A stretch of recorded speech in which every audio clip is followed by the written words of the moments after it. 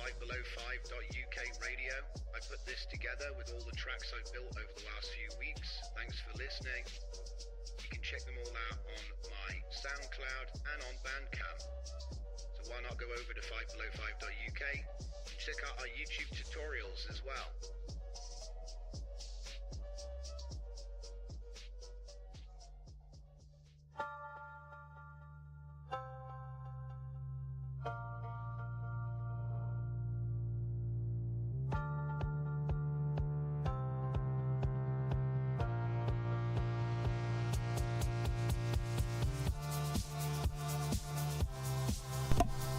That's time. Welcome everybody. It's going to be the second live stream since we got the new setup. Thank you all for joining. I can see 4 people, so say hello to New Old Real, MZ, and Throttle Mouth. If there's somebody else lurking there that I don't know, couldn't see, hello to you as well. And I'll be shouting out everybody that I see jump in. So let's switch over to the desktop. It's South Bay. How's it going, Jay? Welcome, welcome. So, where do we begin? Well, first things first. Man, what a day yesterday was. What a lovely day. And what we had to do was, we had to have a look at this new LTXV model. The Xoda Pack went well, the launch went well. We've had good amount of feedback on it, which is great. I'm glad people have been making good use of it. Now, the first thing that people are asking, we've got two people asking about how to make loops. Now, it's not going to be easy to do, but there might be a way. There might be a way. Hello, Louis. Welcome, welcome. Thanks for joining. So, I do want to address the loop thing because it's sort of like one of my favorite workflows that I made in previous models was called looped motion. And what that did was it enabled you the ability to make reasonably complicated looping workflows for video, but it took so long, guys. It was so slow. It was like 2,000 seconds to make a decent quality video. Now this model is fast, and I'm not going to say that this isn't going to take a long time, because it might be that the trade-off for getting what you want is a lot of post-processing work, okay? But we're going to try and do it all in comfy, and the backbone of what I'm going to show you today is a new workflow which I've already put up, so you can mess around with this. If you're sitting at home with your computer, you can sort of copy what we're doing and follow along. So I'll get to that in just a second, but there's something important that you're going to need. So first things first, the pack isn't on Civet yet. See, at the end of this live stream, what we're going to do, South Bay Creations, interesting. Is that a different, or is that also your account? Have you got 2 accounts? I'm getting suspicious. It's all good if you have. But anyway, what I wanted to say, let's get back on track. GitHub. So the latest stuff will be on GitHub. And then at the end of this live stream, we're going to have created the version 2 pack. Okay? So pretty much you get to play a part in the process, I guess. So first things first, what are you going to need? Now then. This is Dr. Diffusion. Now, I want to give a little bit of a story before we get into this, okay? Dr. Diffusion, I don't know him. This is another one of these sort of extended network type things, okay? Dr. Diffusion, I first became aware of, shout out to this gentleman, or gentlewoman, I assume it's a dude. I don't know. I've never spoken to him. But basically, Dr. Diffusion put out something a long time ago. I wonder if we can find it on his page. It might be the first thing he put out. Let's scroll all the way down. Yeah, it was. See, I made a big deal about this, the pointy negative embedding. Congratulations, South Bay J, on your new YouTube account. Good quality, good decision. It's a great time to get into it. So, this is pointy. Okay, now this might be a little bit off script, okay, but this is for SD 2.1768, so you're not going to necessarily need this now. But the interesting thing about this is that it was trained from my memory on a bunch of images so that you could have a negative embedding, all right? So you would add this and you would get better generations, okay? So it was a negative embedding, all right? So he trained it on a bunch of like CGI stuff, like CAD, sort of like, you know, if you're working in CAD, you've got these very untextured, unlit 3D models that are all very straight and there's a solid background, right? And what it did was it defined what we don't want, so that when SD 2.1 was making things, it would not do that, okay? And this is like an abstract way of thinking. And the reason I bring it up is because Dr. Diffusion released that way back on January 7th, 2023. And that was when I first started publishing. I think I opened my Civet on January 1st, 2023, because I'd been sat there, I had all these aesthetic embeddings. See, here's my DJZ aesthetic embeddings, right? I'd been training these aesthetic embeddings, and there's a buttload of them. I believe these are all for, I think these are for 1.5. Let me just see, did it say? These are aesthetic embeddings for Automatic 1111, but you needed the aesthetic gradients extension. And that was back when I used to work with Mint, who you might know, because she now works over at, oh man, what's the name of the company they work for? She's a big model trainer anyway, so you might have seen some of her work, and I used to work with her back in 2022. I mean, there's one of her images right there. Okay, so we used her fine-tuned model and then used my gradient embeddings to stylize them. And so when Dr. Diffusion came along with a negative gradient embedding, these must be for 1.5, because this goes back before 2.1 came out, I believe. Oh man, it's always the same, right? So anyway, I gave all of these away. There's like 100 of them. They're up on my GitHub. You can check them out. I think they're for 1.5.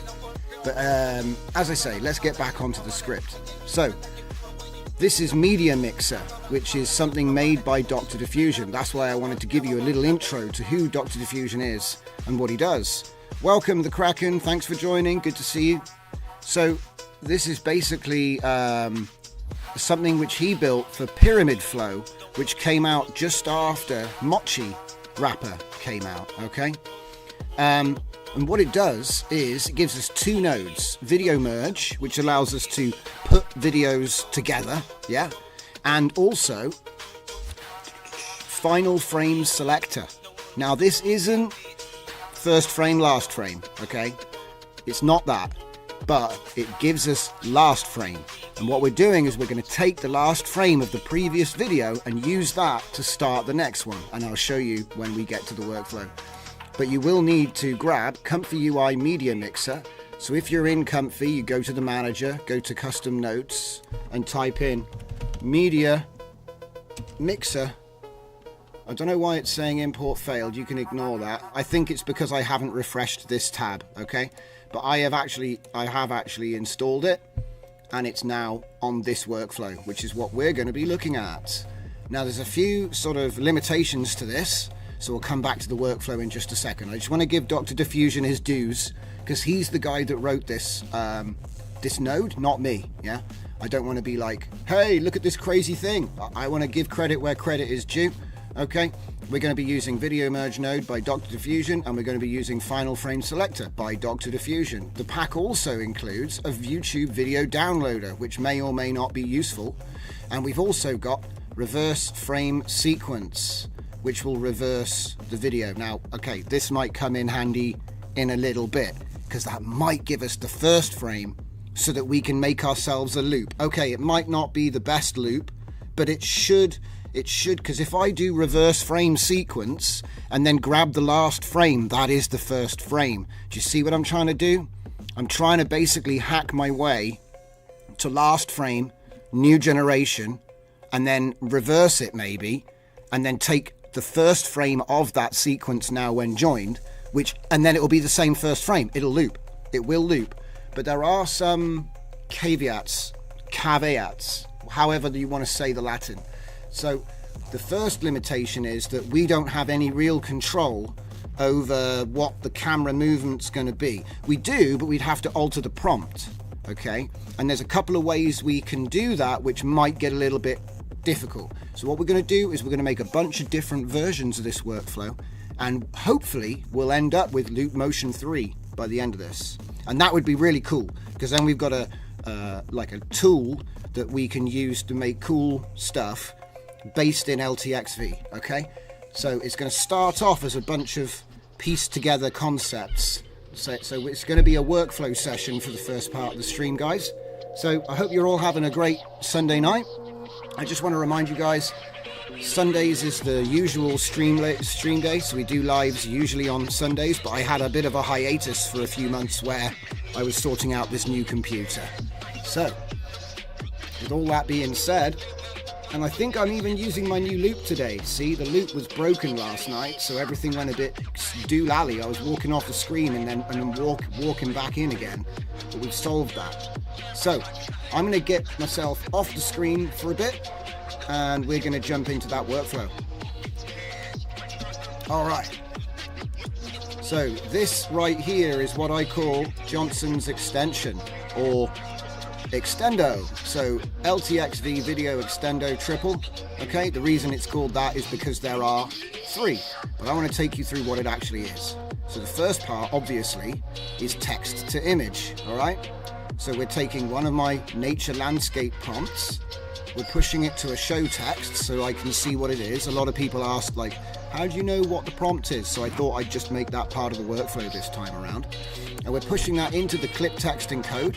Okay, obviously we're using the LTX video 2 billion model and the T5XXL FP16. Right, we've got seed control for every stage right here, so it's going to be using the same seed on fixed for every single one. We're going to be doing 97 frames, which should be 4 seconds, 768 by 512 for all. Alright, so everything's going to match.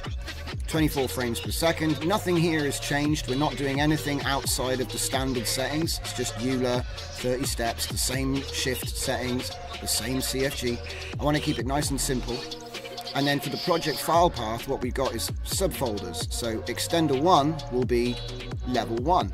And this gives us this lovely sand dune for this particular video. Alright? But what we're going to do from here is we're going to, from the video decode, we're going to run that into, firstly, video merge.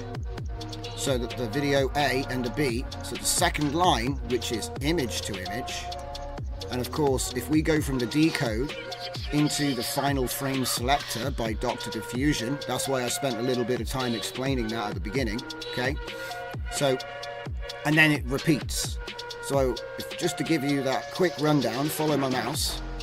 So we go text to image, grab the last frame, use it for the first frame, yeah? Image to image, join the video, so join video A with video B, right, which is this video, and then grab the last frame again, use that last frame of the joined video as the first frame for line 3. Now, I know it's getting a bit like, whoa, but this is really nothing. I think you could actually extend this infinitely, but there are some limitations, which if you've been looking at this already, you will notice, yeah? So down we go, and then obviously we're going to take this video and join it with the result of this video. Now, the beauty of this is, if I hold Control and drag, Control C, and for anyone who was here last night, Control Shift V, okay, we've just extended our video again. Now we're doing a quad. So this would be extendo quad mode, right? But here's the thing. There's one little change we got to make. We got to get the last frame, put that to be the first frame, and then obviously put that to the A, so that we're joining our result with this one. Now, for anybody that's paying attention, that means we're getting 4 seconds here, 4 seconds here, 4 seconds here, 4 seconds here. This effectively does it does one straight away. It breaks the length limit. We don't have a length limit now, okay? By doing this chain, by chaining the videos together, there is no limit on length. It's just a question of how long you want to wait. And when we were waiting 10 minutes to make a video, this is still going to take probably less than a minute. Let's give it a go. So while I'm chatting, it'll just go ahead and make it. Now, obviously, it's going to pick... Oh, it's on fixed seed, so it's going to be the same. All right, fine. It's going to be the same. All right. I thought for a minute there we were going to... In fact, you know what? Stop it. Let's get a new one. So we'll go to randomize, because it'll be random for this run, okay? So it's going to use the same seed across all 4 levels. It won't change it because it's all, technically this is all one big long line. I've just made it look square, but really it goes from left to right and it keeps going in a really long line. So there's 1 seed being used for the whole generation. And let's get the timers up here. Can you see them? They're cut off. Yeah, there we go. Let's bring them up a bit. So as you can see there, look, 13 seconds. So as long as we're doing less than 15, it's going to do this in 1 minute. And we should get 18 seconds. So 18 seconds of video in 1 minute. That's not bad. Not bad at all. So let's see what the prompt is going to be. Is it still a desert landscape? I can't believe it is. Oh, okay. I gotta hit it one more time. Alright, is it still a desert? Strange. Must be a lot of deserts in there. It's a 1 in 10 chance. Okay, what is my opinion on SD 3.5? Says the Kraken. It's okay, it's a great time to ask questions while we're generating, because I've got a minute to slander stability. Now, I'm going to say this right now, okay? SD 1.5 was trained by Runway ML, okay? Just pointing that out. And stability actually made a lot of noise when it was released by Runway, yeah? SD2, which everyone forgets, was a failure. It didn't work. And they had to quickly release SD 2.1 in 512 and 768. The 512 model nobody used. And then the 768 model, I released 400 checkpoints. Okay? And it was saved by community training, but nobody liked it because it couldn't do certain things. And when I say that, I don't just mean adult content, I mean certain things. Okay? It wasn't just adult content that it couldn't do, even though that was the biggest complaint people had. It never affected me because I think that adult content is less than 1% of art. So it was a community challenge, and a lot of clever people trained a lot of really cool models on SD 2.1 768, and the model that Stability had sucked, which is why Midjourney had a brilliant community model. Okay, if you were in the Midjourney community, you actually felt like you were in a community, whereas Stability was fractured and all over the place. And like I said, I got my start in image generation from Stability, so I don't like to sit here and like moan about them, okay? But if I'm being real, SDXL was the best model they made, okay, and still is. Is this actually still generating? What's going on? What's it doing? What's it doing? It looks like it's not doing anything. Oh, wait. Is it because some of them are just not got any motion? I think it is. And this is one of the limitations I want to talk about, but I want to stay on topic, okay? I'm going to show you something now real quick. So, because I want to answer this question. A lot of people are asking, like, why is it, because people have asked why I made the SD 3.5 pack and then just didn't touch it or do a video on it, really. I did do a video on it briefly, but I'm going to show you why, okay? So I'm going to show you something called Not the True World, which is in Flux. Alright, it's one of my passive detailers. So as you can see here, I've retrained it a whole bunch of times, right? Now, if I go and take a look at Not the True World 3.5 for SD, if we take a look at the images from basically they're terrible, okay? It didn't learn, and it made a complete mismatch, horrible mess, okay?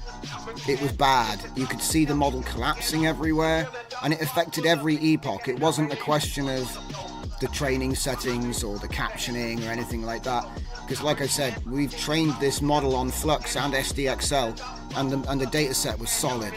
So, you know, like I said, I like to keep it positive, so if you don't hear me talk about it, it's probably because I either don't know about it, or I've got not much to say that's nice. I've got my hopes pinned on SD4, I'm just going to be honest.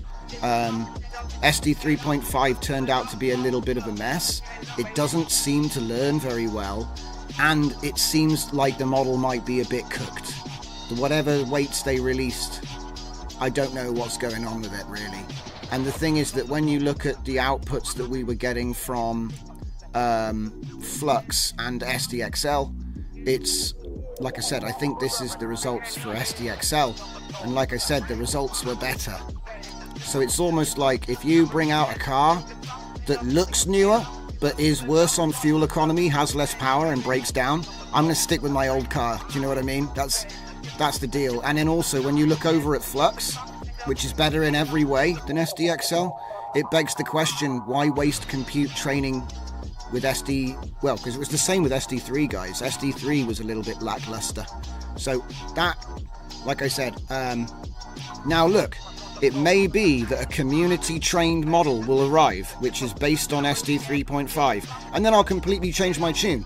But again, they're relying on the community to fix their stuff, and I don't feel like the people in the community doing that work get enough of a spotlight on them. And I can remember when the guy that was running Automatic 1111 nearly quit because nobody was supporting him, and it was kind of like a sad day, because without them no one would have even known what it was, you know what I mean? Because like you got to think like the Comfy org, you know, I try to stay positive about those guys, because like I said, we get so much use out of Comfy, and they don't charge a license fee, there's no membership price, you know what I mean? They just let us use it. So mad respect to the Comfy team. Without them, none of this would be possible. So I hope I've sort of answered that for you guys. And then New Old Reel is quickly asking a question. So that means post-production, you could increase the frame rate to shorten the maximum length. And then put the yes, you could. Yeah, you could try doing slow motion prompts if it understands that. And then, yeah, exactly. That's correct. New Old Reel. And then Kraken is responding, 100% agree. I even made a post about that earlier. Why bother with 3.5 if we have Flux?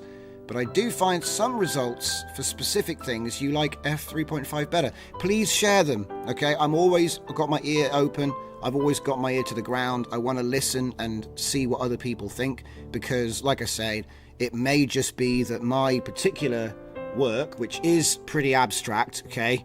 I was doing stuff specifically because the thing is, it's like this, right? There are no floating buildings like this in the data set. So I specifically chose this kind of work because you know that you are training your work in 100%. You're not just relying on something that was already in there. Do you see what I mean? So this is one of the reasons, yeah, because like I say, anyway. Let's go back to what we were doing. So get back on track real quick. Calm it down with the piano. Okay, so caveats. Remember how I said there are some limitations to this. The first is, if your prompt, let's take a look at the prompt. A desert landscape stretches endlessly, sand dunes creating rhythmic patterns to the horizon. The wind sculpts the dune crests into sharp edges, grains of sand catching the light, heat waves distort the distant view. The camera glides over the dunes, following their natural curves. Harsh sunlight creates strong shadows in the dune valleys, while mirages shimmer in the distance. The scene appears to be real-life footage.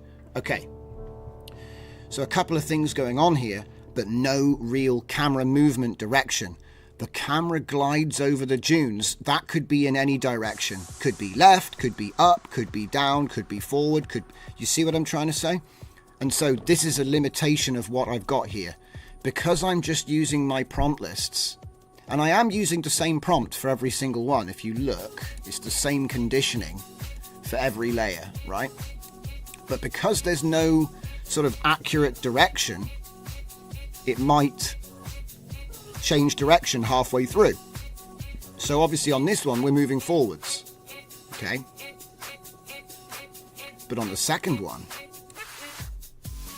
what are we going to do? After 4 seconds, it starts moving backwards slowly. That's no good. And then it goes back to moving forward. So it is seamless. You know, there's no cut. You know what I mean? Well, yeah, there's no cut.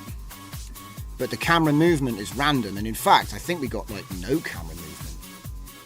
Suddenly it just stopped. So that means the importance of the prompt, yeah? So what I would do to address this, because obviously by the end we've just got no movement. So let's see. it stops and it's actually moving really slowly backwards. Got to really look for the camera movement, and then it's going to start again. Yeah, okay. So, this is the first idea, right? This was the first idea. So there's a couple of things you've got to sort of run with the idea here as well. Oh wait, now it's moving. So it goes backwards. So it looks like basically the first thing I want to address is the fact that the camera isn't moving in the same direction. So what I want to do then is use a little trick. Alright, so there's something which I do when I do my combination prompts, which is called string concatenate. String concat. Not that one, not that one, not that one. It's none of those. Okay, we're just going to drop one of my secret workflows in here. Let me see if I can find it. 2 seconds, ladies and gents. Right, we'll go over to this side of the holy bullet, and we've got was node suite. Yeah, that's where I'm going to be grabbing this from. And I'll bring my string weights as well, so we'll take a copy of those too. Right. So what we're going to do is we're going to chuck this in front of the show text. Alright, and then I'm going to put this one into the first one. In fact, no, this one will go into the second one. So that's the main prompt, and then I'm going to put that into the B. And let's see, we should also steal a normal prompt. Where's a normal prompt? Doop doop doop. Do you know what? I don't actually see one. I was tempted to make my own text box the other day because I just couldn't find a text box. I know how to do it. There's a cheap way of doing it. Right, hang on. I just realised I can actually use I can use this. Right, forget what I just said for now. We'll use that when it gets more complicated.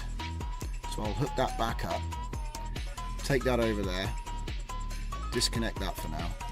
So I'm just gonna put these away for a minute. Just disable them with Control B, in case you didn't know. I forgot, because I'm a genius, that I actually made a prefix and a suffix on my Zenkai prompt. So what I'm going to do is I'm going to attempt, this will be out of order, but it might work, right? So we're going to do bracket, camera is flying forwards. Camera is flying forwards. I wonder if that's going to work. Camera movement direction. I got to find out what the best way to say that is. And in fact, this is a good point. This is a good time for Claude. When you analyze the example prompts and the data held in the video prompt gen, what terms can be added to a video prompt? See, I'll just consult this guy, right? I'll consult my resident video prompt expert, Claude, using Ace Hollow. So this is the beauty of having that project set up. Because I've got the project set up, I can just go ahead and ask him, and he will go ahead and analyze it for me, as long as I can actually spell analyze, in order to produce forward camera movement. Yeah, that should do. And this is obviously fine-tuned for the LTXV model, so here we go. So we've got camera direction terms, camera tracks forward, camera moves in, camera advances, camera pushes in. Camera tracks forward is a good one. Camera tracks forward at a steady pace. I'm just going to sort of put them down here like a scrapbook. Camera tracks forward at a steady pace at eye level from a medium distance And then, yeah, the camera follows from behind. You see, it's tracks forward, maintaining distance. Okay, we'll do that, yeah. Comma, maintaining distance. That's even better.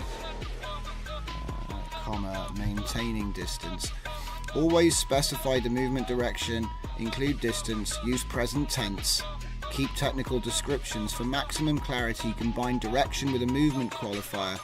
Yeah, so that's exactly what we've done, and it uses 30 tokens, so we've got to watch out that we don't go over our, because we have like a token budget.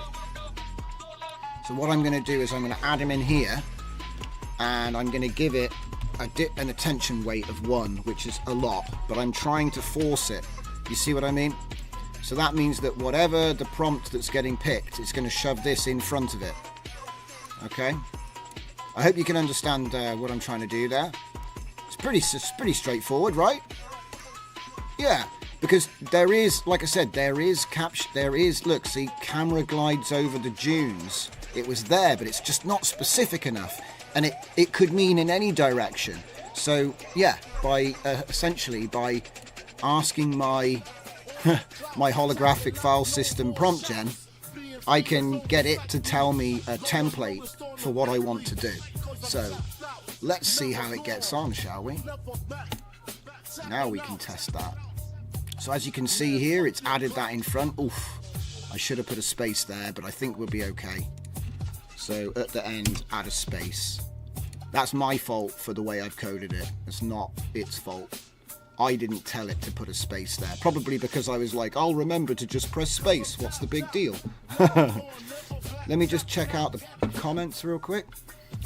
The Kraken, Text Concat. Yes, you had me sorted, mate. I have a habit of just grabbing stuff out of previous workflows so I don't have to remember things. But yeah, essentially what I was going to do was hook it all in here and use my string weights. String weights wraps the prompt in brackets with the number and the colon for you, because I'm even lazy about that. It's another one of my DJZ nodes. So that would mean, you know, like, to be fair, yeah, anyway. Let's see how it gets on, shall we? So it's weird that it's not giving me the bars on the nodes today, guys. Normally there'd be like little green. Oh, it's already finished. Okay, fair enough. So let's take a look at this. Are we continuously moving forwards now? Oh, it stopped. It was moving forwards. See, I think it does move forwards. Oh, to the side. It went to the side a bit. And then it's moving forward again.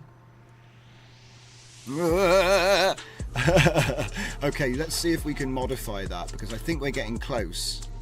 Maybe instead of maintaining distance, what about if we said tracks forward. Oh, I gave it 2 movement qualifiers, didn't I? Yes, I should have given it just 1. So that's my fault. I'll take all the blame. So there we go. There, and go again. And I think we're doing a new seed every time, so we should get something different.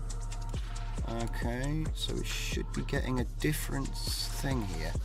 Is that different? Yeah, see, these 4 images should be different, but then the videos should all chain together nicely. So yeah, look at that, it's much better, because I messed up the prompt and it kind of cooked the whole video look. I think what might have happened is it cut off where I've added too many tokens.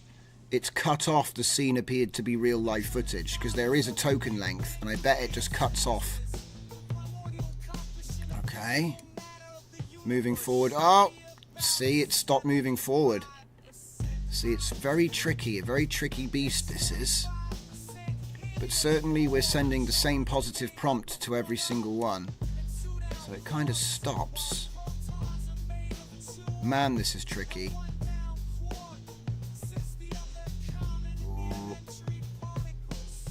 Is it me, or is it sort of spitting? It seems to stop and hover and then it just spends all of the time there hovering, I think, and then it just starts again, because there will be a jump back to the beginning. So it starts there. So I want to see if I can get it to just keep flying forward. Always move forward with consistent tempo. Could be. Yeah, it is. It's so fast you got no time to get... yeah. New Old Reel says...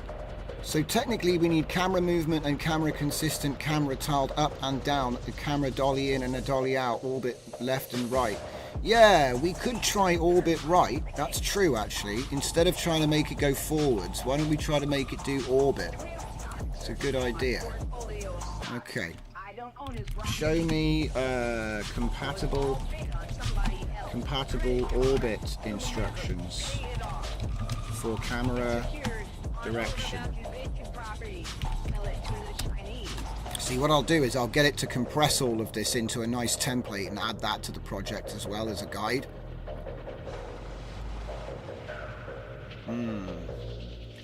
Circles clockwise motion. Okay. Oh wait, why don't we try this? The camera circles around sand dunes. We could try that. Circles around desert. It's difficult because really I need to rewrite this. I need to stop using the generated prompt and I need to start writing it out in full. Probably be a little bit easier actually at this point. So what I'm going to do is I'm going to convert to the widget, back to widget for the first prompt, because we only need to edit this prompt, right? And let's see if I just put that here for now, just so I've got a place to copy it from, and then I'll copy this, delete the original, because the problem is when I add stuff I think it chops off the end when it's too long. So maybe if I take this and then change that and then put dunes here, and then maintaining eye level I can get rid of because I've already got an instruction for that, and then I've essentially injected this to the middle of the prompt that we were already working with. Do you see what I mean? Yeah? So we haven't changed the length, but we've now got it with a more clearly defined thing. But hang on, it just says, well, let's give it a go. Let's give it a go. Enough theory. Enough theory. I want to see some action. Okay. How about always move forward in consistent tempo? Yeah, that's a good one, actually. We should probably give that a go. So are we orbiting? Not orbiting at all. Barely moving, actually. Oh look, we got the green things back. Nice. See this? It was missing for some reason. Or maybe it was just so quick I never even saw them. So let's see what it does after 4 seconds. Oh, it went back to where it started. Okay. Let me just make sure I've got things hooked up right. I got... No, you... Would that work? Actually, that might work. Let me just make sure it's not making an error from the merge, okay? I got an idea right quick. So if I take the first frame from there, it won't affect this. So let's take the first frame from here, just to make sure it's not getting confused, okay? Because it might be that the merge was actually taking something from video A. So let's just make sure that that's not the case before we go further. And then we can try something a little bit fancier, because what I really wanted to do was have a little mess around with the ABA type, because that is, let's see, where are we? Reverse. Oh right, is that literally what it is? Let's go back to his extend video.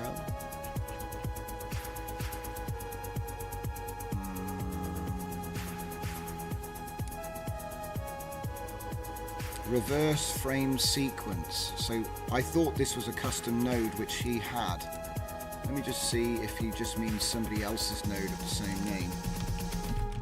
Reverse frame Reverse frame isn't there. No reverse frame. Maybe he hasn't made it yet. That's weird. Let me check his repo real quick. Inverse the order of the images in a frame sequence with this node. Yeah, see? He says with this node. So what did he call it? Reverse frame sequence. That's confusing. Reverse frame sequence. It's right there. Has he made a mistake? You can't, maybe, I don't know. Well, let's look in the right-click menu. Is there a right-click menu? Yeah. Okay. And where add node? And it would be Dr. Diffusion, probably. I hate using this old thing. There's so many of them. They're Doctor tools. That's all we have. Final frame, video merge, and YouTube video. Issues. Well, let's see if anybody else reported it. Nope. Okay, I'll be like, okay, well, it's time for me to make a thing. Reverse frame. Let's try and use the right word for things. Forgotten what it is already, guys. I'm terrible. I have like the memory of a goldfish sometimes. Here we go. Init reverse frame sequence seems to be missing. Sequence. That's what he called it. Reverse frame sequence. Question mark. Hi there. Thanks for these awesome nodes. We are using them with the new LTXV model. Wanted to make use of your reverse frame sequence node, but it does not show up.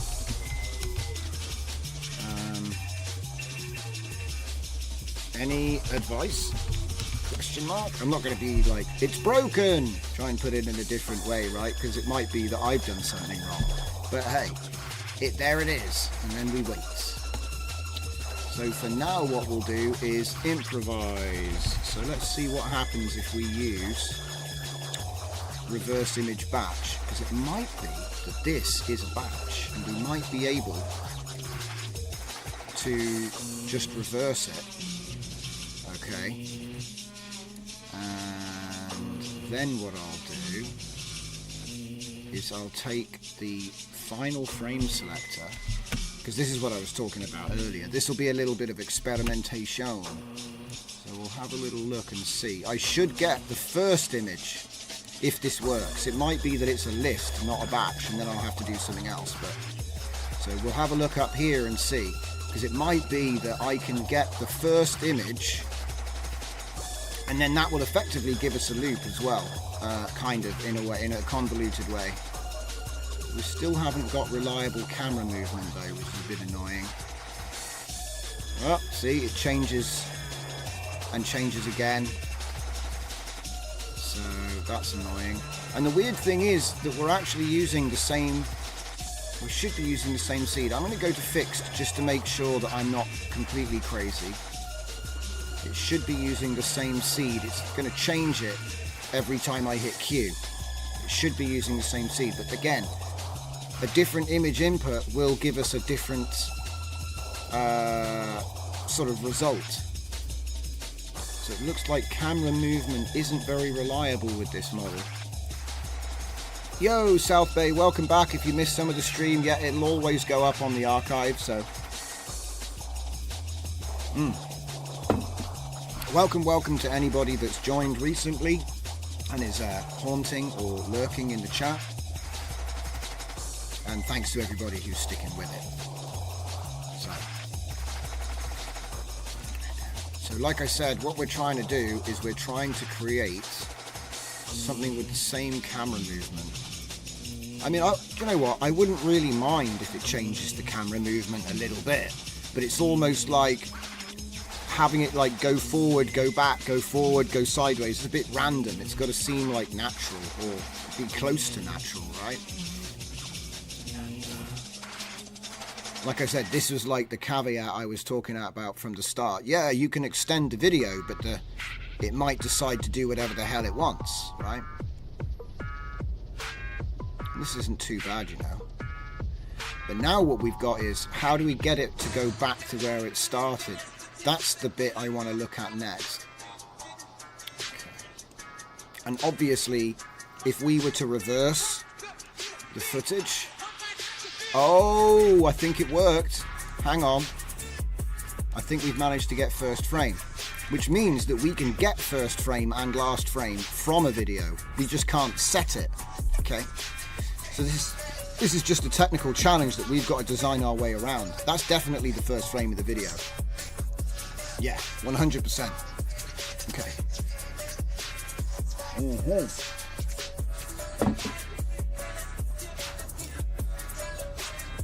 And the thing is that if it ends on the last frame, that's all it needs to do. So the next question is, in the chain, if we were to have it reverse it, so I've kind of got to, wait, I need to get my extremely expensive hardcore multi-million-dollar planning software out. Give me 2 seconds, guys. Right. So if we have 4 scenes, okay, my God, I should really plug my tablet in. Right, if we've got 4 scenes and we're going from, oh my gosh, what the?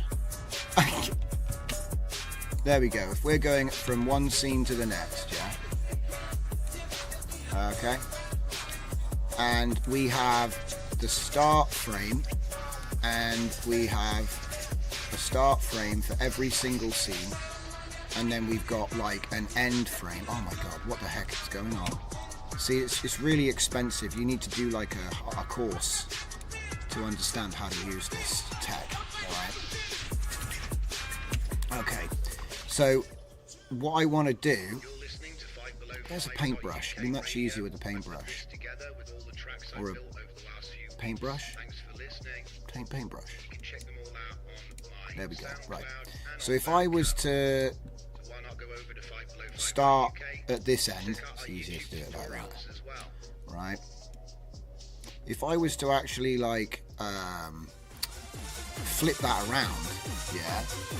So where do I get the? They've moved everything.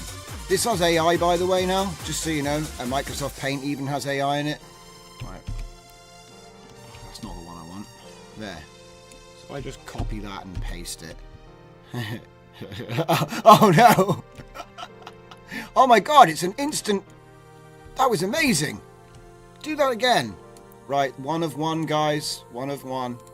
This is going up on my NFT collection. So what I was trying to do there was basically reverse it.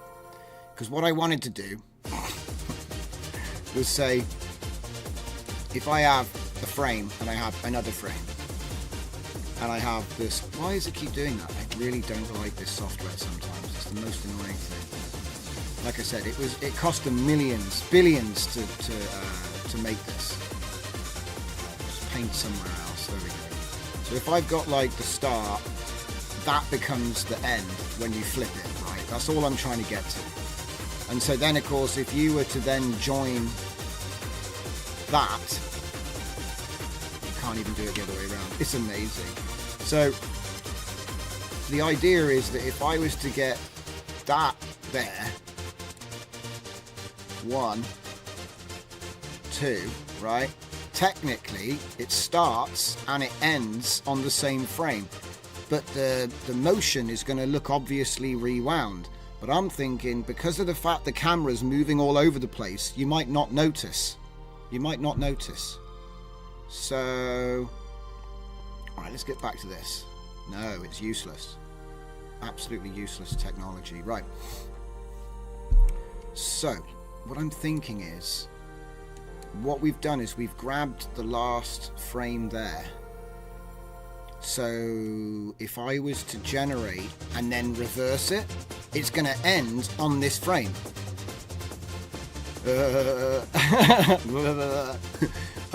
Trying to process this mentally is a little bit annoying, okay?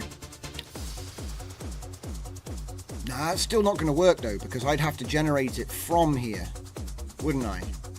See, I want to get it to end in order to get... Oh yeah, but that's the whole point.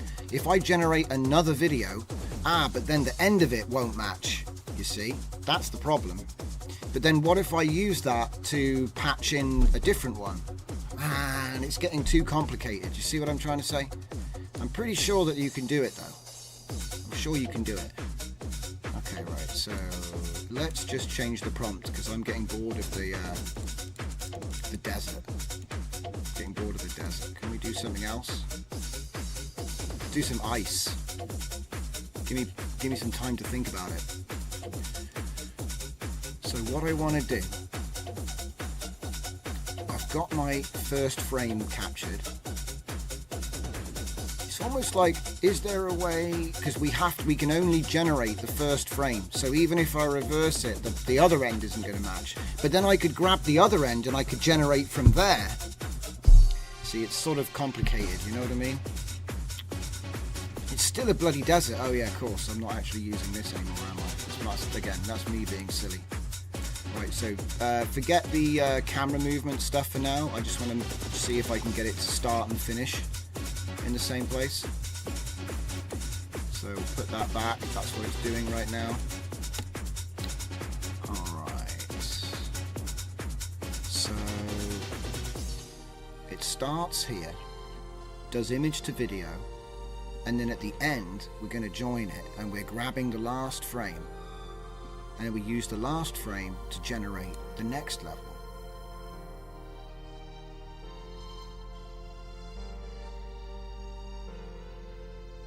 Might be the length because we got small parts. True. Although in principle we can make the parts longer. What I'm thinking is, as long as it ends on the last frame, then at least we're getting somewhere, right? So what I'll do is I'll take this down to the end. Okay. Reverse image batch, final frame selector. So it's gonna, whatever happens here, it's gonna end on that frame.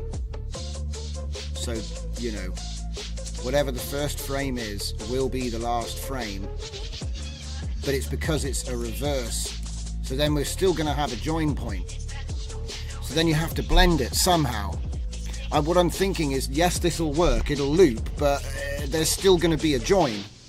So the question is, how do you blend the join? And I think the way that you do it is you generate... Let's just make this simpler for a second, okay? So instead of doing like 4 levels, let's get rid of the 4. Okay. And then what we can do is we can say, wait a minute. So, right. The reason this is not working is obviously it was so simple in the end. We need to start off with a image to image workflow. Yeah. Need to start with it, but then again, that's the whole point I'm doing this is because I didn't want to start with an image to image workflow because where do you get your first image? I want to generate that.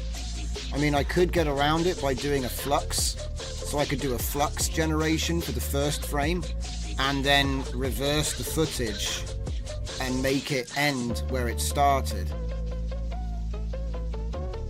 It's almost like I need to get because, you know, doing the last, say, okay, let's not get too far ahead of ourselves. So let me just bring this out of the way for a second. Pardon me. So let's just look at this for a minute, yeah? So what we've got is we've got two frames. This one is the first frame. Sorry, the last frame. That's the last frame. That's the first frame. That's what we've got.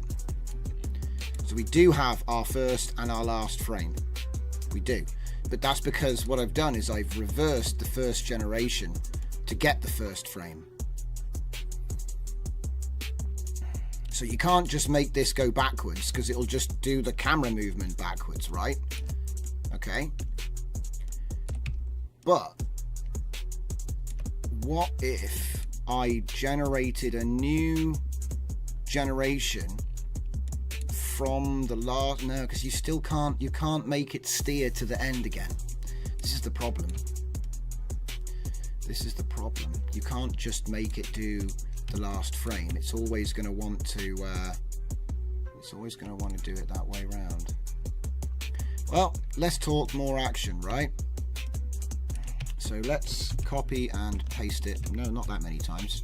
Oh my goodness, what happened? Do it again.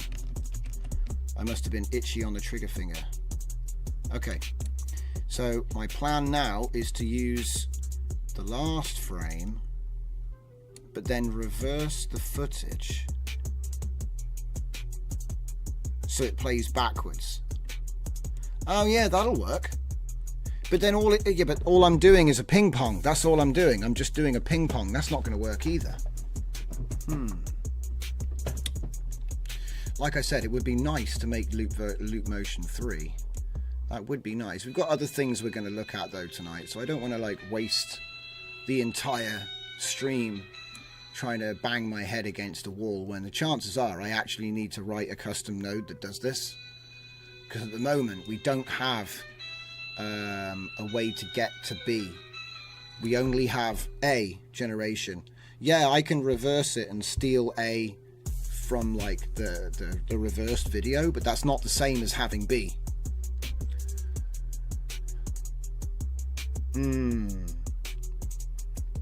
Image to video keyframe first and last keyframe. Yeah, we can. I'm sure there's a way of doing it, but it's almost like I need to be able to say I want image and an image, and you can't do the one at the end. I can, like I said, I can reverse it, but it's just going to be going backwards. What I was hoping was that if I changed enough of them together, you could kind of go around in a bit of a circular motion and end up back where you started. But the problem is always going to be, there's going to be a cut in between. It's like if we have A, B, C, D, even if D ends with A, because it's reversed, C, like B to C, is going to look like a jump. There'll be a cut. I wonder if you could do interpolation there though. So maybe there's a way. Maybe there's a way. So reverse the image batch and then final frame. So I don't need to do the final frame. Okay, so let's just make it simple real quick, yeah? Let's just get rid of all this stuff. Put that and then attach it here. It's not going to work, but I want to see what it does. I know there'll be a jump. There'll still be a jump there. But let's just get film ready and see if we can use interpolation to fill in the gap. Because it might be that it can do it.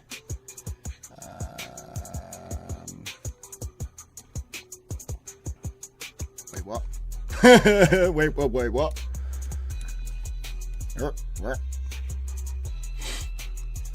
How is it able to do this already?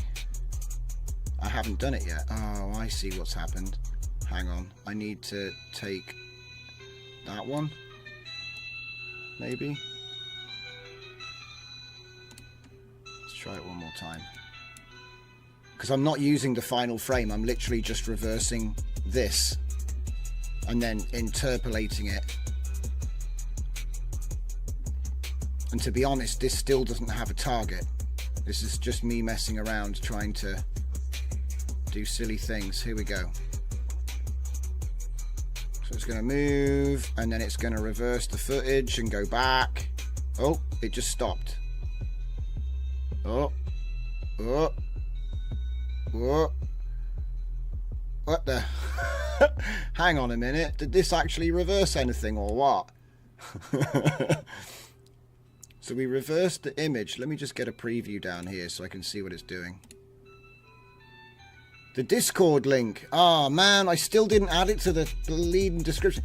Sorry about that, mate. Hello, Code Monkey Virus. Basically, the Discord join link is on every YouTube video I've got on the YouTube channel. The stream is new and it's on a different computer, so I don't have the link on there. Give me a second. I'll see if I can get it somehow and copy it in there for you. Right, where's Wally? Where's Wally? He's in here somewhere. Give me a sec. That's my bad. That's one thing I forgot to do today. I meant to add that today. This is technically the second stream because I had a bit of a hiatus on the streaming. So let me just, and I'll make this part of the template in future because everybody asks that. It's my fault. There we go. And then I should be able to get, can I get into the chat without it? Yeah, I should be able to. 2 seconds, ladies and gents. We'll go in here and we'll go to the stream and then mute me. There we go. There you go. I got you covered. All right, there it is. And then I will jump off that link. Okay, cool. So let's just see what we can do here. So let me just analyze these frames real quick because oh my god, these look like all the same frames. Is this a scam? Am I being scammed? It said so wait, so is this actually doing what it says on the tin? I don't think it is. If I reverse the image batch, I feel like this is actually not a batch. Let's try it again. And in fact, let's give us another one. We're just doing some analysis here, by the way. Okay. So what we've got, just in case you've just joined and you want to understand what the hell this madness is, what we have is we have a text to image. The text to image is then being pushed into an image. Sorry, text to video is then we're then taking the final frame of that video and we're pushing it into an image to image. Sorry, image to video. I keep saying, I'm just used to saying image to image, guys. After years and years of that being the only real thing. And then what I'm doing is I'm taking that sequence and then I'm trying to reverse the whole thing.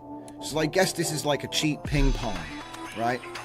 But then I'm also putting the reverse section through VFI to try and blend it a bit. And what I should see is more images. This should have twice as many images. Seems like it's finished, so where are my previews at?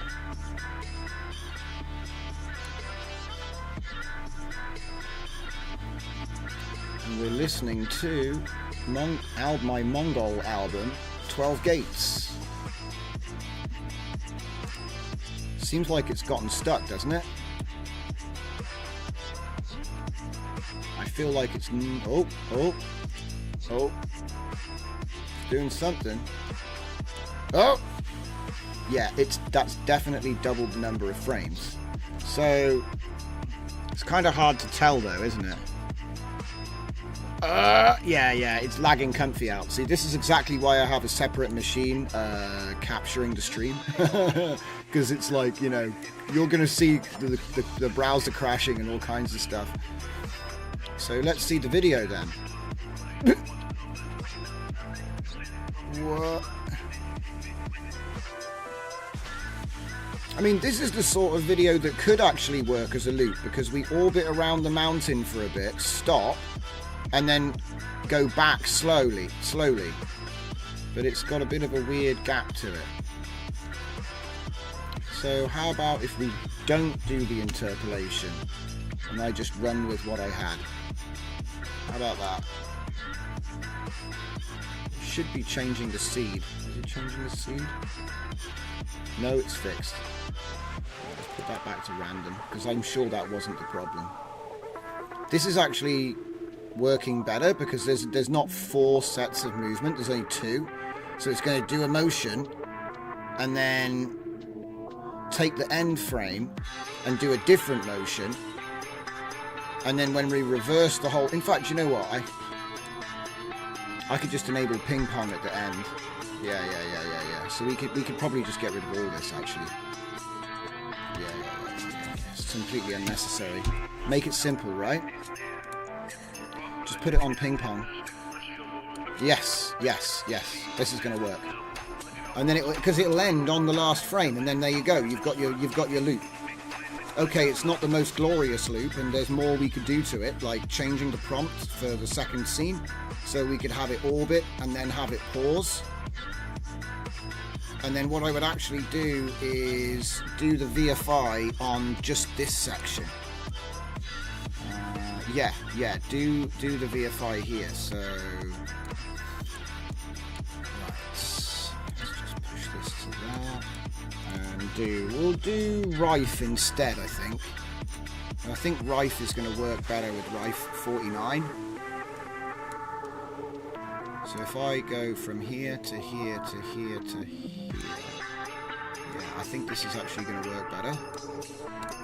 Alright, and now it should end where it starts, but it'll be a bit abrupt.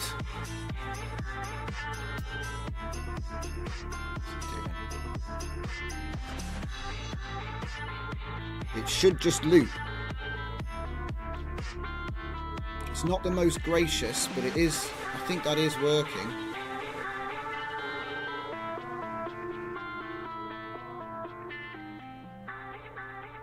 Yeah, I think that the trick is going to be, instead of me doing one prompt, so what we'll do is we'll copy that, put that here, and then we'll chuck that into the positive, get the clip, throw that in there,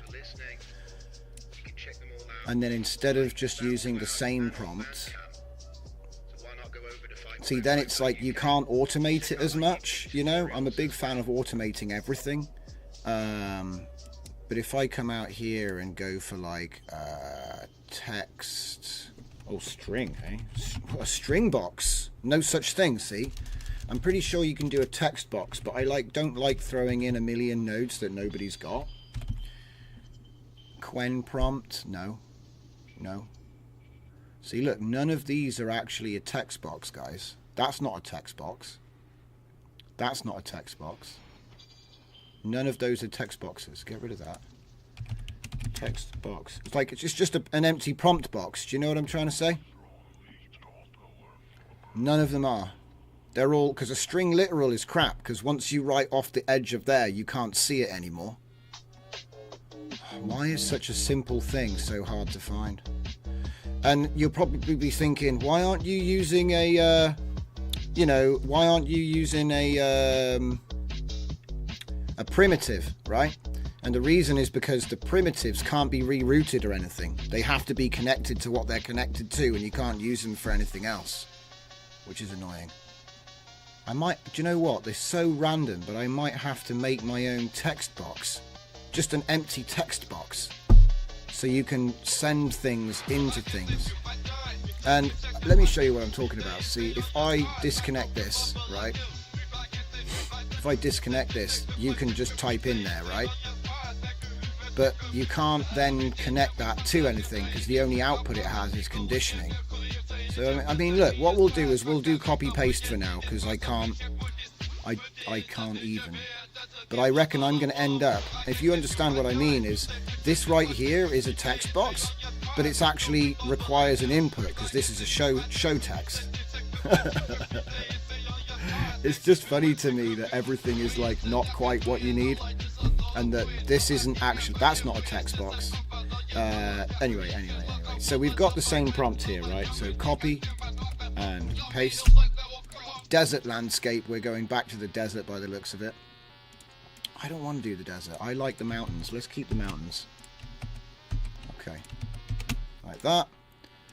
Okay, and then we'll go over to my handbook on camera movement, and let's see if we just grab camera smoothly orbits from right to left and make that the second option. So here it says camera circles the peak from a helicopter perspective. If I take that out, at the risk of destroying the helicopter concept, orbits mountain peak. I can spell like that, gradually rising from low to high angle. Yeah, it might work. Let's see what happens. Okay, and go. I'll just move that out a bit more. And then we might even have loop motion 3. I feel getting like we're getting close. Tiny Terra nodes has a text box. Alright, let's have a look. Tiny Terra nodes. Tiny Terra. Oh wait, this isn't what I wanted. Wait, what? Are they on the manager? Tiny. Hey, there he is. Start installing that. Oh baby, let's see how it looks. Oh no, what happened? Whoa. Okay, it was working and then it kind of derped out on me a little bit. I think it might be the Rife. Let's do it with no Rife. Rife did something strange there. We probably don't need it, to be honest. Ooh, because it's going to go around and change and then go back the way it came. So all we're doing is a cheap ping pong, but it is a loop. Let's do it one more time. It seems like it's changing a lot though. Doesn't that look like it's changing a lot suddenly? I think it's the Rife. We'll find out. I didn't change any settings here. It's slightly different on the on the prompt. It shouldn't change it that much. Okay. We start off looking like the first video and then are we going to end where we start? Okay, so it's a bit glitchy, but I think we're getting closer.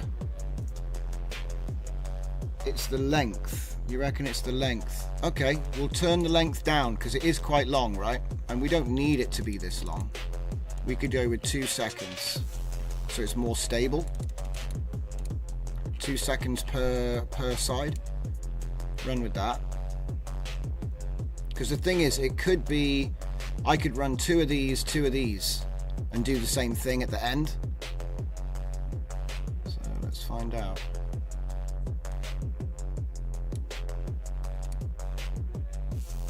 Okay. There's a fake mountain there. And then it's going to go back. It seems to glitch when it's going back, doesn't it? Let's just delete this completely just to make sure it's not like cheating. This goes forward, it goes back. It seems to glitch out. Do you know what I reckon? Maybe I should let it have a different... should I let it have a different seed? Let's try it. Maybe it doesn't like being forced to use the same seed. I'll try anything, you know what I mean? Let's go. Because the first generation is not bad. First generation, pretty cool. And then it's going to take the last frame and then do the next one and then reverse it. Oh, that completely changed. Did you see that? It completely changed. So what's going on here? Someone said you have to do +1 and I might have been wrong. So let me just see about that. Thankfully, it's super fast.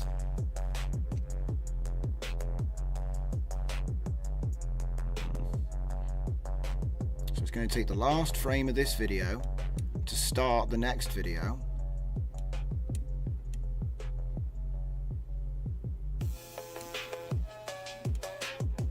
And then reverse it. Now we're getting somewhere. Yeah, nice. That is a loop.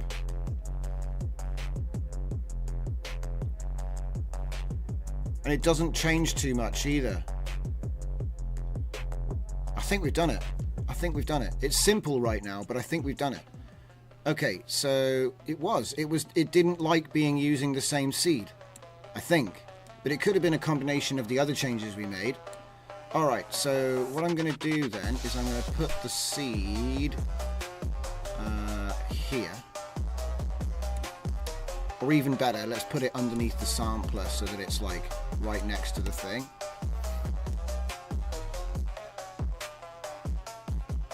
Yeah, it's like it won't let us, like if we ask for camera, it did work, yeah, but it's funny though, because what I wanted to do is I wanted it to do specific movements and it just didn't want to play, did it? So what I'm going to do now is I'm going to copy this line up here, move that down, and then put another one in the middle, and we're going to start seeing if we can push our luck again.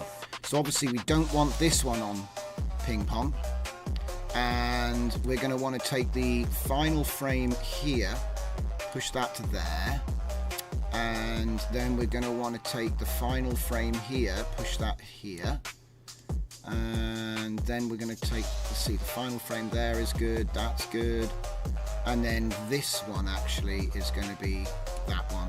Yeah, I'm just checking my work. I think that's good. Okay, and maybe we want to do a different camera direction for the middle. So how about we say, oh well, hang on a minute, let's try one of the other ones, right? Didn't I do, oh right, hang on a sec. Please summarize. It's good at summarizing, guys. Please summarize. Oh, the ping pong isn't as obvious? Yeah. Hang on a sec. Please summarize the camera direction.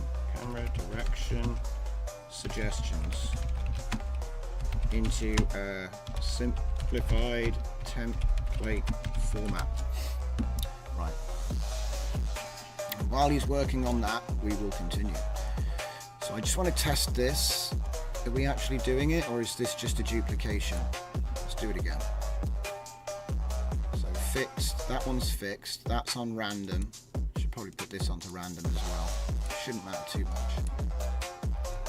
And there's more I want to check out as well, so I'm glad we made progress on this, because this was looking a bit like ugh. So it stops, and then it does another one, and then it'll do the ping pong. So this is the final loop.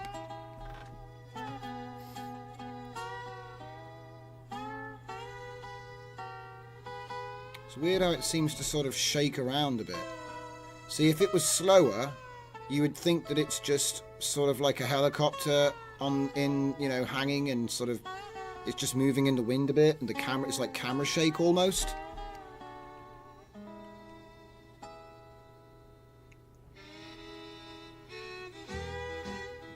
That's interesting though, it kind of looks like one of those depth video animations you can make. The way it's sort of just... It shouldn't be doing ping pong over and over and over though, it should only be... If I got like a reverse... I think I got rid of that. Yeah, so we're actually back to what it was to begin with. We've just pretty much done a thing at the end, that's all we've done. I think it's because the video length is now too short. So I'm going to go up to 73... 73, 73, so then we'll get a 9-second animation out of it. And then I do think that perhaps if we put Rife on everything, it's actually going to slow it down. So give me 1 sec. Let's see, we'll try film. I think film might have actually been better than... Oh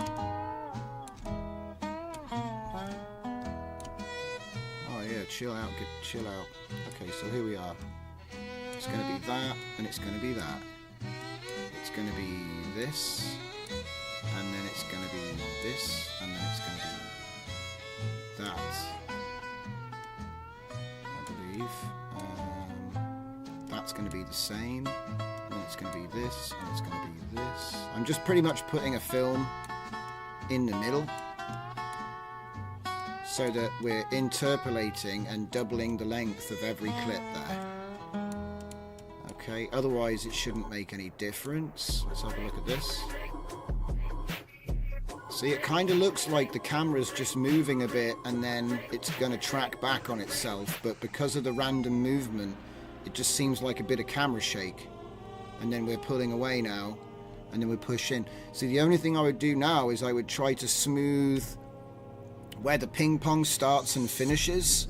It's almost like you need a speed ramp to, you know, if we could like change the speed of when it starts and finishes. So like if it had a smooth start and a smooth end, I wonder if there's a way to do that. There probably is, you know. Probably what you would do is have even more sections and then increase the interpolation at the start and the finish. Yes. Yes. I think we might be onto something. Let's just check that this isn't cooked. And I'm going to give it a save. So we're going to say extendo loop. Extendo loop motion. 3:40. I love my long file names. They're not that long though, right? Save as. Doop, doop. And export it. And that one will go probably, if this doesn't fail. Have we got to the end yet? Are we still cooking? Yeah, we're still cooking. See, the VFI takes a little bit longer. And there's a new VFI I haven't even tried yet. And yes, the Kraken, you're right. That's exactly correct. The ping pong does need to be slower. And so what I'm thinking is we make another section in the middle, which isn't, which has the 2 times 2, and then the start and the finish we can have a times 3. Now that might make the quality a little bit weird. So like I said, we'll have to find out. Here we go. So here we go, we're looking down from above, and do you know what? It's not too bad.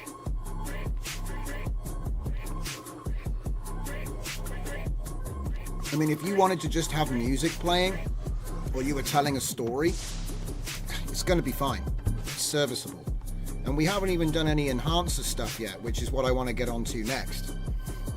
My plan for tonight was basically to look at extension, have a little go at looping, and then finally throw it into Flux Enhancer, which I've already written. I've got the workflow right here. So things are going well. And this is a loop, but the ping pong is too harsh.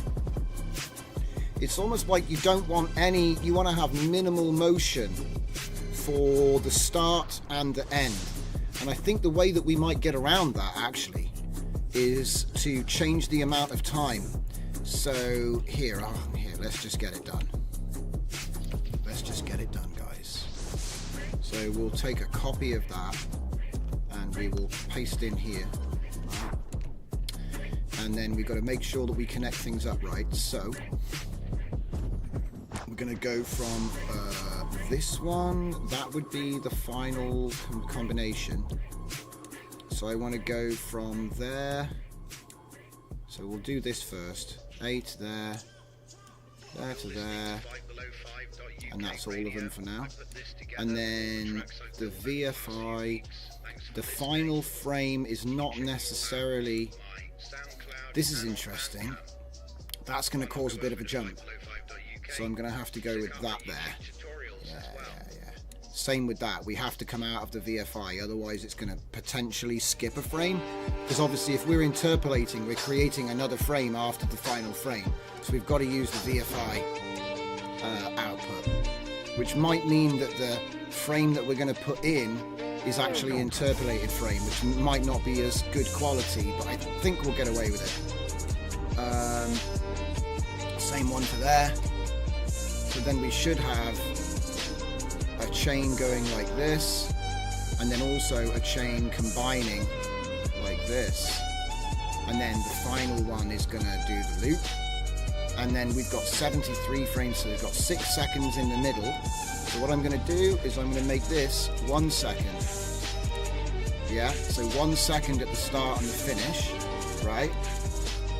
And you'll see what I'm doing here in just a second, because I'm going to increase the multiplier on the interpolation for the first second and the last second. And what that should do, I mean, Yeah, that should work. Let's save it as a different version so we don't lose our progress. We can track back if this is a bad move. There we go. Okay, so we've got our first. Okay, and then we're going to get our second, which will be continued. It'll have all of it.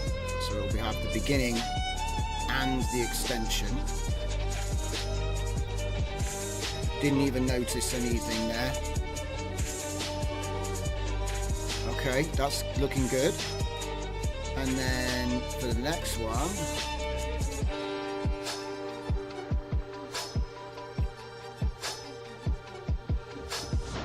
right. Okay, while it's doing that, let's have a look at the comments. Doop. New old reel. I mean, it tries to do what we want, but it can't. It's like you have a camera in your hand, but not allowed to make it enough movement to reach frame 1. So it's too slow. And then it worked. The Kraken. I think to make it look better, it needs to be slower, so ping pong isn't as obvious. New old reel says, the only way to get the first frame is with morphing or playing backwards. Not what I meant, because it can't move enough. Yeah, I know. We're just trying to get the best. We're trying to get a good one from what we can work with at the moment. I'm hoping that somebody gives us a node, because what we really need, is we need a sampler custom that has an input. No, not a sampler custom, sorry. We need an image to video that has a first and a last frame for the scheduler. So we can actually have, if you look at something like COG video, it actually has a first and a last frame option, so you can specify where it starts and where it ends, but not with this model. Okay, I think we're done, aren't we? Yeah. So let me just put it on that screen while I'm reading the comments. And it worked. Code Monkey Virus. I was going to use this to generate frames and then canny each frame to pass to SDL Turbo, detail with Flux, and upscale, combine the images. That's exactly what my workflow does. And that's what we're going to take a look at in a little bit. And then the Kraken says, I think that what I would do is use the generated video but cut it up in a video editor with several seconds of a still frame where it ping-pongs. Yeah, it's true, you could definitely do this manually, because look, see, you could still see the ping-pong. Did you see that? It just suddenly went back again. So it's like, even though we've done the interpolation at the end, or let's just make sure about that. See, when it looks a bit fake, doesn't it? It looks like a CGI where somebody just moved the camera the opposite direction. So you had this really nice smooth tracking, and then suddenly it just goes back the other way.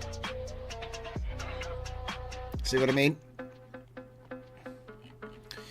But again, if you've got more content in the middle, it might not matter. People will forgive you, because it does loop. It does loop. So let's just put another one in, and maybe disable the VFI for that one. So, okay. Let's take this to here, and then this to here, and then we'll have to readjust that one, so that one to there, and then this one to here. Okay, so then we should have a nice spiral there, and then another spiral there, which is what you want to see, nice and tight. Tight like a tiger. Okay. And remember, we're using the same, you've got the option to change the prompt, so we could change the, I could say the camera hangs on focus on the focus, hangs on the focus.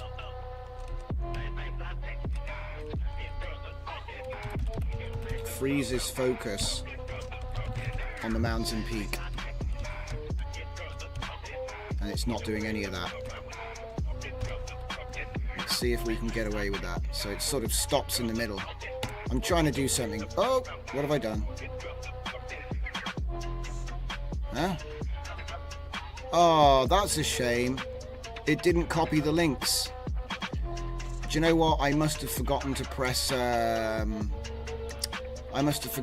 Control Shift. That's on me. Yeah, it was me.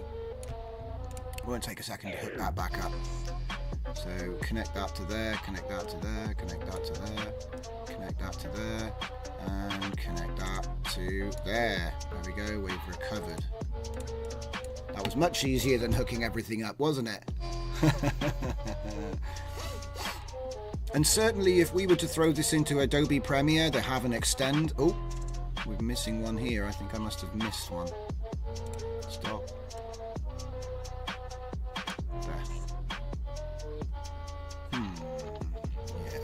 Yeah, I misclicked. That's my fault as well. There we go. Back in business. Okay. So we're doing 1 second with a multiplier of 3. I mean, that does work. Yeah, I see what I was doing. So we're doing multiplier of 3 for the interpolation there, 2 for the interpolation there, no interpolation there, 2 interpolation here, and 3 interpolation here. So creating a lot of fake frames here.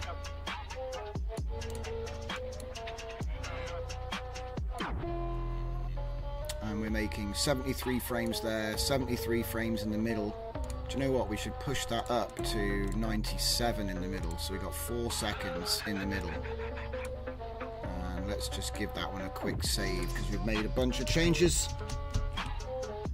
Here we go, save that like that, and like that. Alright. How are we doing? We're down here, are we? Yeah, so we're looking at the last clip. Let's see what it comes out like.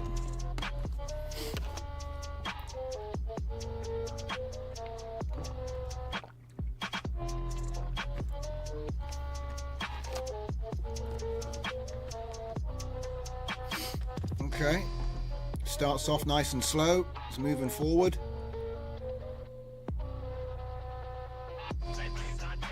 And changes direction on every single time we change scene, it's changing direction. It's the same problem that we had initially, which was that we can't really reliably control the camera movement.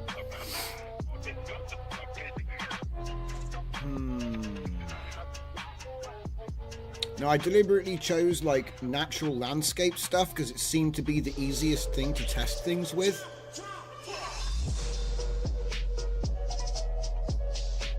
But I wonder what would happen if we just suddenly slammed a, you know, one of the conversation prompts, or even just the demo prompts, because the demo prompts are going to be the most reliable out of all of them. It's going to do some weird stuff though, right? So I think it would be fun to try that out before we move on to the next thing. I mean, it is looping. It does start where it ends, and because we've now divided it up into a load of much smaller scenes, the longer scenes are just playing out, and because of all these little jiggery motions, it just feels like the camera's just moving about a track now. And the environment's pretty consistent actually. There were a couple of attempts when we were doing this when it literally was like hallucinating a different mountain. Could last frame not be created by creating a 1 frame video and using it? Yes, you could, but if you use interpolation too much, it will fall apart really quite horribly. We've been lucky so far. I never normally use ×3 interpolation. I don't normally ever do that. I mean, can you tell where it starts and ends? If I didn't tell you, if you hadn't seen where it started, could you really tell? Like where that, because it's moving about quite a lot. It's like whoop, whoop, whoop, whoop. You can't, could you really tell where the beginning and the end is? I can't remember where it is. I think it's there.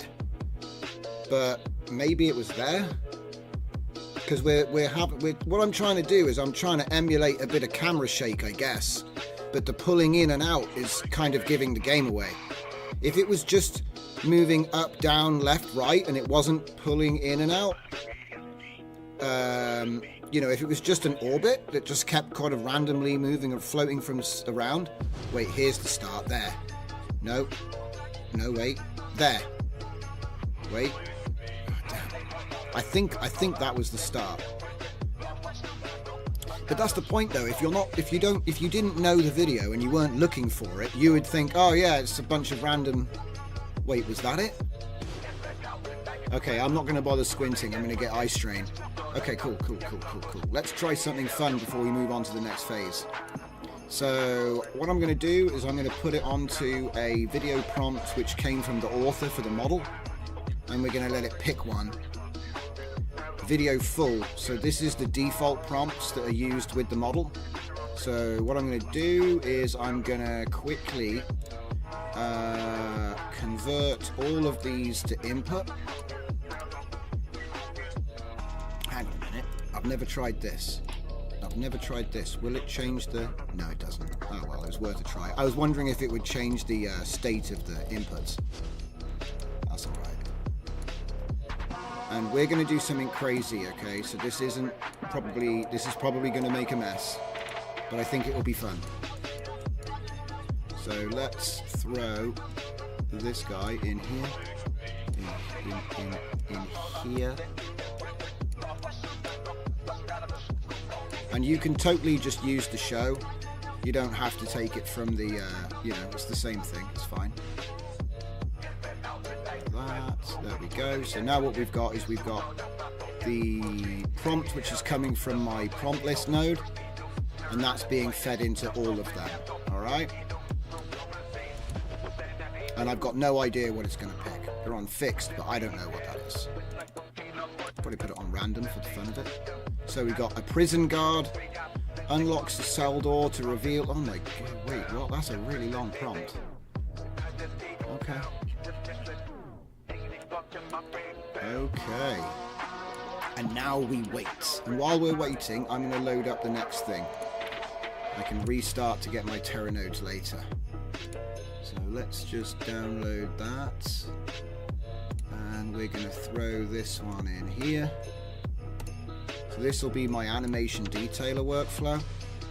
It's going to upscale and it's going to do denoise at 0.05 and it's going to use 320 sized tiles. And where is the boost and the shift? It's using 1.5, which is quite high, 1.5, but then the denoise, like I said, is 0.05, and we're only using 4 steps because obviously there's going to be a lot of frames. And there should be a video loader here. Yep, there's a video loader. So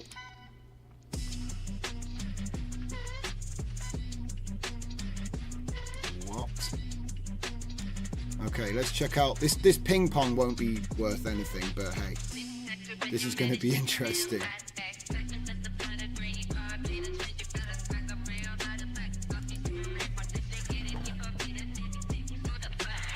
Slow motion. Oh, speeds up in the middle. Damn, this isn't bad. You know what I mean? You could just cut the bits that don't work. If you were doing like a narrative, like an overdubbed narrative, the man walked into the jail cell and the person was being interviewed. I don't know.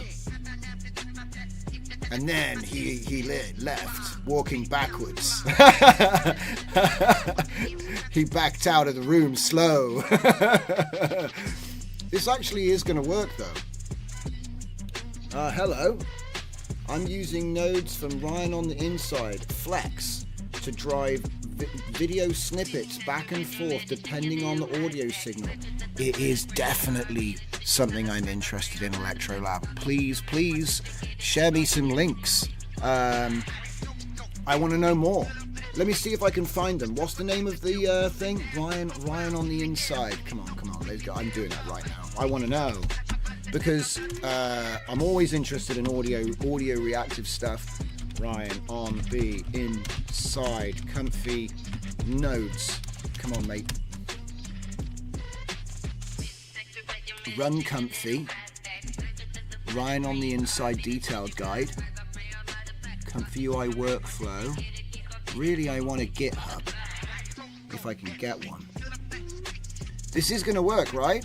I think it is going to. This looks nice. I'm going to do another one just while we're doing some research. So let's see, optical flow temporal masks. Yeah, that's the guy. That's the guy. So it's literally his name. Ah, that's even better. Right. Come on, be in the manager, you legend. Ryan on the inside. Oh, ho, ho, ho, ho. Oh, ho, ho. Play Doom in Comfy? What?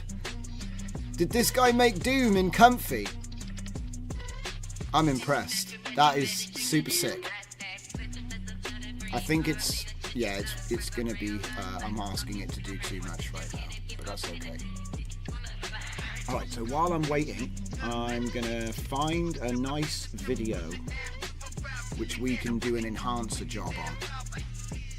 So let's go with a bit of hot lava, because I don't think these were very long. Let's find out. 3 seconds. CFG 8. Let's pick one that isn't cooked. Let's go with CFG 3, which is the default. Do you know what? I think I've got more CFG 8s. But it's good though, it's good. We just need a solid test. So CFG 3. Yeah, that's better. We'll do this one. It would have been nice though to have the actual prompt, because, oh wait. Actually, I think that my enhancer doesn't need one of those. So let me open this up. Stop that there. And yeah, thanks Electrolab. Yeah, I make a lot of my music with AI, and like I said, I want to use AI for everything, because I think the more practice you get, the better you get at it, and then I get to share how I did it with everybody. So let's see, today he made something that drives facial expressions. I asked if he could, and he has. Sounds like a man after my own heart. I'm gonna have to reach out to this guy. Let's see, Ryan on the inside. Comfy Doom. Bruh. That's so cool. So I could just be playing Doom right now. Let's see it. Oh hell yeah! Doom.py. Oh man. Cheers for showing this to me. I'm gonna have to give this guy a star. What a legend. Let's see what else he's got. Flex live portrait. That's what you were talking about? Okay. Do you know what? I've actually done a whole bunch of stuff with I've done a whole bunch of stuff on the live portrait. So this is really interesting to me, because I kind of did it with Flux when it first came out. See, the problem I have is I tend to look at stuff when it first comes out, and then people develop all this extra stuff, and I never get to see that. Yeah, for sure. Definitely join us. Let me see if I can get that link again. I wonder, because I remember I just dropped it in the chat. Can I find it again? Can I get this link? Is it going to let me do it again? Ah, it's turned it into a load of garbage. Give me a sec.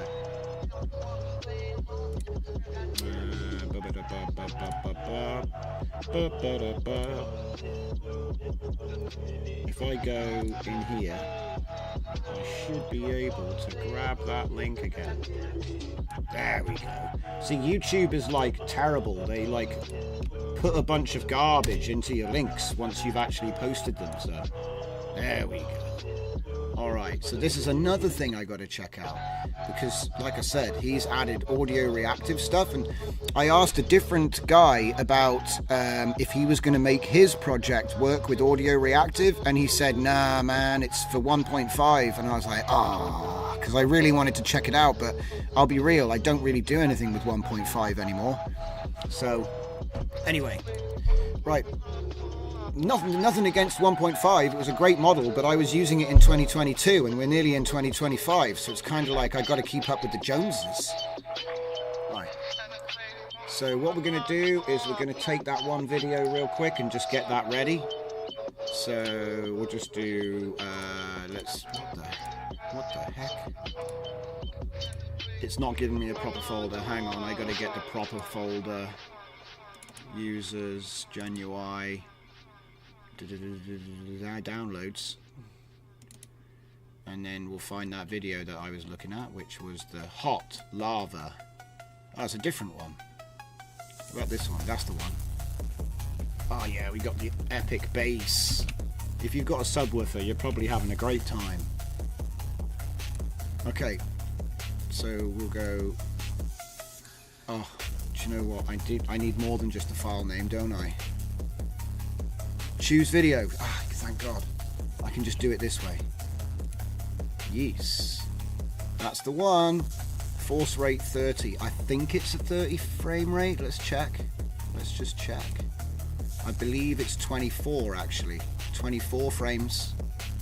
And it's 512 by 768. That should be automatic though.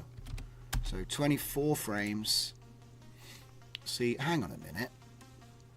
I'm pretty sure that I use video info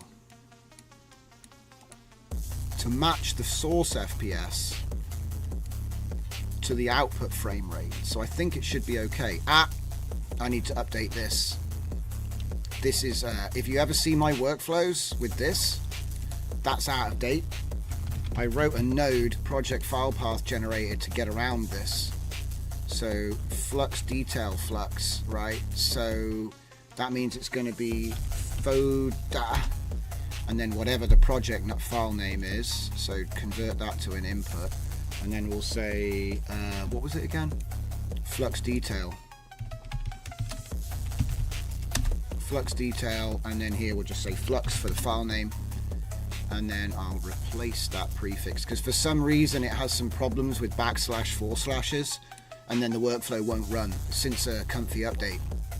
So get rid of that, get rid of that, and then we'll get the project path, which is right here. Slam that in there. Good, good. And then I can just copy that now. And let's see, where's this going? I don't think that goes anywhere. Get rid of that. And I don't think there's any other saving going on, so that should be all I need to do to update that. Do you know what? I'm glad I've done this. So now we can do a 45 and update the pack. It's always just a little thing that they change. And then I've got 300 workflows, so it's like not practical for me to actually change them. You see what I mean? Okay, right, so that'll do for that one. We'll come back to Doom because that looks like something which is going to be a lot of fun. And I definitely want to follow this guy. Give him a follow. Oh yeah, like the stream, guys. Please like the stream. I know I'm not getting enough like people for it to matter, but did you know that if you don't get 1,000 likes on a live stream on YouTube, it doesn't exist? It's not something I'm really worried about right now because this is literally like stream number 2. But certainly that's a thing which YouTube does. They kind of keep you secret if you don't. So I appreciate you guys if you've already done that. Thank you so much. All right. So let's take a look at the second scene. This is actually pretty. Whoa. Oh, this actually works. Once we are able to... Right. Okay, there's a couple of things I want to say here. Once we can do the detailer, we can also target these faces and swap them with models that we've pre-trained with Reactor. So this is actually going to be very useful. God damn, it's like way better than I thought it was going to be.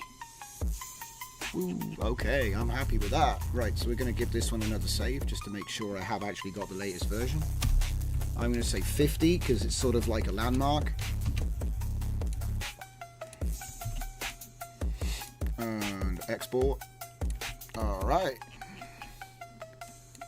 that's pretty nifty. So this is Loop Motion 3. That one's going to get put up onto the workflow pack as well. In fact, let me do that before I forget because we're juggling a bunch of things right now. So upload files, and this is part of the fun. I get to develop stuff with you guys. So I got some info, you know, I get some ideas from you guys, and hopefully we all have a great time. So there it is, Loop Motion lines, Loop Motion 3. Boom. That one's now ready. Okay. And let's now throw this lava piece, because what I do is I do a general prompt for my upscaler detailer, so I don't really need to know what the prompt was. That's the beauty of this. So let's give him a blast. Is it going to crash? Let's take a look at the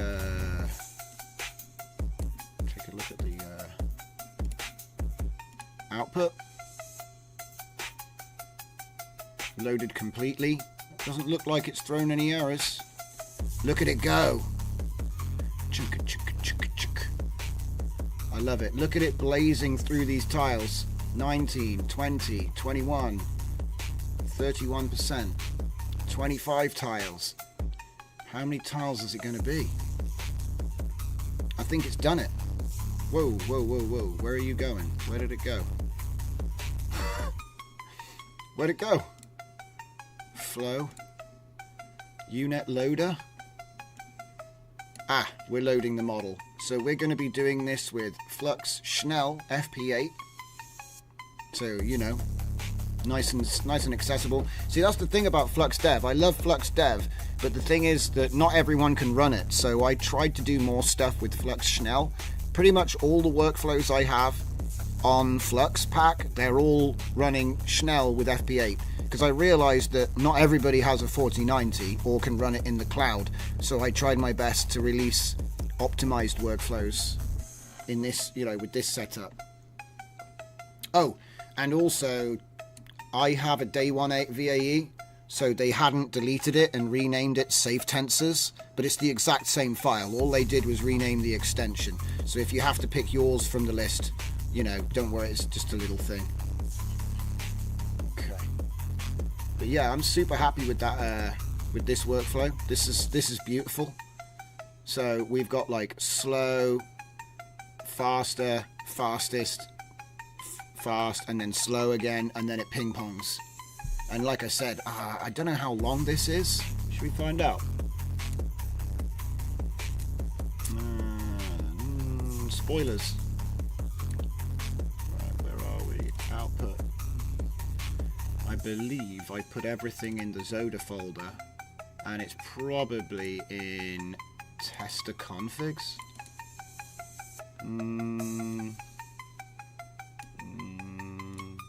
No. It'll be in testing project. Extender. Yeah, that's something I didn't change. Extender 2. They're all in Extender 2. See, what I should have done is I should have renamed those, but that's okay. So how big is the last one? 2.25 megabytes. 44 seconds? God damn! Okay. Oh, we're at 55% over here, but it's just loading the clip still, so we're not. It hasn't actually done anything. But basically, it's gotten ready to do stuff. It hasn't actually done anything yet. Oh wait, here we go. I wish there were some previews here, guys. But to be honest, when you're doing video stuff, if you had previews, it's just going to suck up that memory that you don't even. You know, the previews I just delete them. Because they do take up memory. Like, I think I've got a preview here, so if I open this up, it should give me something. Because, yeah. But in fact, while I'm looking at this, then there's a couple of little things here which people sometimes mess up, and so I may as well point them out, right? So we're obviously loading our video, okay, and we take that down to a resize node, yeah, and then the resize node is essentially just going to do nearest stretch. Right, but technically it shouldn't actually change anything. I'm using... Oh no.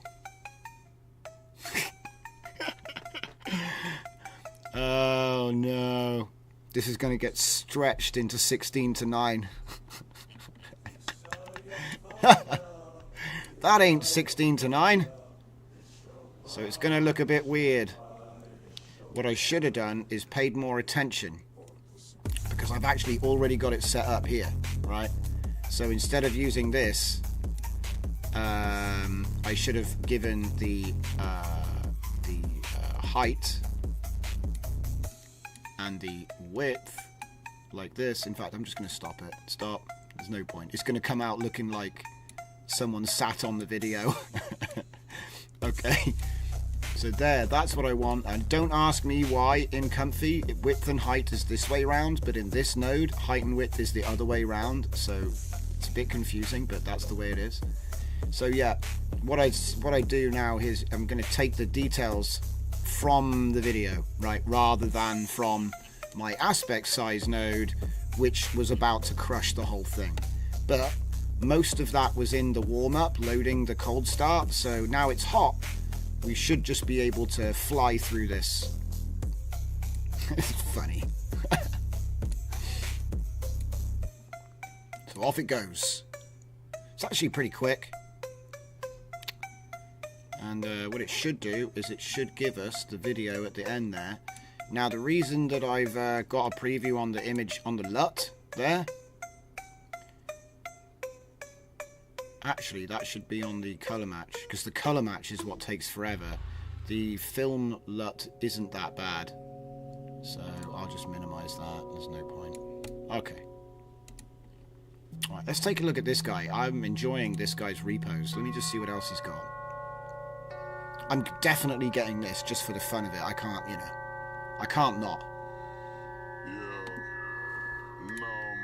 So what's he got? More Mongolian funk. This is going to be my Eagle Hunter track from my new album, which you can find on SoundCloud. Doo-doo-doo.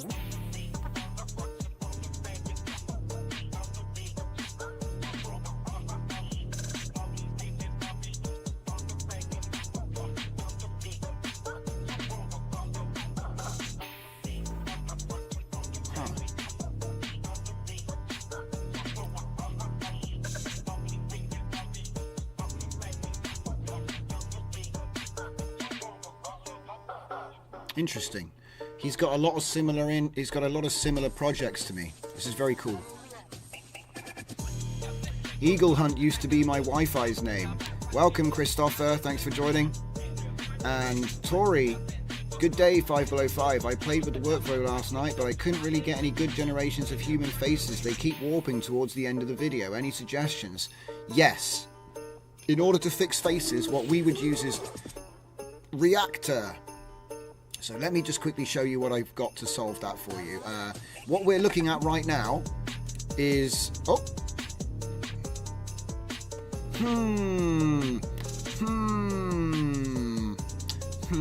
Do I like that? Do I like that? I don't know if that's better. It doesn't look the same. It looks like something's gone wrong there. This looks way better. Something's gone wrong there.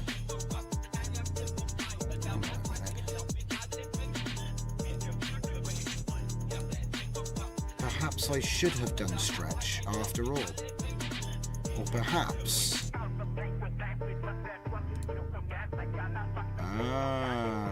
okay. Hang on a minute. Perhaps... we should go with a bigger tile size. And you know what? Because it seems like it's cropped it. That's not the same video. You know what I mean? If I look at this video, you can see the sky. So why is it cropped it? Fill crop. I got it on fill crop. Do you know what I think has happened? I think... Right, so because it didn't take so long, I'm going to put it back to what it was on before and see if I actually solved this already with the default setup, and it's just going to stretch it to 16:9. Because the smaller tile size of 320 shouldn't be a big deal. Also, this overlap of 64, I'm pretty sure that wasn't there. I'm pretty sure there wasn't an overlap before, and even if there was, it will prevent seams, but it being 64 is pretty high. There's all kinds of stuff going on there. And regarding this, I think it might actually be better to use my size adjuster, which I didn't have back then. So we'll go with size adjuster there, downscale 8. So put that there, put it on Mochi. Mochi.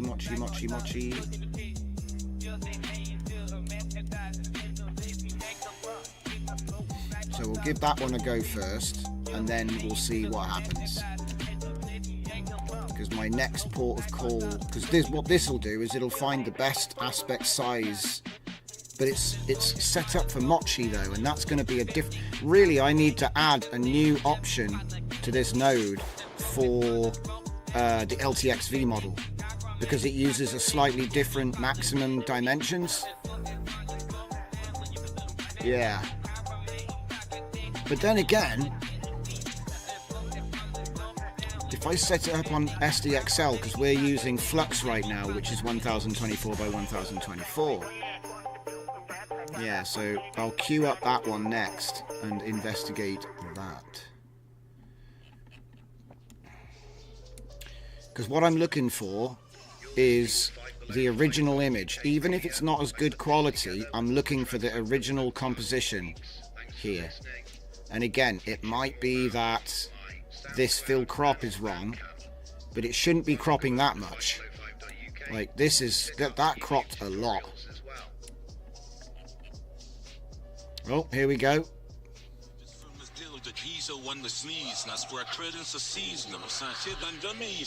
Yeah, totally out of bounds. So yeah, thanks everybody for joining. If you've just recently joined, we've been looking at a bit of the LTXV model.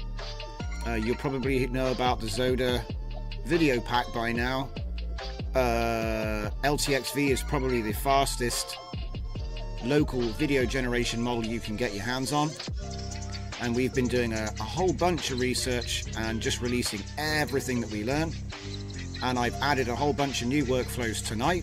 We all sort of put our heads together in the chat, and like last night we did a bunch of testing stuff. The new pack isn't up here. The plan is that at the end of this stream I'm going to zip it up and put it up on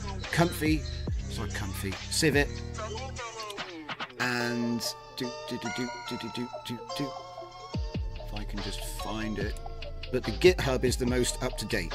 So if you go to Mushroom Fleet on GitHub and hit up the DJZ Workflows repo, you'll see the Xoda Pack is down the bottom, and there's a testing which has got my steps garden, CFG garden and sampler garden, which is just a whole bunch of them with different settings, so you can just run stuff through and see. But to be honest, I think we all agreed that the defaults are good, which is nice and encouraging and not always the case. So it was worth doing, but I think that the defaults are good. So that's, like I said, really cool. We've added 2 workflows tonight. Extendo Triple, which shows you how you can chain things together using Dr. Diffusion's last frame from text to image video into image to image video.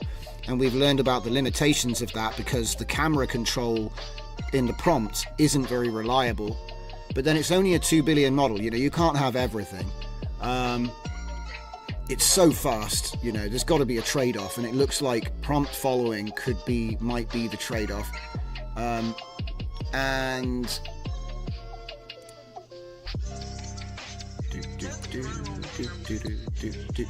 then we also added Extendo Looped Motion 3, which is going to get its own, it's going to go up on my Loop Motion page, just this workflow. Which is, like I said, it's a model which I've been updating. It doesn't matter how it's made to me, so this is actually like its own thing. And if we show you the results from that, here it is. So it's going to take a prompt and it's going to generate a scene, and it is just a cheap ping pong, but we've used a whole bunch of interpolation and all this sort of business so that you end up with this. You could overdub a narrative, and I do think this is going to be really useful. Like, yeah, sure, it glitches a bit here and there, but a few clever cuts will solve that. This is 44 seconds long, which is just crazy. So I think that You let this one go to town with a prompt list of the scenes that you're looking for, and you're going to end up with a huge folder that you can curate into very usable footage. So the next step, which is what we've now started working on, is the upscale enhancer. As you can see, here's the chain of it, basically chaining the generations together, just using the last frame, and then reversing it and going straight back up the chain again. So that's what that is. And we're using a staggered VFI interpolation, and then no interpolation in the middle. Pretty simple stuff, but you know, we had to figure it out, right? Still no good. Still no good. So I wonder what's going on here then. Did even this fail? I reckon it's this here. We're going to go with keep proportion and let it run again. That's got to be what's going on. Look how fast it's going, man. Boom. Now the trick with this particular workflow is it's using high boost. I call this one a boosted. So it's max shift and base shift is the same. Normally I would use 1. So we've got it on quite a high boost right now. But the reason for that is because we're using 0.05 on the denoise. And this is like a little trick I learned with Flux. So if we can actually get it to actually do the whole image, this is going to look great. And you know what I mean? Look, we've got the pixelation again. But I know that one of these 3 setups is going to work. It's going to be this one, or this one. And I'm not really sure which one it's going to be yet. I don't think it should be on stretch. I feel like it should be on keep proportion, because I know there was a pixelation issue which I eliminated by using the original height and width to start it all off. But there's a rounding error, you see, because obviously this is 1024 by or is it, yeah, let me just double check. Sorry, 768 by 512. So there's like a rounding error when you divide that. And I think that the authors said that it's got to be divisible by 32. Whereas Flux and SDXL, it's got to be divisible by 64. So it's kind of like we have to do a bit of testing, because we're going to try and enhance it with Flux. Oh, what the... Mate, do you know what's going on? It's backwards! I'm getting Spaceball vibes. What the hell? Keep proportion and make it the other way round. Yeah, that's the problem, isn't it? Remember how I said earlier? It's reversed for some reason. What's going on? This should be detecting.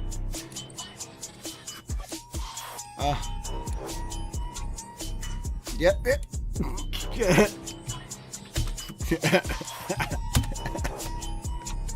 God damn it. Sometimes it's just too clever. So basically the image was actually coming from this resize the whole time.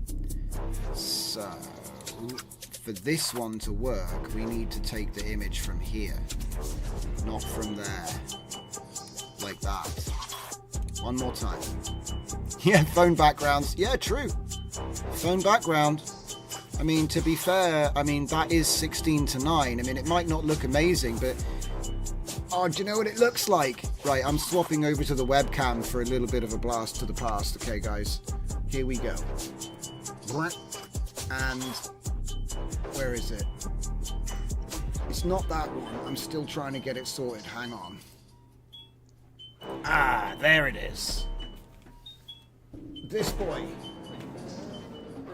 Anybody else recognize this? It looks like I shot it on my Sony 90s camcorder, right?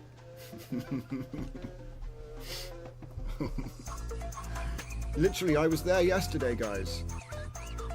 To be fair, it does look a little bit like old DV footage. Anyway, fun and games, right?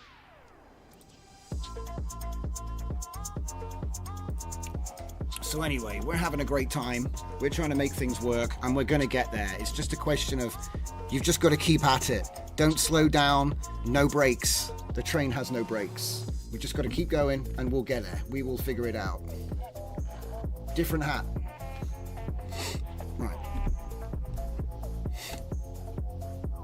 Oh, it's working. It's working.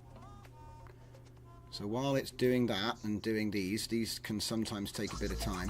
Do you know what? It's actually running really quickly tonight, which is nice. So I still need to play Doom. I'm not gonna try installing it while I'm doing all of that, but I want to keep going looking. Let's have a look what else he's got in here, because this is something I definitely want to check out. Optical flow, boys. Particle systems, temporal effects, depth flow. Nice. I'm gonna have to do a big. I'm gonna have to sink some hours into this. This looks really cool.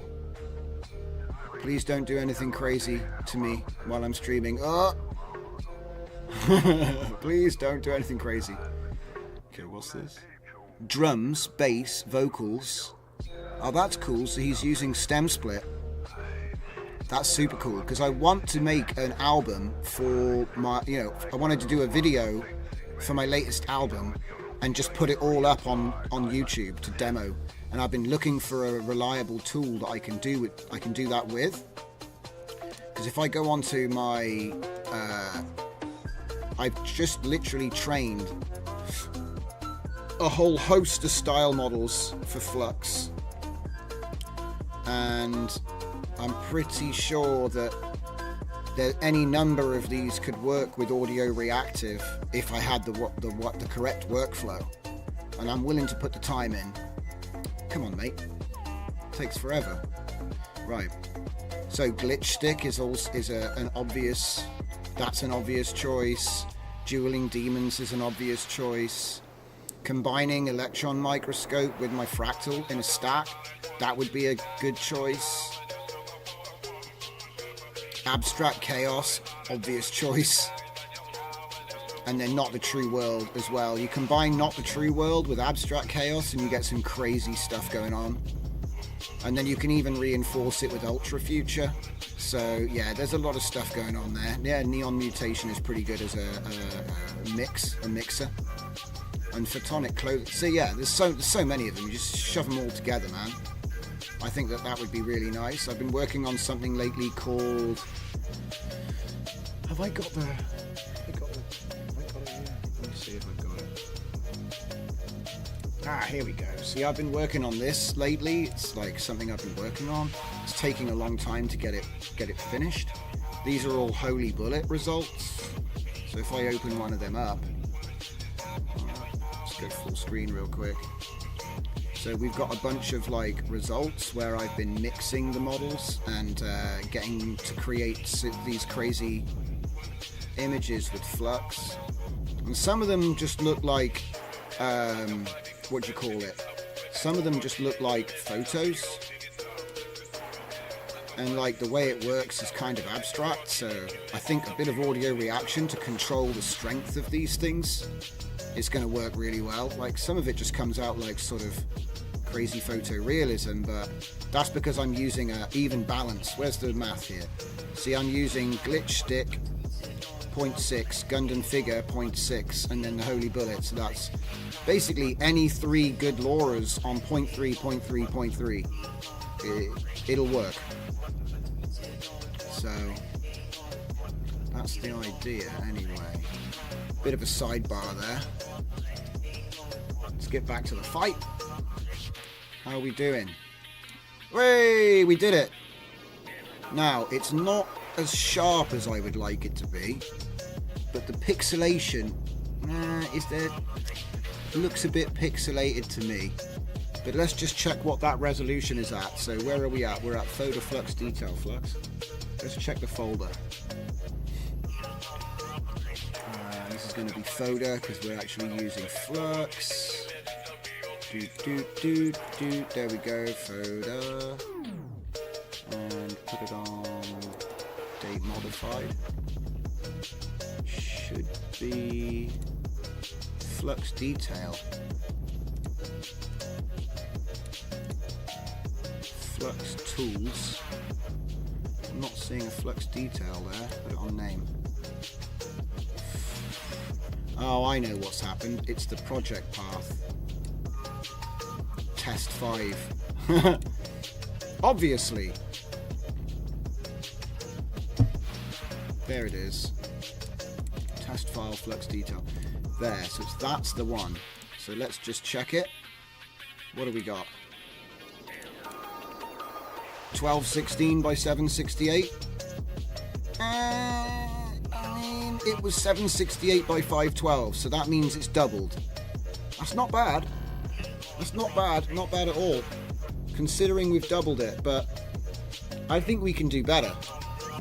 I think we can do better. Because, to be honest, this looks a bit sharper. I don't know. I know it's blurry, right? But is that really... Yeah, it seems like it's blurred a bit. So I reckon we could probably do better than that. Because we haven't got a temporal model for this. So we're literally just upscaling every frame and hoping for the best by doing a very, very small amount of denoise. Obviously I could increase the steps, but then it would take longer. So this is quite fast right now. So I think now I've fixed this. This is using SDXL on 8, so how about we put it to 64? It shouldn't make, you'd think it shouldn't even make a difference. So I'll cue that, and then we'll have to do this one again. Height and width. Again, like I said earlier, this one is a bit strange because it's sort of like the other way around to everything else in the whole of Comfy. But that's okay. So we'll do that, and then we will wait. Okay. Yeah, that's a point. I should update this as well. So let's do another save. Got another landmark for this one. Save that there. Save as. And then export. Like that. Go over to the GitHub. Flux animation, add upload.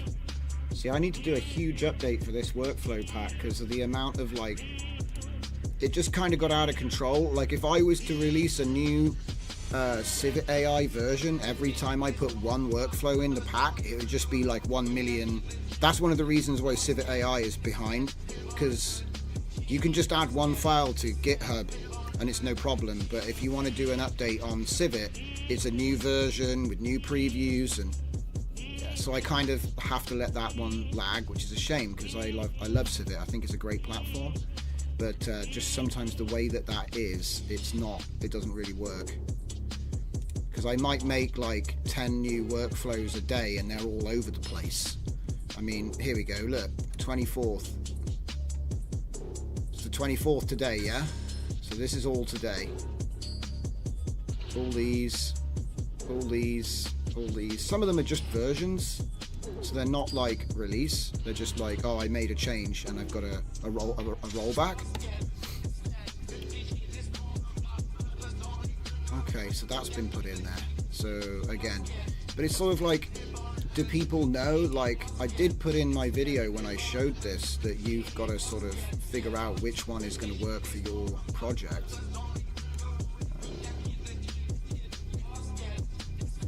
So it's going to do a 16:9, and that one is going to be on a stretch because obviously this video is not actually 16:9. So what it is this one here is going to automatically find the best aspect ratio that the video was, the closest one to 64, and then this one is just going to literally stretch it to 16:9. So this is the most likely one that's going to pixelate, and then this one isn't going to do any resizing, it's just going to double it. And I know that one of them came out way better than the rest. So let's take a look at this one. This is going to be the stretch to 16:9. Do you know what? That's not too bad. But look at the flickering in the sky. See what I mean? Because we've got no temporal stability. So that's happening there. Is Flux is trying to detail the clouds and it can't, because there was probably a bunch of smoke rising off the lava on the horizon, and so it doesn't really know what the hell to do with that. But the lava looks pretty good. Still looks like SD footage, but it's still 1216 by 768, right? Yeah.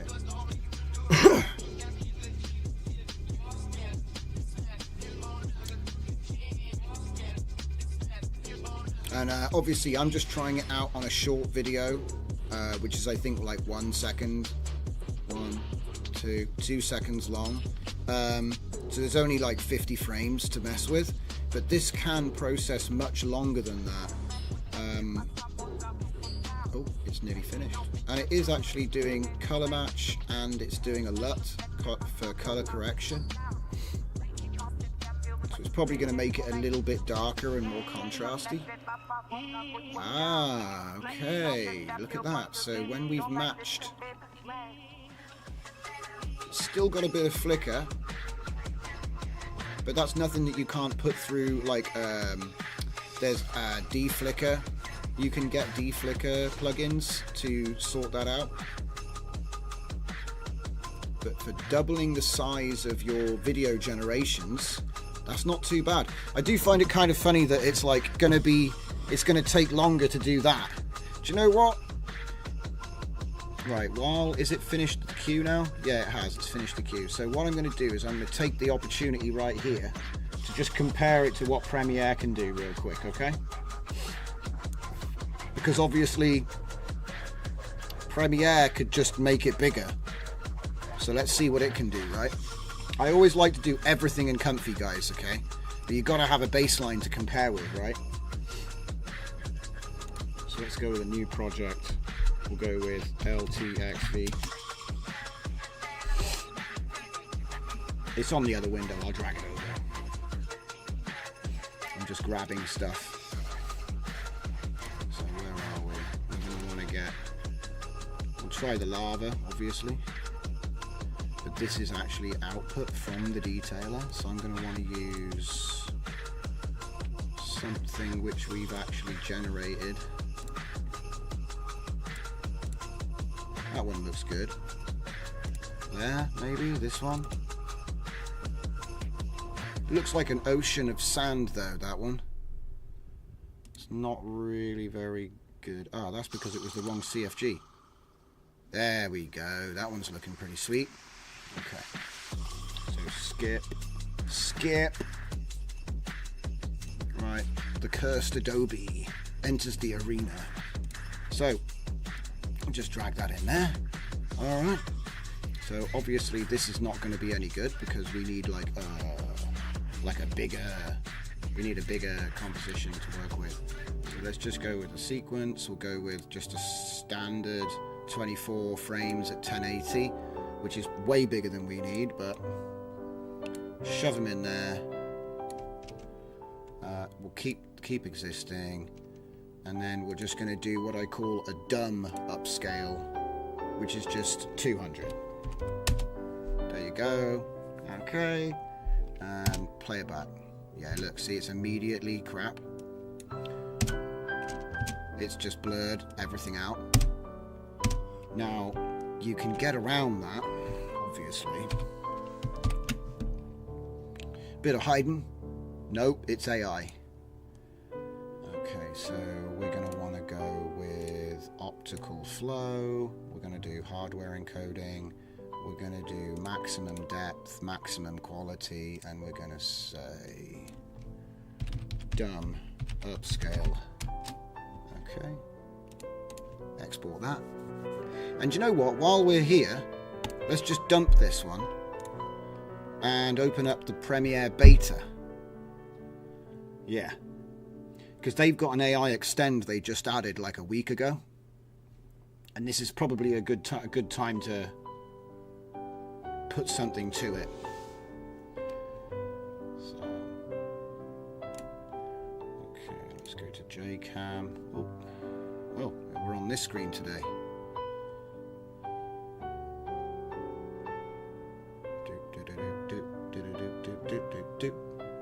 Hello to anybody that's still hanging on. Thank you for continuing to hang out with me tonight as we mess around. Okay, Tards. That's a good one. So we're going to go with a Lava LTXV.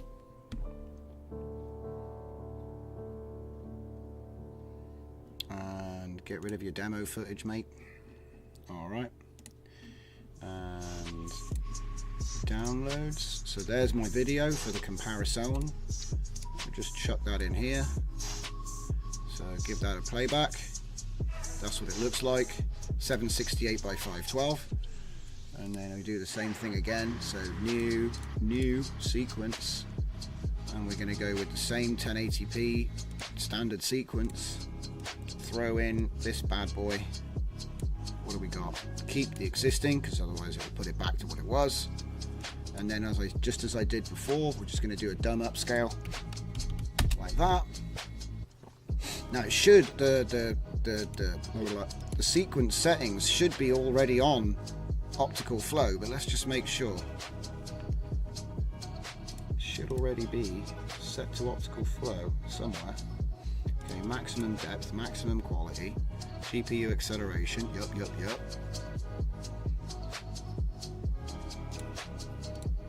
Looks good. I just could have sworn that there was something I had to do. Alright. So we've doubled it. See, it's blurred out. Okay, right, well. Out, render, and then here it is. We're going to go more. We're going to go yes, and optical flow, and I believe that's all we need to do. So then I'll say dumb data, and we'll go okay, done. And then where's this extension business? Is it there? Generative extend tool. Yes, I agree. Alright, let's see what it can do, shall we? Oi, stop messing me about. What's it doing? I want to zoom in. Ah, tune. Right. Which one's this? I forget the name of my own tracks, man. Elysium. Okay. If I grab the end there... Ah! What? Generative extend requires clips with either 1090... But hang on. I thought that this is a... Do you know what? Okay, I know how to fix that. So we just delete that. And then we go to our output folder. Because I just rendered it in 1080p. You see what I mean? And it's like, oh, the clip's not 1080p. And the funny thing is, that's exactly what we just did. So I think what I have to do is drop in these two, which we created earlier, just now. So this one is going to be the one that we made in the normal Premiere. So it shouldn't make any difference, but there we go. We can do it now. How far can we go? What is that? 3 seconds to 5. So we can do 2 seconds of generative. Is that all? 2 seconds? Man. They need to update their model, right? 2 seconds. It better be good. Right. I got high expectations for Adobe. They charge too much money for this. So it better be good. Wait, is it generated audio as well? But there isn't any audio. So they've taken credit for generating audio that's silence. That's going to be fun. I dread to think what that sounds like. And then what I'm going to do is... Well, I don't need to do it with the other one, do I? What I could do, though, is I could use the video that we created. So I could extend our upscaled. I could take our generated video and then upscale that. And then extend it. You know what I mean? Let's see, where's that then? That'll be here. So that is our video. Do you know, it just looks like old handycam footage, which I kind of like the look of, so I wonder, is that good? Is that good? It's kind of hard. What I'm going to have to do is I'm going to have to do a whole bunch of comparison runs and see which one looks best. They all look kind of similar.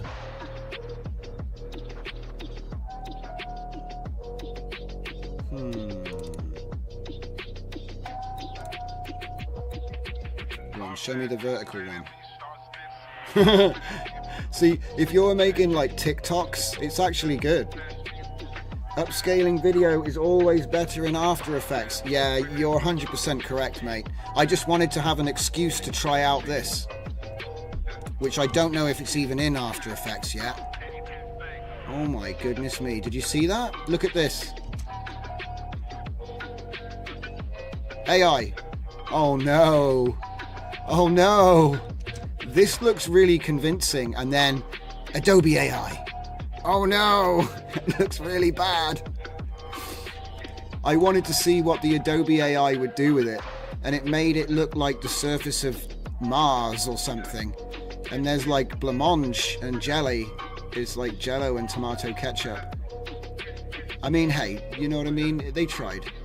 And it was pretty quick. It was pretty quick. It's not as quick as what we do, but then we've got the latest stuff, and they're using, I don't know what they're using. It was quick for what it is. That's really interesting what it's done there. It's just, that looks like a plastic bag, if you ask me. Like the way that that looks in the background, it kind of looks like a plastic bubble. So I wonder what it'll look like if when we give it... Oh yeah, it has to be... See, it can only work with 1080p or 720p. So that means that if we have our video that we've just made, like this one, that one, that one... So which one do we reckon? I'm going to go with this one. Where is it? This one? Oh, where is it? Where is it? There, Flux. Put it in here, maybe? Right, get rid of this.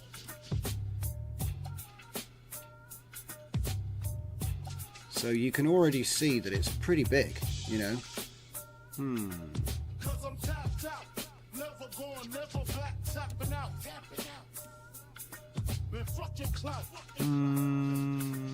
Man, it's a toss-up. I'm going to need to do different clips to really figure this out. It is, yeah, you're 100% right. I was just thinking if the black borders are actually causing it to have mistakes.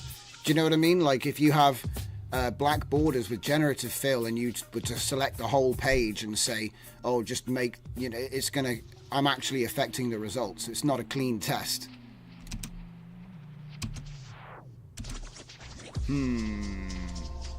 Personally, I think that our tools are still good. Alright. It's interesting though that the billion-dollar companies are only barely keeping up with what we're doing in Comfy at the moment. That is interesting to me. The printer's trying to kick in and have something to do with it now. Right, get rid of that, get rid of that. Okay. Yeah, because like I said, this actually isn't too bad. It's not too bad, considering what we were generating. Oh! Oh, I closed it! He just gave me some tips. Don't allow it to see the entire clip on the last 12 frames. Right-click on the video in the sequence and select Fit to Frame. Oh man, he's just given me a whole bunch of ideas.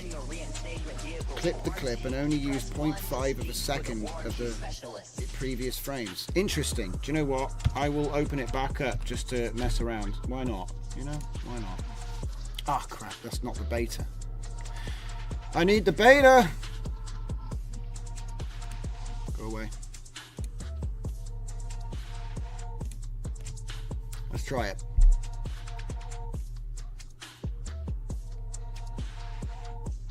It's changed screens for some reason. Come on. What the? What? Half of it's on my other screen. Okay, we're back. Maybe? Okay, it didn't save. Maybe that's my fault. Oh. So what do we got? Properties. Details. 1216 by 768. Properties. Details. 1280 by 832. Let's go with that slightly larger one. Oh, and I need to do a new sequence.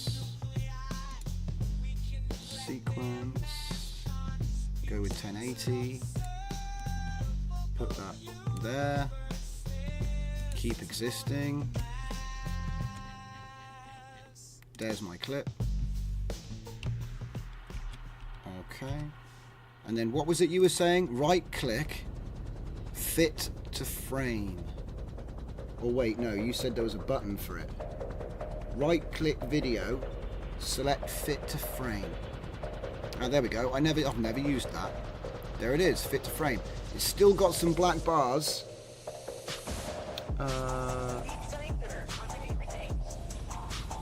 Don't select 32-bit because you haven't added any 32-bit effects. Only add render at maximum render quality. I'll take your advice, my man. And then you said use how many? 12 frames. Alright, let's do that. Let's do that. So, in we go. So simple. 1, 2, 3, 4, 5, 6, 7, 8, 9, 10, 11, 12. Cut. So wait, can I just do it from there? And then get me old bad boy here and pull that out. Oh, I forgot. I need to, before I do that, I need to render it out again, don't I? Because it didn't like the resolution.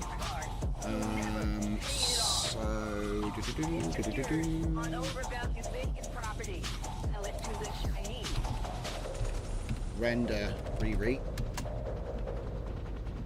This will do for a blitz.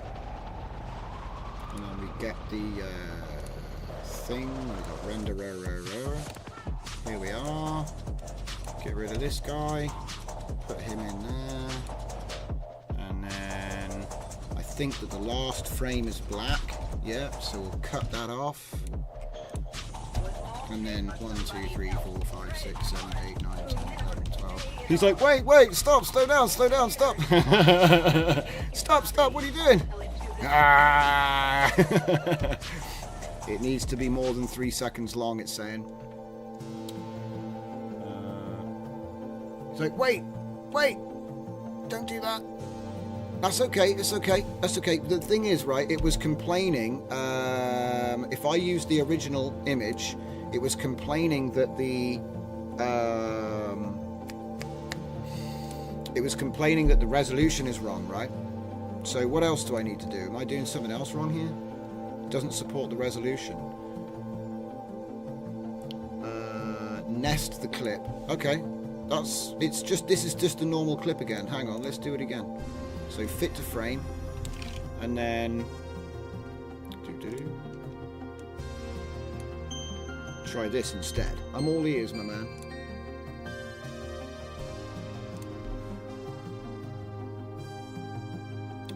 I'll give him some time. And while he's typing, let's keep things fresh. Oh, leave it like that.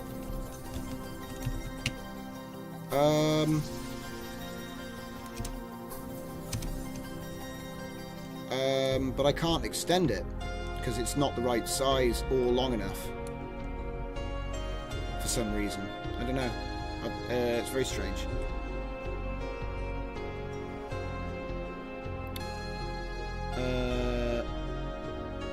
I want you to take the sequence in the program window and drag it into the new. And select a new sequence.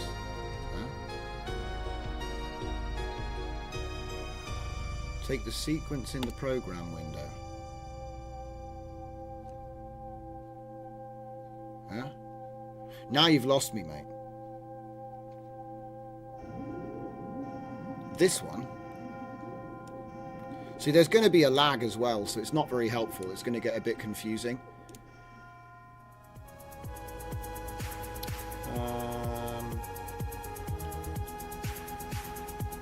You said maximum render quality, I think.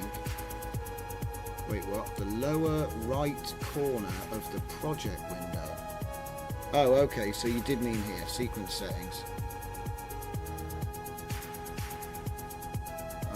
And did you mean that? Render at maximum quality, yeah. So I do that and then put this in. Keep existing. And then fit to frame. Not there, no. Oh man, see, it's getting confusing. Sequence 1. Sequence 1, yeah. This is sequence 1. Yeah, I'm surprised that yeah, yes, no, yes. There's a lag, right? Sequence to new. Yeah, I don't know what you mean. See, this is sequence 1. See what I mean? Like, that's what that was. Lower right corner of the project window. Yeah. New. Sequence. Is that what you want? A new sequence? I'm just going to wait because what you're looking at isn't what I'm doing as you're chatting. The chat is faster than the thing. Yeah. That's near the trash can, yeah. Oh man, this is funny. Okay, I've got it. Now what? I mean, this is just make a new sequence to me. Drag there. Drag what? Drag? Yeah, but what do you want me to drag to the new item button? What do you want me to drag there, buddy? Nope. You don't want me to drag nope. Drag the video to the new sequence? Is that what you want to do? Like that? You're going to say no. Drag sequence 1 to new. I think you need to type more than one word at a time, otherwise it's just going to be really confusing. So what do you want to drag? See, I think we've understood that you want me to drag something onto the new item button. That's what I would call it, the new item button. Unless you're all over the place. And then I'm just going to move on because I gotta, like, you know, keep it moving.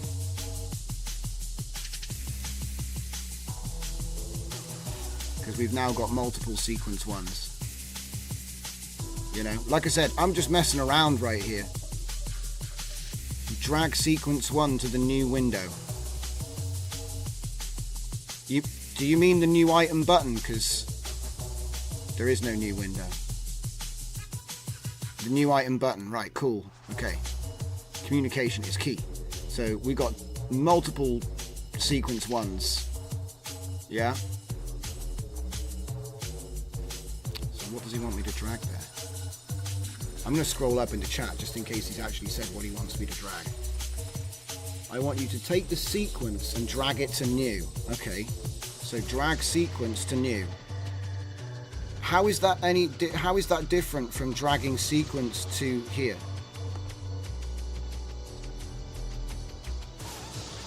I'd like to know, because, you know, maybe I'll learn something, right? Okay, so we've done the thing. What next? While we're doing this, I'm just going to queue up a quick generation, because I've realized that while we're doing this, we could have been doing other things. All right, so we've done that. Now what? It creates a nested sequence. Right. So if I was to drag a sequence into timeline, that's not the same as dragging a sequence into a new button. That's so crazy. Zoom into the clip, yeah. Okay, we've zoomed in. There's nothing there. There's nothing there, it's just empty at the moment. Do you want to drag the video in now? Or do I have to do some nested crap with that too? Adobe don't like making it easy for you, do they? You see, I suppose it's easy if you've done this before, because it's like, well, it's obvious. But like when I've been using this a long time, and I've never dragged a sequence into there. I've used this to make a sequence, but I've never dragged a sequence into the button. 0.1 seconds. You want to see 0.1 seconds? Yep, there it is. There's nothing there. You know, it's just an empty sequence at the moment. Did you want me to like put the video in? Yeah. Get rid of all the sequences. Okay. But what about the one that we're using right now? Okay. You see what's happened now? Okay, we've got nothing there.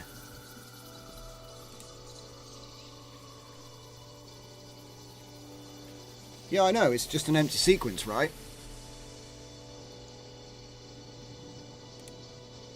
I fear you haven't really told me what you want me to actually do. See, did you want me to drag the video into there?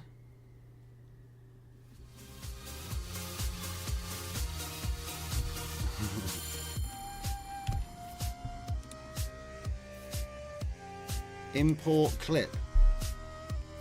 Man, yeah, see, this is, okay. Come by Discord and tell me what you want me to do sometime, because it's sort of like killing me right now. I don't know what, you know, you're not, it seems like YouTube chat isn't the best place to tell me one-word instructions. You know what I mean? I'm perfectly willing to do what you want me to do, but, you know.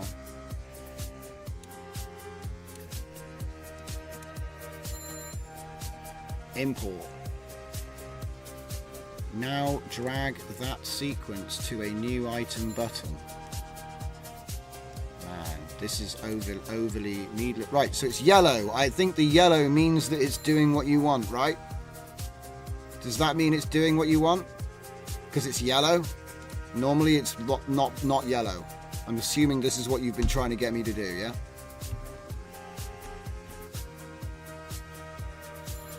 It allows you to skip the step of rendering it twice. Okay. Okay. Alright.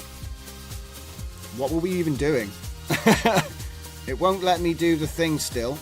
It says generative extend does not support nested sequences. Oh mate, we're getting cock blocked by Adobe. It's not happening. Meanwhile, Comfy's probably finished a new scene. Oh! Oh man, that's terrible. And in fact, somebody asked, what do you do about faces? And that was all face swapping. So that's my arena. That's what I'm really here for, is this. What's going on?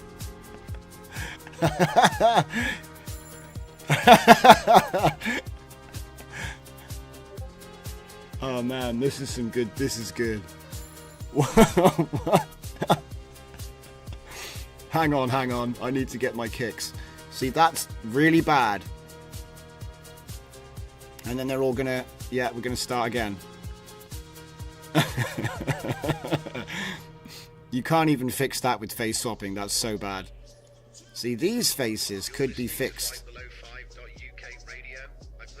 Oh man. This is these facial expressions. Alright, let's just do that again and go back. I'm not ignoring you, okay? So here we go. Flux 06, you want me to go to sequence settings for one of these sequences. I'm assuming it's the second one. It doesn't really tell me which one is nested and which one isn't. They both look the same. Go to sequence settings. Oh right, hang on. I think he means this one. Okay, we're on sequence settings.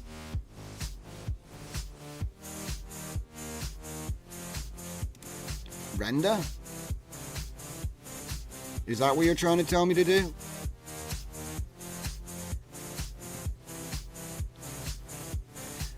I know people don't like typing longer comments, but I feel like this could have been done in a longer comment, and you could have like, but it's fine. Change to 1920 by 1080. Okay.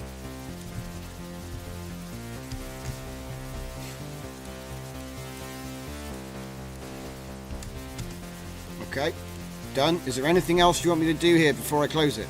No, it's alright. Don't worry, it's fine. I don't mind. I learned how to do nested sequences today. See, I only use my Adobe to get it done, to get what I want done. And if I don't need to do that, I don't do that. And I'll be honest, right? Adobe brought out an update 2 weeks ago where you couldn't edit or move clips. That was a quality update. No, don't worry, it's cool. So like I say, is this everything you want to do here? Do we want to do maximum render quality? I would normally put that on. Do you not bother with that anymore? You know, I don't know everything at the end of the day. I'm good at what I'm good at. So, yes. Okay, cool. We've done it. Alright, I think we can click OK now. I'll open it again. Delete all previews. Yes. Okay. I noticed that the video inside is now not. Do we do fit to thing again, or is it because it's nested you have to do that in the other one?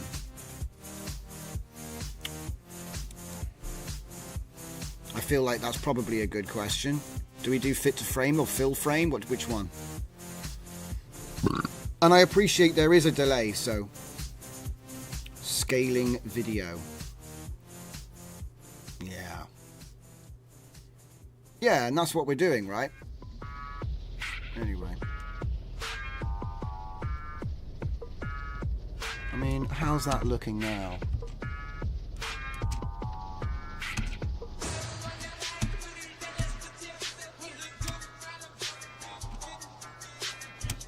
Get it moving.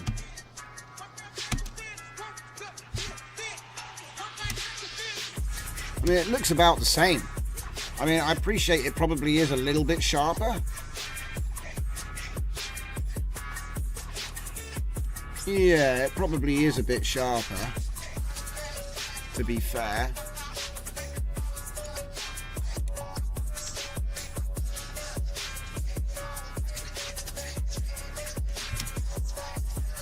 It does look sharper, but it might just be me. Do you know what I mean? I go pixel blind when I've been looking at things for too long, right?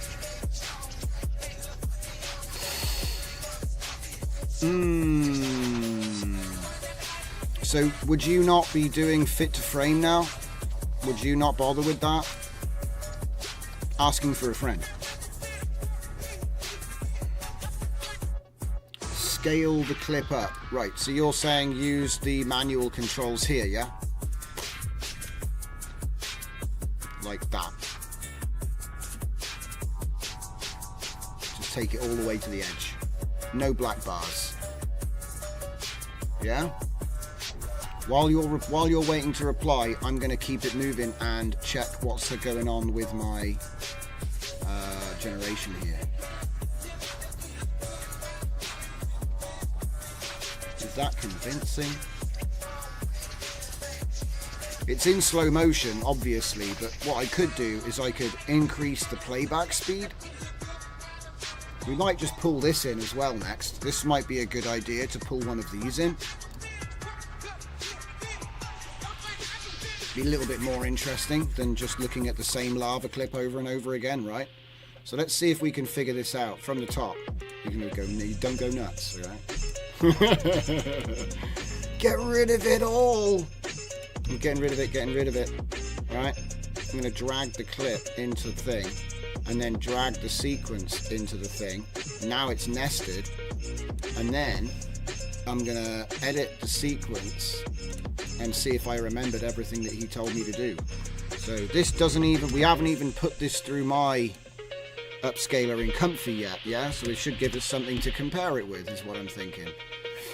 And then maximum, I think that's everything there. Say okay. And then we just scale her up, boys. Ooh, oh my god. Yes. Save that. Okay. Not so dumb now, huh?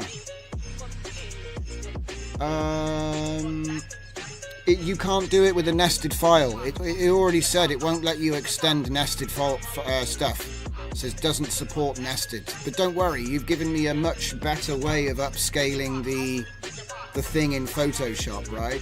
Photoshop. Adobe. So if I just go here to 200% because we slowed it down. Save it again.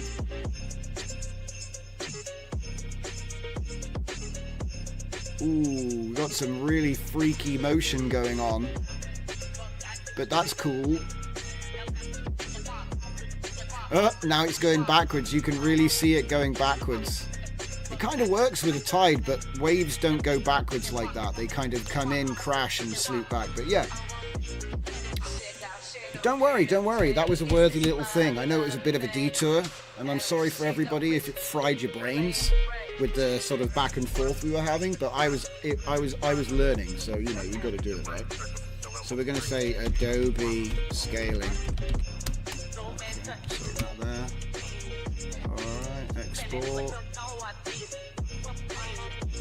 Okay. Wait, what? Time warp. Cancel. Time warp.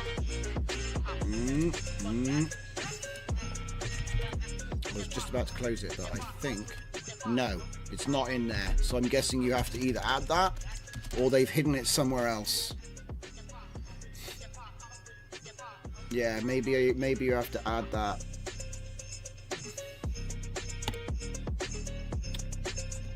Okay. Not to worry. Right, back to comfy land where it's safe. Pixel motion. Ah, I've never used it. I don't know what Twixtor is. Do.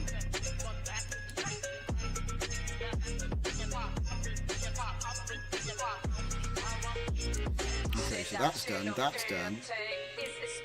done. So, do you know what? For the bonus, I'm gonna install Comfy Doom, because that was actually a pretty cool suggestion somebody made earlier. A Comfy Doom. Wait, can I just type Doom?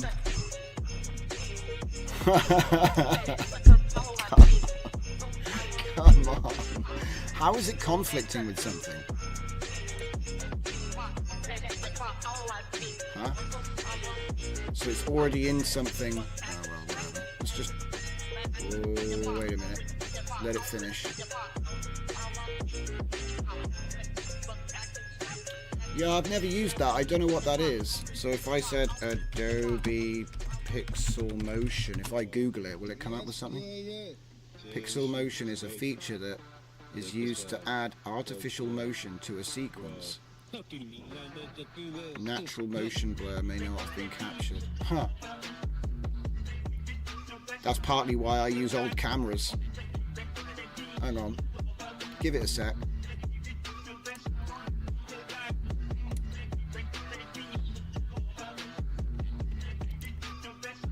Because this is nice, but it's a bit blurred out. Do you know what I mean? So we've got like usable long sequences now, and we can do a little bit of camera motion and whatnot to make it look more natural. But it's still a bit rough.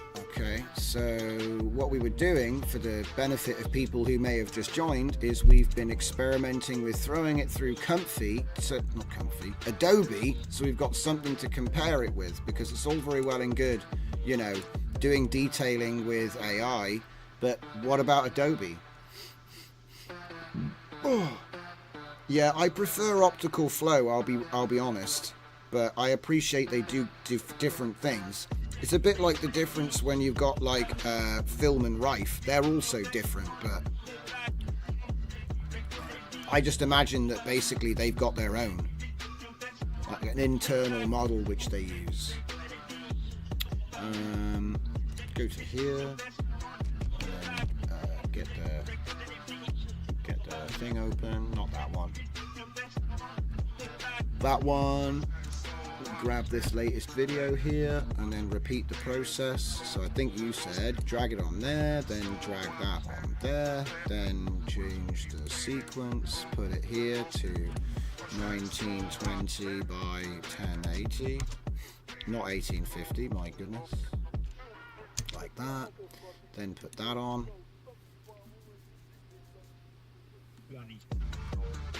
Okay, okay.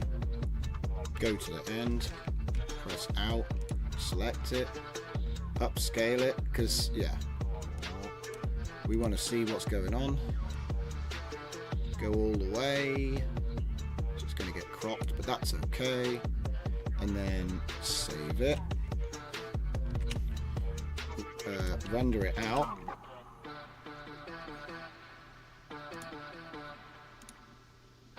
Use maximum and then do optical flow. And we'll say mountain pool.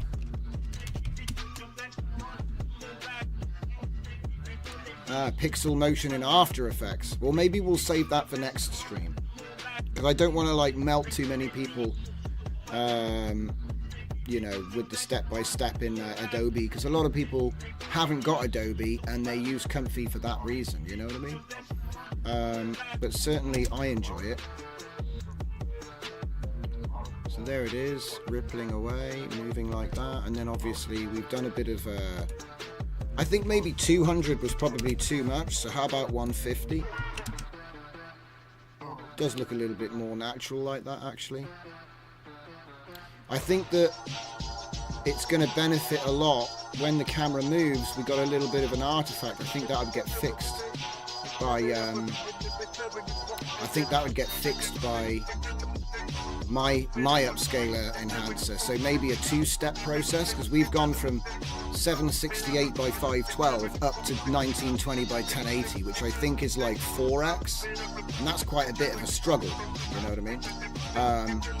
Whereas if we were using my workflow based version, so let's go over here, close that for now, let's see if we can't throw that through, right? So if I go to choose upload and we get that one, so that is the one that we've just done. There's another one, there's another one, so we use this one here, and we're going to use the exact same thing, so it's not doing any stretching or cropping or anything like that. It's just going to do a straight upscale.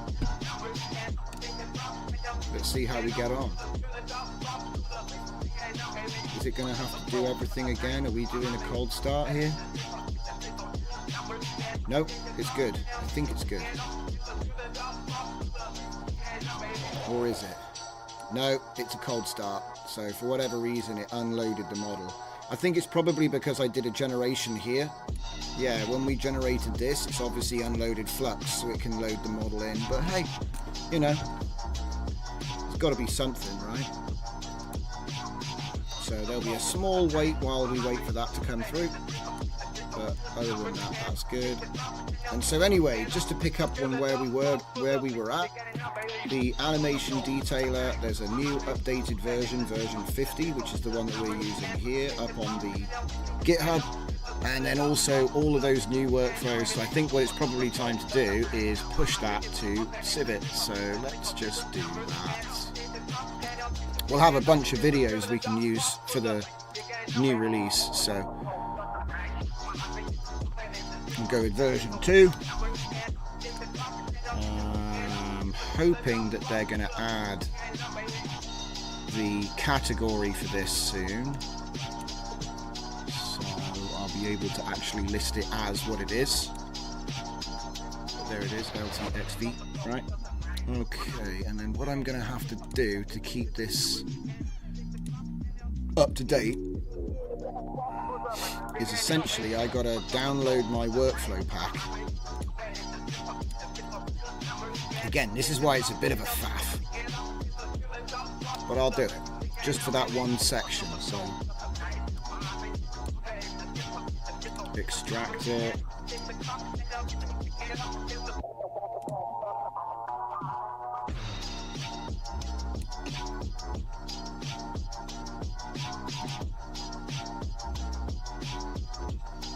Where's the folder at? There it is. Okay, go in here, and then I'm gonna go and get. Why is it not alphabetical? There we go. We're gonna compress that one, just that one, and call it V2. And there we go. Take that, put that there. Archive, and then we're going to want some videos, so we've been looking at those. So where are they at? These were detailed by the detailer, so that's not really fair. I can't really put these up, even though they are better. Can't really put these up. Got to use the ones which actually have come out of it today. So got to be honest about what people actually are going to get. Output, Xoda, testing, extender 2, and we'll go with large. Oh no, it's turned my TV off. I can't even see the chat anymore. Come on, boys. So I didn't move the mouse for long enough. Right. So let's pick that one. That one. Excuse me, that one. Just get the last one of those sequences and it should be good. And that one. And I think that is. Yeah, I think that's going to be the move. So we'll drag all those in here.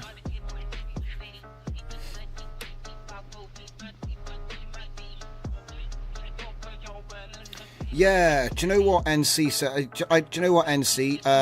What it was when I first put the workflow together, I set mine to 24 because, you know, I match things up.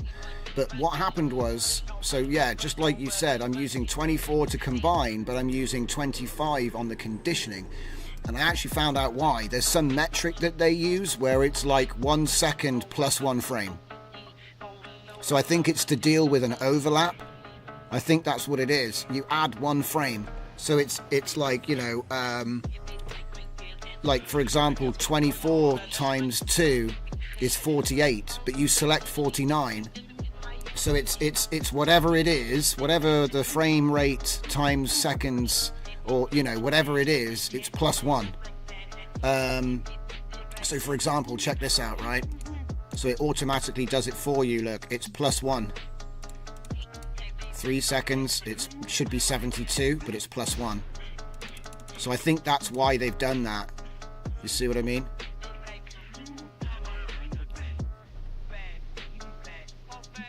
Yes, I think so. And I think that there's a note about it on their GitHub. So if you go to the article that they have written, let's just see, have we got this done yet? This is probably the funniest one. This is the funniest one, man. With it's got the women and it's like, it's totally tripping balls. Huh? What? And then another person, people are just shifting in and out and pulling funny faces, and this is going to make some amazing, there's going to be some crazy stuff people are going to man, it's too funny. Right, sorry, every time I see that video it just cracks me up. Right, so yeah, I think it's something to do, if I go to my articles, if I go onto my profile and then click on articles, I know I have a link to it somewhere. It's really struggling right now, it's quite funny. Right, so if I go to Is it their Hugging Face? No, I put it, it's a GitHub. It's in their guide. Yeah, here we are, look. That's resolutions. In case the resolution or number of frames is not visible by 32 or 8+1, input will be padded with -1 and then cropped to the desired resolution and number of frames. Model works best on resolutions under 720 by 1280. Hang on a minute. We've not been doing that. 720 by 1280. Ooh. Let's blow it up. 1280. Well, you can't have 720. Yeah, you can't have 720 because it's a bad value. We might get away with 704. You know, because normally it'd be 1280 768 or 1024 by 768. So we could probably go with like 704 or 640 maybe. I don't know, that's probably too much. Hang on, let me just have a quick read again of that. It says under, and the number of frames below 257.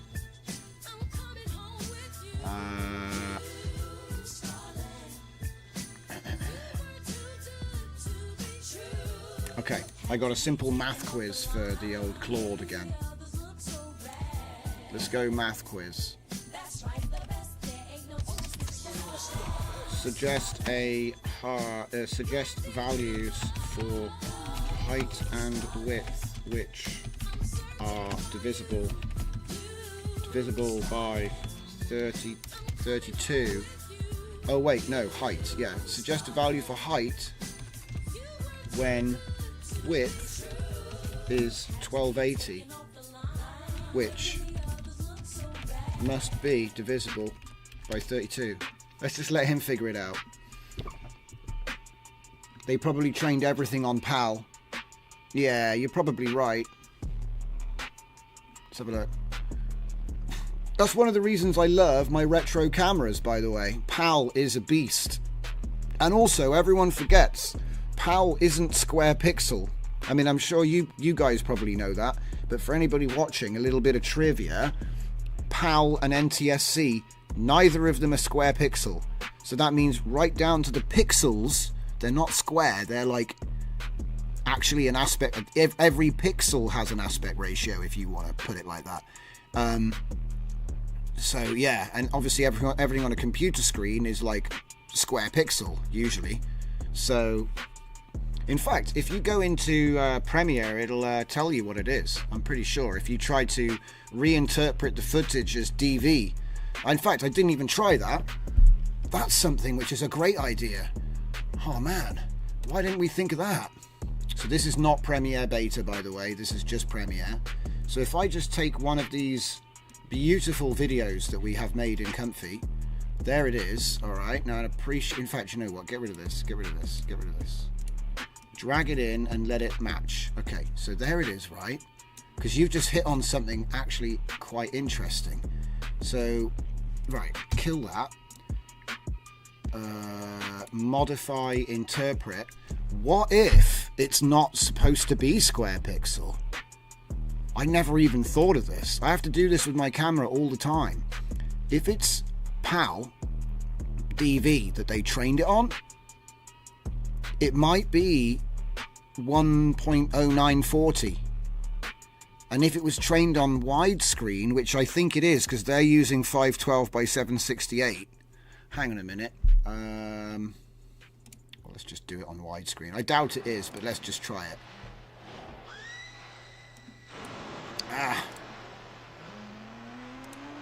Get in there, my son.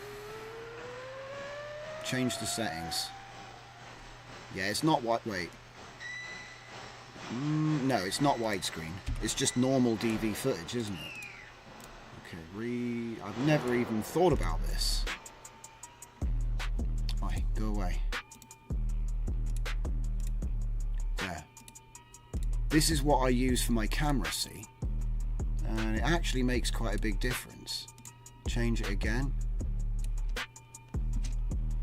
I mean, it's blurring out, but that's because of the fact that it's a preview, right? When you stop moving, when you stop scrubbing, it gets sharper. Are you using Adobe Video? We did that earlier, Guy. We did that earlier, Heaven. We were messing around with the Adobe Premiere extender earlier. It was actually quite funny because the video generation quality that we're getting is better than the Adobe Video extender quality at the moment. You can really tell that it's based on Firefly data. It's not bad though. It was pretty quick, I'll be honest. I was surprised at how quick it did, and it only can do 2 seconds. It can only extend for 2 seconds, and it has to be 1080p or 720p. So it doesn't like any other resolutions, and it couldn't do nested clips, which is what we found out at length as well. I'm not actually in the beta right now, but I might just switch over there. Right now what I'm doing is I'm just reinterpreting the clip, because I want to see what happens when we interpret it as DV, not non-square pixel. So I'm just going to say DV, DV PAL, because we're just having a little conversation about formats. And yeah, I'm using half. Yeah. Oh, you can change that? Do you know what? I've never even tried. Let me go back to the edit and see. You reckon you know where that is, do you? Go to the wrench in the lower right of the program view. There's a wrench. This is what I don't like about the new Adobe. I've been on it for years and they're always hiding stuff. So there's a wrench somewhere? I feel like an old man when I can't find these things, man. What's that? Project is writable. See, I don't see a wrench. Is there like something else? Is there a different... They've hidden it somewhere. See, if they could just put it up here, that would be helpful. Playback resolution full. I think this is what you're looking for, right? Same thing. Yeah, there we go. Thank you. That's useful. Do you know what? I never even used that before. That does actually look better. I mean, I know it's hard to say which is which. Read the title of the windows. I don't do that. I just grok everything. I use divining rods and do ritual sacrifices to get high quality. Alright, so we've already rendered that out, actually. We've already rendered that out. So let me just go back and just open it up. JCam. It's going to be in the level above that, isn't it? Yeah, of course it is. I'm going to go date. This isn't where I was. Thanks, Adobe. There we go. Go to there. Up to the top. Mountain pool. Where's it saved this then? I could have sworn... Oh, I know what happened. I quit. I quit from doing it at the last second, didn't I? Right, let's actually render it out then. It'll be DV PAL. Change the pause as well. It wouldn't let me. Now it will though. It's on full on pause. It was already on full on pause. Should we go for high quality playback as well? Why not? Okay, that's cool. So let's just do the same thing in the Premiere Beta. Because Heaven, you did ask. And yes, we did look at that earlier, and I'm more than happy to do that again because it doesn't even take very long. So the thing we were looking at was extending the footage, because if I go to the extension tool, which is here, and we try to extend it, it won't let us because it's a nested sequence. But if we do it here, it won't let us because it's not high resolution enough. And so what I did was I rendered out the video at 1080p so that we could do that, right? That's not correct, even though it is. So let's just find one that is. Do you know what? I'm fed up of opening up all the time. This is the point where we find out that it doesn't support dimensions. Yep, videos don't support dimensions. Good times, so I don't have to do it anyway. So this is 1920 by 1080. Mountain Pool is. Adobe scaling is. dumb beta is, but it's kind of hard to tell what it's actually doing in those ones. This one you can tell though. Let's see if that's actually 1080p. Yes, it is. Alright, so we're going to chuck it in. And let's just get rid of these real quick. And is this actually... Short memory again? Yeah, it's that one. So just chuck it in there for now, right? So he just wants to see this. So it can only do 2 seconds. Boom. I did change the pause, even though we're in a different program now, so I probably have to do it again. Full. It's cool. It's cool. It's cool. Pause. Look, see, it's grayed out right now. Okay. But I am at full. I'm at full.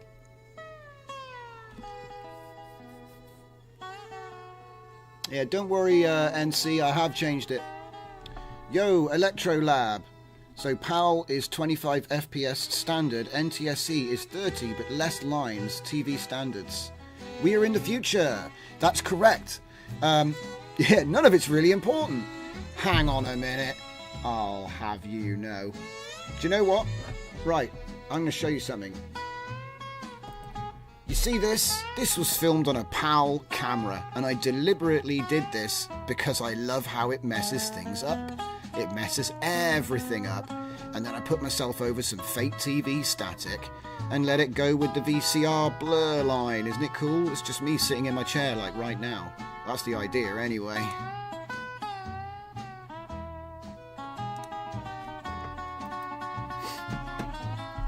Right. Is it finished generating that 2-second clip yet? Nope.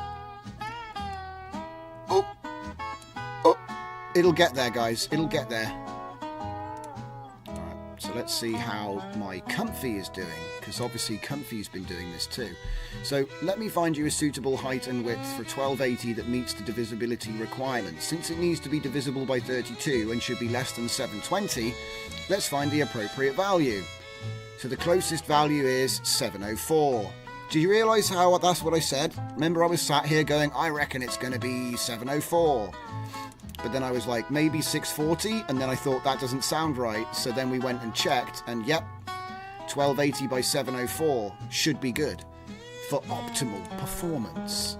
So what we're going to do is we're going to copy clip space. Now we're back in my arena again. Paste, paste, paste, and paste. There it is. And what I'm going to do is I'm going to change this one to looped motion extendo HD, because obviously it's 720p now. Well, not really, but close enough. Close enough. And I'll call this one 60 because we don't want it to get it confused with the normal one. Oh, it just overwritten my local copy because I forgot to hit save as. Oh well, I'll oh, and we actually do need to change it here too. So this will be 1280 by 704, and I'll say HD. I remember when HD was 720p. Who else remembers that?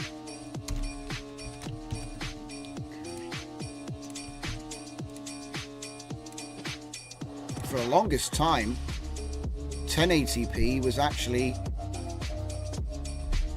1080i, which wasn't even real 1080p anyway. Alright, so let's have a look. So now we've got our thing. Look, as soon as we hit it, look, as soon as we hit it, so here it is, heaven. As soon as we get into, oh dear, that's my fault. That is my fault. Okay, I take full responsibility for the single black frame. Oh, double black frame. Oh man, I take full responsibility. That's my bad. Oh no, the black frame is causing... Oh, that's what you were talking about, NC. Now I get it. I was supposed to chop the black frame off the end of the video before doing it. But whatever. So... on this side we have the generation from the AI that we work on in Comfy. And then on this side we have the see, this one looks a bit cooked to me, like the rock looks like dragon skin or lizard skin, but the water is okay. It's interesting, isn't it? Cucky Cheese says, looks cucked. Kind of does though. So let's go back to the beginning here. So you only get 2 seconds. So obviously this is going to look better anyway, because you've just got more of it. Bit of a camera pan there. And it's going to be a little bit of a blink, so I guess you'll be able to tell when it changes over anyway. But I think you can tell easily when it changes over there. Blunk. It's sharper. I'll give you that. It's sharper, right? It is sharper. So let's just go into 100%. See the blur? Can you see the blur in ours? The Comfy result has a bit of a blur and a crosshatch texture to it. And the Adobe is really sharp. It's almost like they've put it through a real Sargan 4X. That's what that looks like. I've got videos on YouTube which you can see this kind of texturing. Is this the opening scene to a cheap beach themed stag film? It could be. That's up to you. I know who that is. Jesus. all right. I'm answering your DMs. Jesus. Right. Let me see if I can just do this. Okay. So, the one thing I wanted to look at was the square pixel versus DV footage. I wanted to see how that looked. Just throwing a bomb in there for me to deal with. So this is converting the you got DV PAL, right? Let's put that on loop. I mean, it does look better than the Adobe, but it's super dark and it's nowhere near it. So it's like, what I need to do is use a sharpening. No, it's not worth it for 2 seconds, 100%. But again, I'm hoping that what they've done is this is the step in the right direction, and it's gonna get better. Do you know what I mean? But at the moment, you're right. 2 seconds, it was not worth it, especially when you look at what we can do now. But if we can do this, I'm pretty sure that they're gonna step up their game. So let's give this one a run, guys. I'm going to change this over to LTXV HD testing because HD, and then we're going to change the name of the file right quick. So we're going to call this one Extended HD. And then I will copy the clip space on that, and we're going to paste that because we've upped the resolution. This is going to be slower, and the question is how much slower? It might be a lot slower. Hopefully it's not depressingly slower. Let's just give it a save, just in case it explodes. Let's see, Extendo HD, loop motion, V64. I'll actually save as this time, like a real person. There we go. Alright, so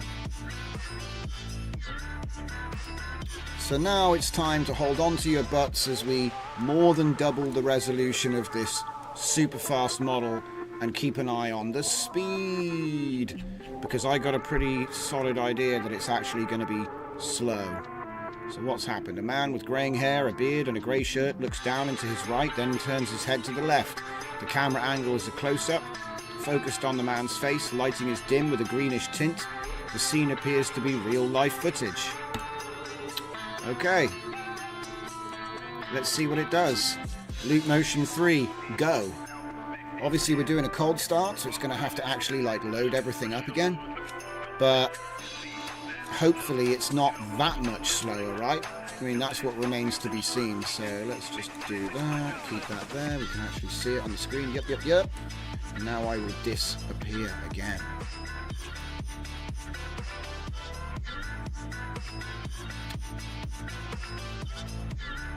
Welcome everybody. If you just joined and you're new to the channel, don't forget to hit subscribe, and why not like the stream? Did you know if you don't like the stream it doesn't exist?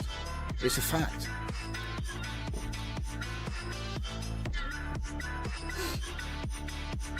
I think the number you have to get is actually 1,000, just being real, but I'm never going to get that many. Oh, what have we got here? Kind of trippy, but it is working. So what's it going to do when it sends the last frame to the next one? Still pretty quick, I'll be honest, still pretty quick. It took 8 seconds, even at the height. What? Oh, that was 1 second long though.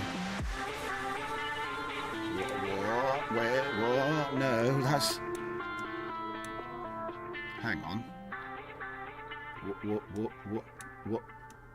What's going on? It just froze. Okay. It's doing unexpected things.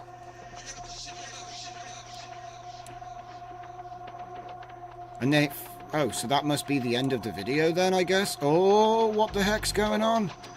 It's doing trippy things again. I love it. So he's going to get to the end and then he's going to turn around again.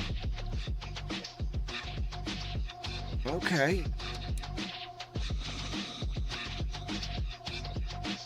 Okay, it's completed already. Whoa, whoa, okay. Like, it seems like it's getting stuck and then starting to animate and then getting stuck again. I'm not quite sure if that's a glitch or if it's like some of the video section has just decided to stop. I mean, we'll soon see because it's going to rewind it and go backwards now. Oh, wow. It's doing something weird with the motion. Are you seeing the same? I think it's doing something weird with the motion. So like, I mean, 1280 by 720 means that I could probably make this window a bit bigger. Let me just check the actual size here, because I'm like suspicious. I'm extremely suspicious about what's going on here. Let's see. Comfy. Output. And we're going to go Xoda, we're going to go HD, we're going to go Extender HD, and it'll be the last one, which is the biggest one. So a couple of things. What's the stats? It's 22 seconds long. It's 1280 by 704. Okay, so it's not lying at least about that. So let's see what it looks like in the native size there. I'm using a 2K monitor, which is downscaling to 1080p for the stream. Yes, the pause issue. So we reckon it could be a seed thing. Okay, so let's just check out the seeds. What do we got? We got randomize. Ooh, fixed. Aha. Randomize. Fixed. Randomize. Yeah, I have this problem. If it uses the same seed, it goes a bit crazy. Okay. So now they're on randomize. Let's go again. Yeah, look, it's using, look at this, the first frame. That's wrong. So it's using the same image. There's your bug. So it was using the same image. So we're trying to take the last frame, which should be this. So I think that there's some workflow correction that needs to be done here. Because obviously the first frame, it should be a different image every time. Same image? Is that the same image? No, it is different. And again, it could be down to the pausing, but it just means that a whole bunch of those videos didn't do anything. Yeah, thanks for that confirmation comment there, NC. It's actually really helpful. So, Here we have a stupidly dark scene with a person crossing a road. They continue to cross the road.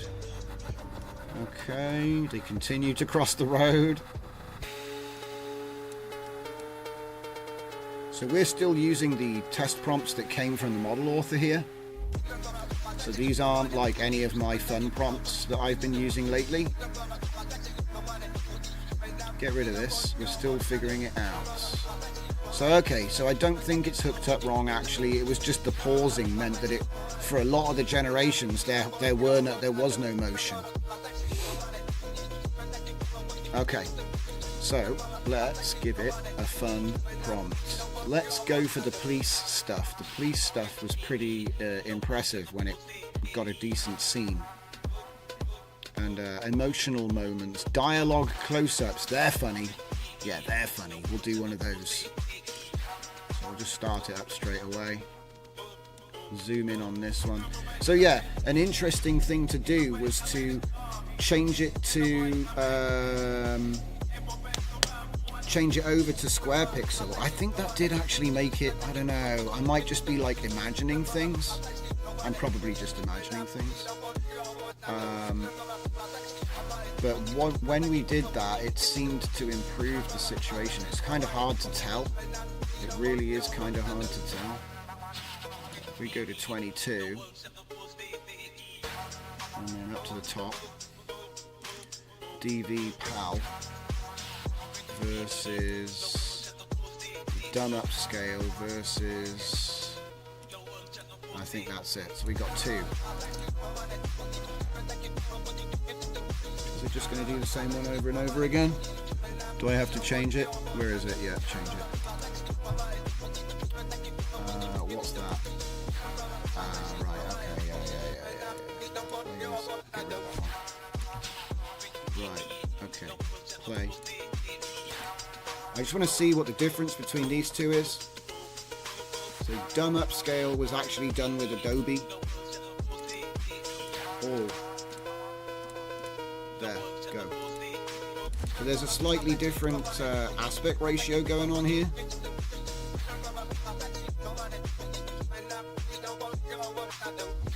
Is it just me, or does PAL look better? And we didn't even upscale it.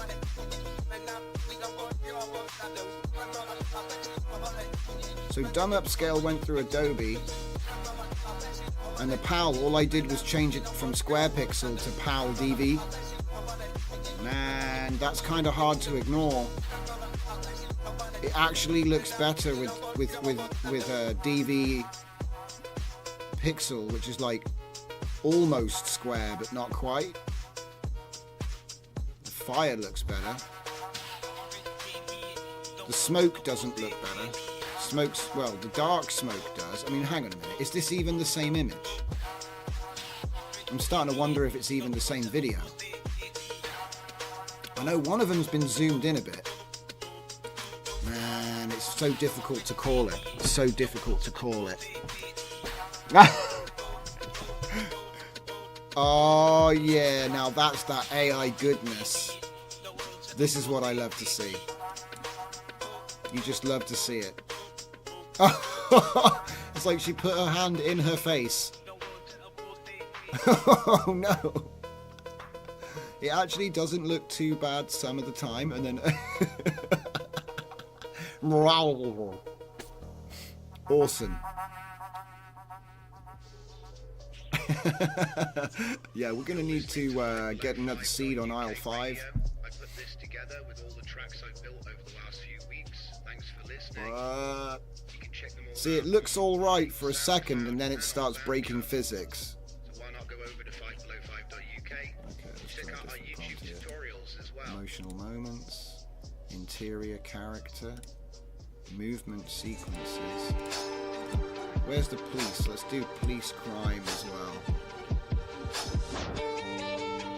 Okay, so we got a person talking, kind of goes a bit crazy. And then we extend the scene. Oh, pause. Yeah, that's not extending, is it? Oh wait, or is it? Maybe it just doesn't. Yeah, look, it's the same. It's the same frame. That's the same frame. So it's just not doing anything.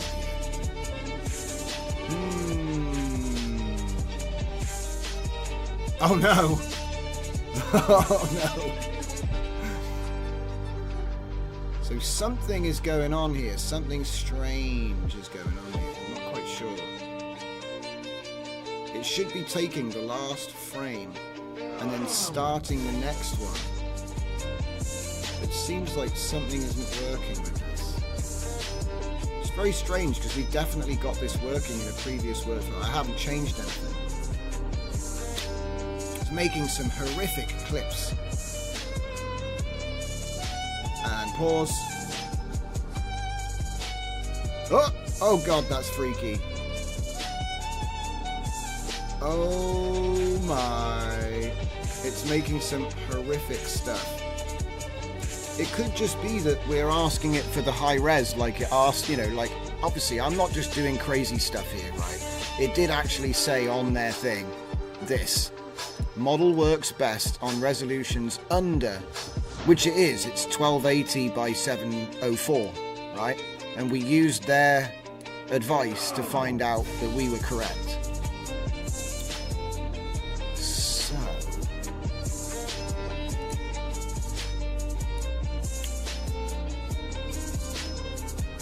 Interesting, we got some subtitles.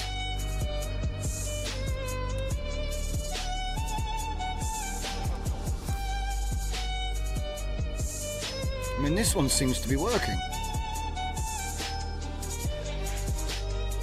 No car in the background, car in the background. He's moving around. This one's worked fine. So perhaps there's some duffers. Yes, 100% Electro Lab. The reactor restore face. Yeah, it's actually pretty good. But as you say, if there's too much blur, sometimes the faces are too good. You know, and you have like a soft blur scene with like soft focus and everything, and it'll like sharpen up a face in the background. You're like, oh no, what have you done? So, So let's see. NC says, Drift, I'm getting some amazing results with pretty much a tweak here and there based on some of your suggestions for LTXV image to video. I shared the workflow and the image used. Let me go and take a look. Let's have a look. Ah, sick. Check it out. Right, let me just download that. And we should have a spare. I've got a spare set here. So I can just... oh, in fact, let's just duplicate it. No, wait. I saved this, didn't I? I saved it and published it. So we can chuck that away for a minute. Let's take a look. Up here, please. Ooh, you're a block man. All right, let me see. So you got CR combined prompt, best quality 4K, and then we've got slowly looks down and very, very slowly looking away from camera, no longer paying attention to the view with a bored look on her face while slowly running her fingers through her hair with her right hand on the side of her face. Scene appears to be real life footage. I like this that you've got here, because it keeps the you know, it keeps it broken up, and you can just manipulate the bit that needs to change. That's cool. And then you've got Florence to do a self caption, and that's going to text. So then this is what it actually is it? Hang on a minute. Download the Florence model. I might have to reorganize it so I can see what you've actually done, but I get it. So let me just see if I can't get a picture of a person. Do you know what? I very rarely do pictures of people. Very, very rarely do pictures of people. Let's take this picture here because it's the closest thing I've got to what you're describing. It's not a black shirt, I'll grant you, but maybe that part will change because it's actually coming out of this. Okay, so how's this doing? Is he finished? Yeah, he's finished. Let's check it out. So we've got a guy on the phone. Do you know what? This is actually a usable scene. hot damn, this is actually a usable scene. You could totally use this. You know, I appreciate it's not like perfect, but this is amazing actually. Save that. There's no like craziness. It just looks like a dude on the phone, apart from his chin went through the phone. Apart from that. Ah, you've got an image in Discord, right? Thank you. I will save that. Save it. Yeah, I completely forgot. I was just like, grab that workflow.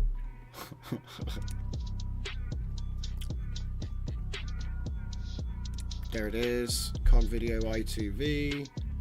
And we will put that in here. So this is NC17Z's workflow that he sent to us over on the Discord. Thank you very much for sharing your workflow, and obviously by proxy a result. So that is no longer running, so I can freely kick this off. I should already have that. Oh, it's still going to get the files. I get it. That's cool.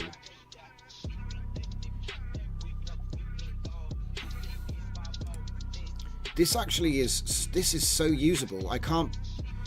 This is what I mean. Every now and then you're going to get a video come out and you're going to think, oh, god damn, all I got to do is dub this. Give it some sound effects and street noise.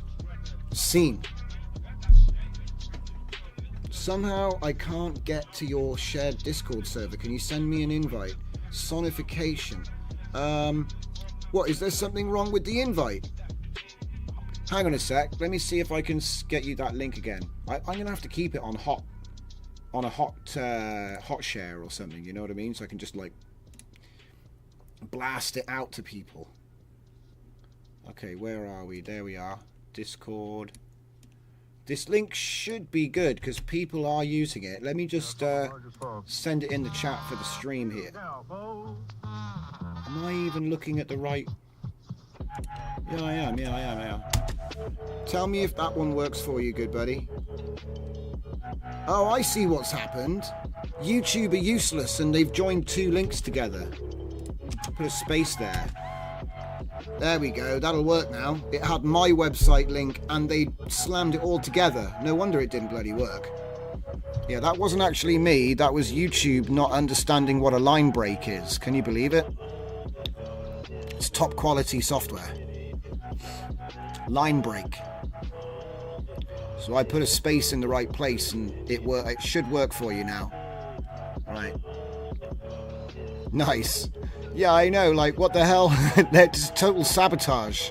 It's like, hey, you can grow your community. Just post links in the chat. We'll break them, though.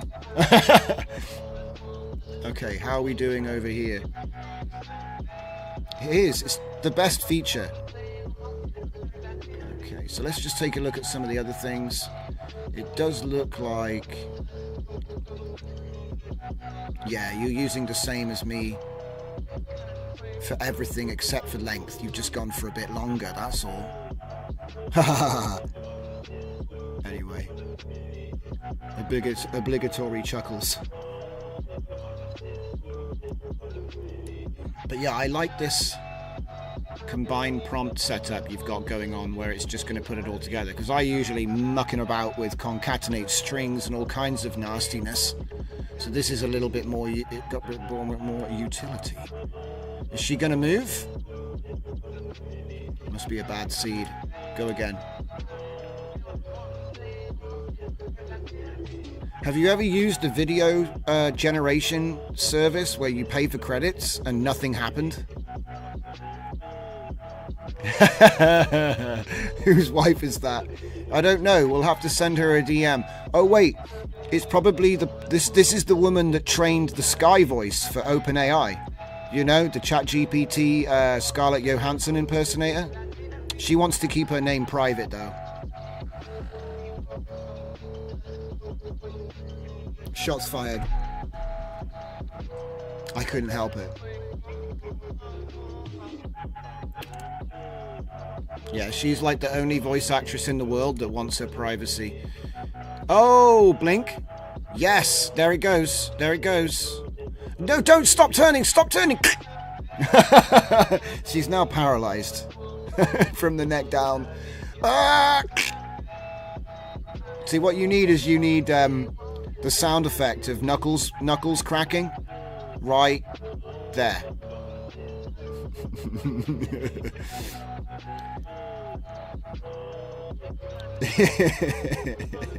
She was hiding that stroke. Keep it up, keep it going, keep it going. It is good though. It actually did what you asked it. The eye blink was good. Oh, it got a bit confused with the hoop earring. It's doing a good job. Doing a good job. Do you know what you've made me think though? The next thing,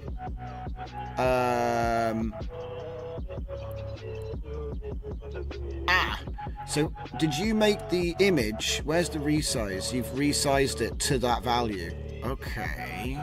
So how big actually is that image? Let's just double check something. I just want to have a little bit of fun here. So if I open this one up and go properties, it's 720 by 480. You wouldn't really want to upscale it then. Oh, okay. Different stuff. This is really good though. I mean, look, okay, fine. It's cutting off, but the thing is you could cut it off before it went wrong. So you could actually just use a quick cut, generate a whole bunch, and you have actually got some really interesting expressions to play with in the edit. Interesting, very interesting this is. There's also something else. The easiest thing to try is just immediately go to EULA Ancestral, because that'll either completely break or it will give us a slightly different effect. There's a couple of things I want to mess around with here with your workflow. I don't think it's a good idea to do this, but I have to try it because that's what we were just doing on the other side. Like that and like that.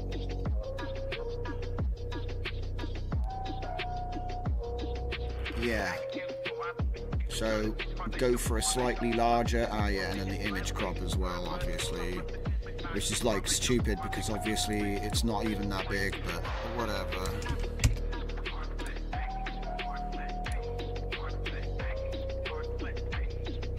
Oh, that's a good one. It didn't go wrong at all. Wow. Apart from her freakish collarbone, that was actually perfection. Look at that. Ooh, that's a bit weird. But apart from the, apart from the strange bone there, that's got to be the name of a new YouTube channel, right? Strange Bone. And it's just all AI content. Hit me up if you make that. Okay. It's taking a little bit longer, but not that much longer.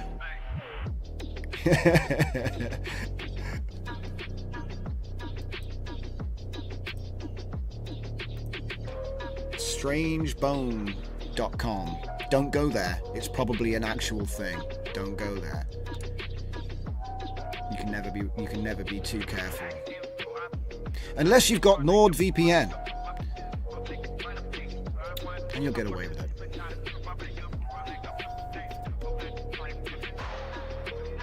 Descriptive actions. Yeah, 100%. See, I think that they didn't really tell us the full list of descriptive actions that the model's trained on, but then that's not surprising because they only really gave us 16 prompts.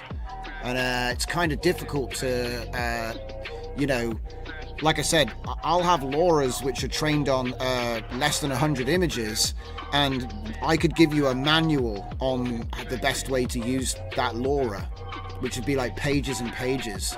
And I think that maybe if these guys used an LLM on their dataset captions, then they'd be able to produce better prompt guidance but I think it's just something that gets overlooked. Do you know what I mean? The pause. So let's just look at this again.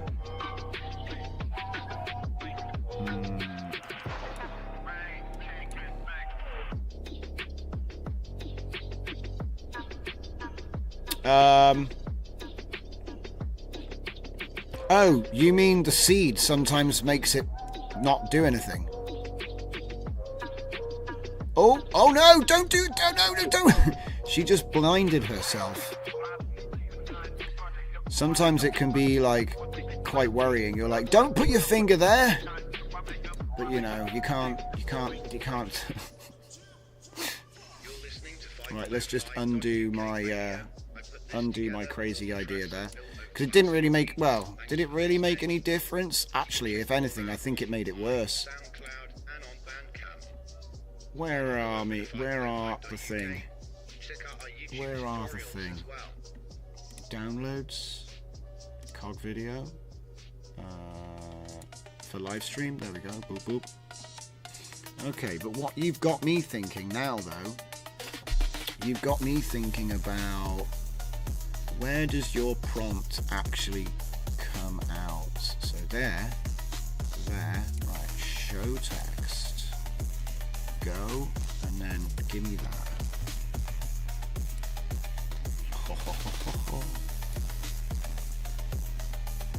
Okay, and then I'm gonna want to get, do you know what, I'm gonna steal, can I steal that? I just want to take that. This is like the most annoying thing about it. Just it annoys the hell out of me. Okay, because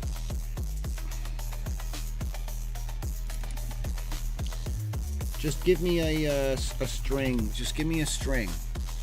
Like, seriously, I'll just post it all in there, and I'll just hook it up to that.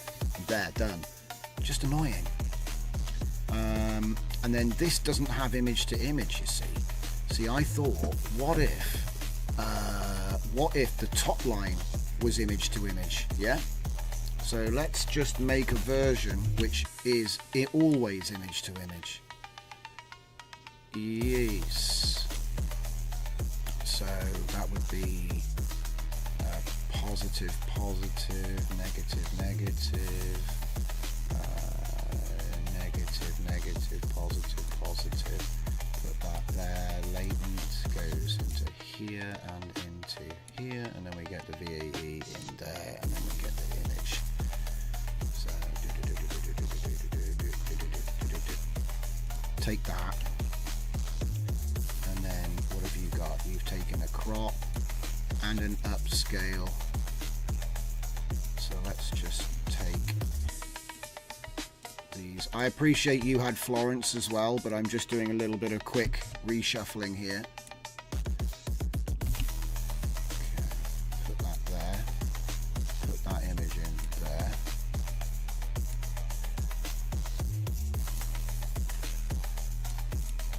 Get rid of that. And now, that's text to image now, so we're no longer going to need my Zenkai prompt because they're all set scenes which won't make any sense for an image. Which is why you were using Florence, I get that, I know. But I'm just trying to recreate what you had as if it were fixed. But as if it were image to image. I think that's everything I need. And then we'll say... Because I just want to hack it in. Alright.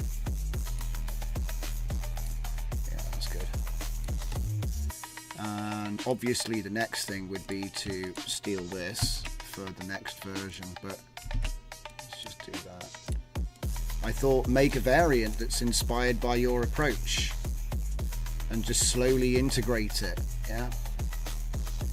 So what are we going to call this one? I want to say, you've given me no notes, what have you put in the file name? NC17Z. Chuck it in here. NC17Z. submitted. So yeah, Discord submission.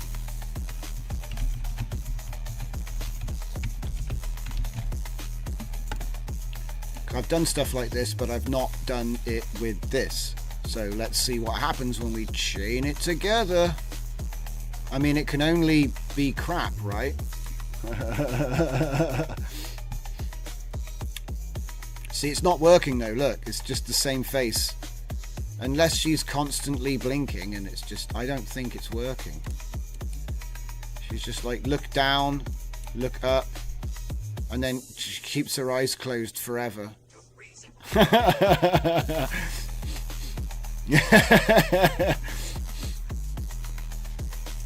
Take your prompt text. I think I did.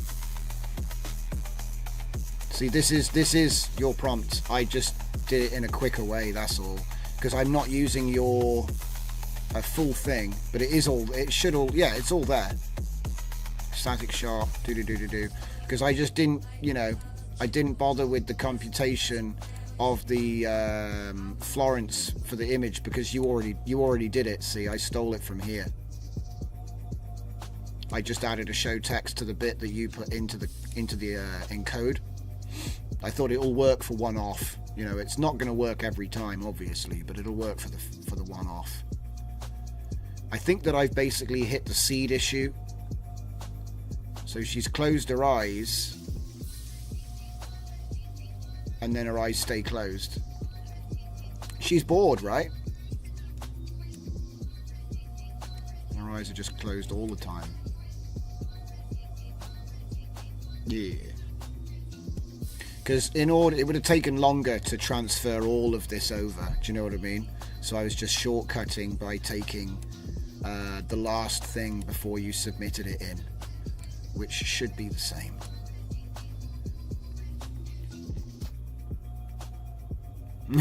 She looks drunk in mine. So that should be giving a slightly open eyes, and then it'll do this one, combine the two, and it should give the last frame, which is eyes are a bit more open,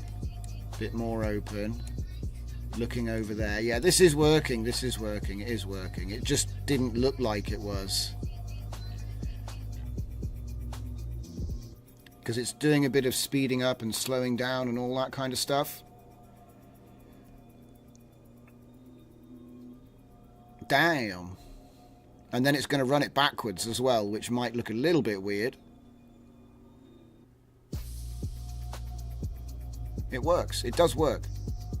I think it's just a weird situation where the first time you run it, it looks a bit crap. And then the second time you run it, it looks better.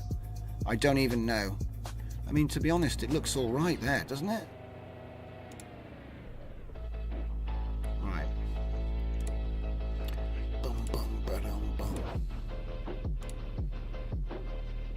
Refresh. So I got to get these two here, chuck them in there, take those, get rid of that, put that in here. Yeah, sure, whatever, change it, I don't care. Oh wait, hang on. Wait, no, yeah, let's do it. So we put the two in, and I want to do a speed 150 because I've slowed it down quite a bit and done. I did a bunch of interpolation. I was doing interpolation 3 at one point, right? God, she's got a bit of a twitch. Too much wine. And this guy's on the phone. He's like getting a bad phone call right now. It's not a good phone call. Okay, right, we'll save that, and let's just quickly output this, and we'll call it no, wait. I'll say speed up.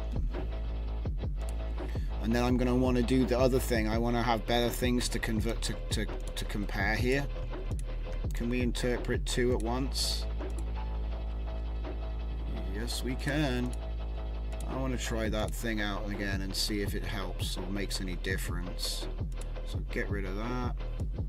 Put them back in again. It's the other way around this time, which should make it a bit easier to compare, maybe.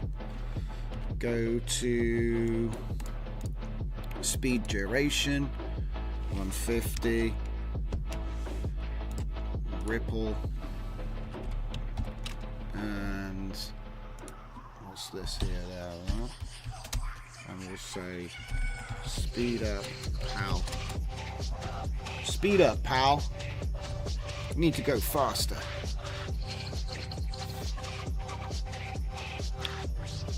Okay. And then save that. And then exit. No, not exit. We'll be back in here in a minute, I'm sure of it. So this is the alt run, which is completed now. Whoa! I like that the eyes, you know what I mean? Like the eyes don't go in different directions. They are kind of tracking in the same way. Do you know what I mean? I'm surprised it can do that. She does look drunk though. She does look like she's drank too much wine. Oh man, she's got a wino headache. But that's awesome. Okay, so this is super cool. I'm gonna use this to derive like a, you know, like a smart prompt version of in the next workflow. So definitely that's a good one. And we've got another submission, I think. Electro Lab. It's video scrubbing using Ryan on the inside. Ooh.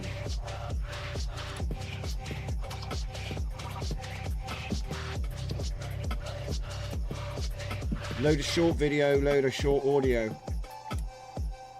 Interesting. Very interesting. Okay, for anyone that couldn't see that, because obviously I got two screens right now, and you won't be able to hear it, but there's some like, you might be able to hear it because my mic's right here, but I like this. This is the sort of thing that I was trying to do with Shuffle Video Studio with the audio, with the beat sync, but I was beat syncing the scene cuts rather than the movement. So you're scrubbing. I like it. So if I just download that, I should be able to...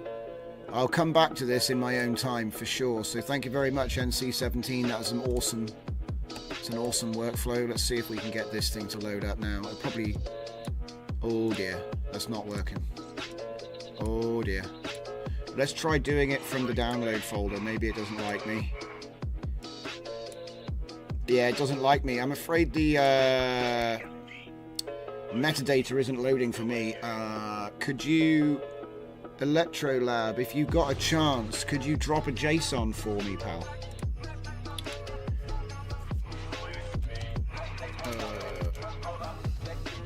Please can has .json.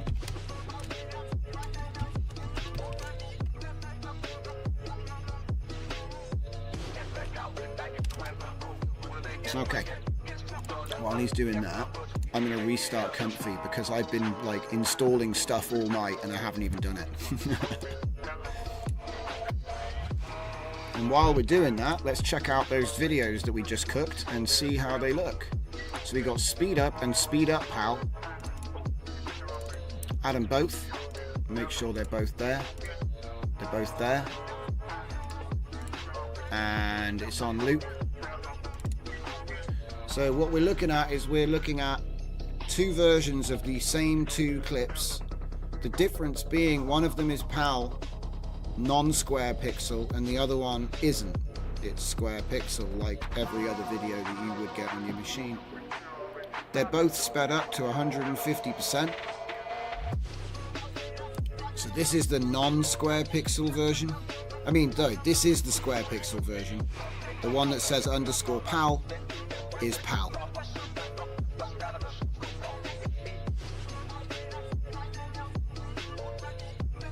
And the two videos have been switched order so you can compare them back to back.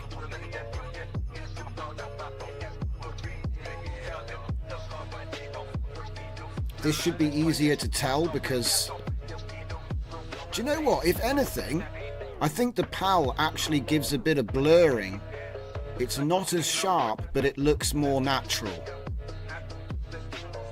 Probably because of the fact, yeah.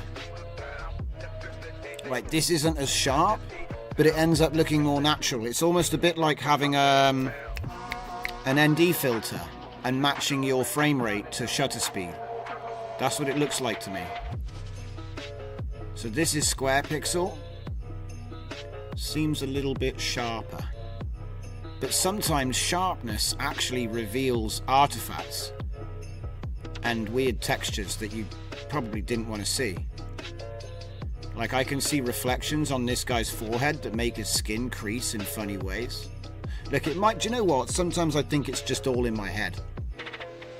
It's not even real. Like, you'd have to get side by side. Well, actually, wait, that does look just as shiny on his forehead there. It's almost like you... do you know what? It's like a coin flip at this point. If you showed me either video, I probably couldn't tell them apart. So why not go over to 5below5.uk? Check out our YouTube tutorials as well. It's always worth having a little look, though. I think probably what you need to do is actually load them side by side and properly investigate frame for frame and see if there really is a difference. And that's tricky. Let's see if we can't open up a second one. So which one is it on right now? PAL. Speed up. Oh, of course, and I did... yeah, you can't. Okay, that's going to take some setting up. Could probably do it, though, in here by loading the videos. So, where are we? There, we get these two. And put them in here. And open that one there.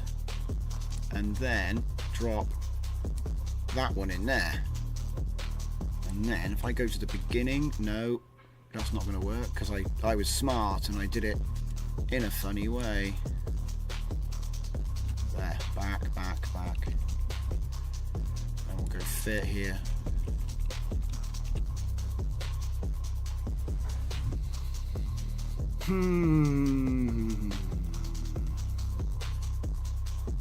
Which one's PAL?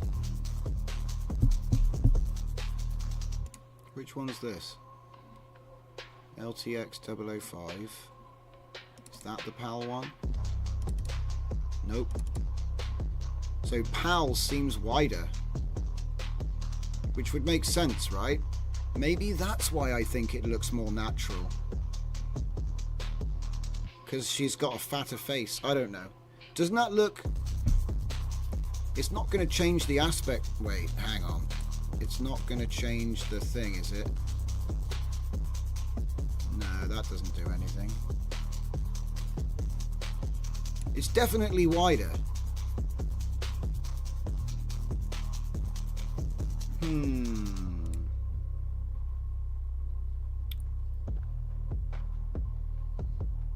Alright, we've got that workflow now, so let's load that up. Need to bring that into my comfy group over here. Here we go. And boom. Ooh, it's white for some reason. That's pretty unique. Okay, Ryan on the inside. We've got open, unmix. We've got beat. MP3, huh? I wonder if we've got some MP3s we could use in downloads. I hope it doesn't go nuts if I use something long, because I probably only got like crazy long music here. What's this? Ha! That was when I was doing sound effects with Lyra. I probably should do an update for that workflow pack. That'll be a different stream for a different day. Sound effects using the Lyra pack, you can definitely do that, but we're looking for beats. Pulsating beats.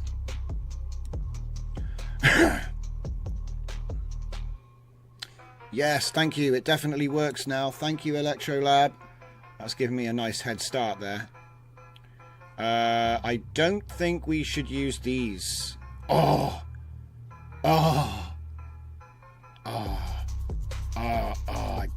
just want to do it, but I shouldn't do it. I'll get in trouble. Okay, come on. Have we got like some MP4s, MP3s?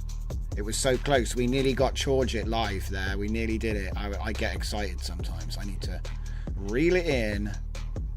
So where's my tracks? Is there not a folder? I just did a whole album. You'd think that I had them on here somewhere.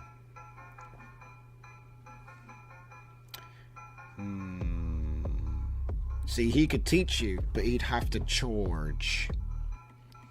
Let me see if I can... Okay, we can do Echoes of the Steppe. That's only 5 megabytes. Hopefully that's not too much. Can I go like this? Yeah. And we could go Echoes of the Steppe like that. And maybe we start it... Ah, yeah, that's a good point, actually. Let's get the...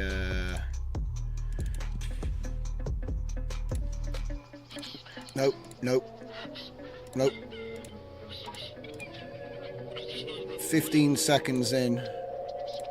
15.0. I'm hoping that's seconds. And duration, let's say 15 seconds. 16 seconds. I don't know. Alright. And then what else do we want to do? We want to get a video, right? Can we get a video? Can I get a video? There's a video. Right, so then we got to upload a video. So let's find something funny. I'm going to just pre-screen the one I'm going to pick here. Because I got too much posting on in my downloads folder at the moment. It's been a blast the last few days. So, no. I mean, we could do that.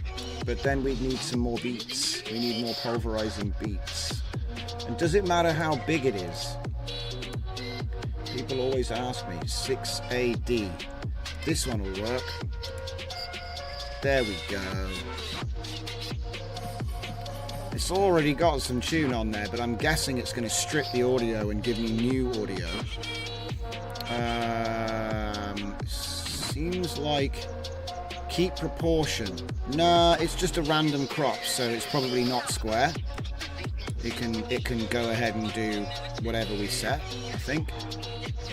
Crop, I think it's actually smaller than 512. So that looks good. Alright, let's see if it breaks.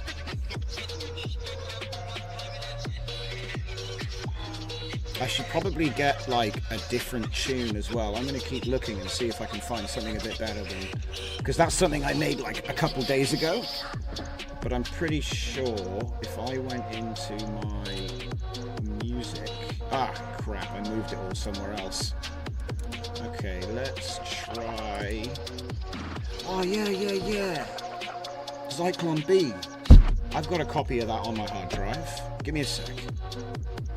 I guess we could just do cheap rent, right? That's gonna work. From where though?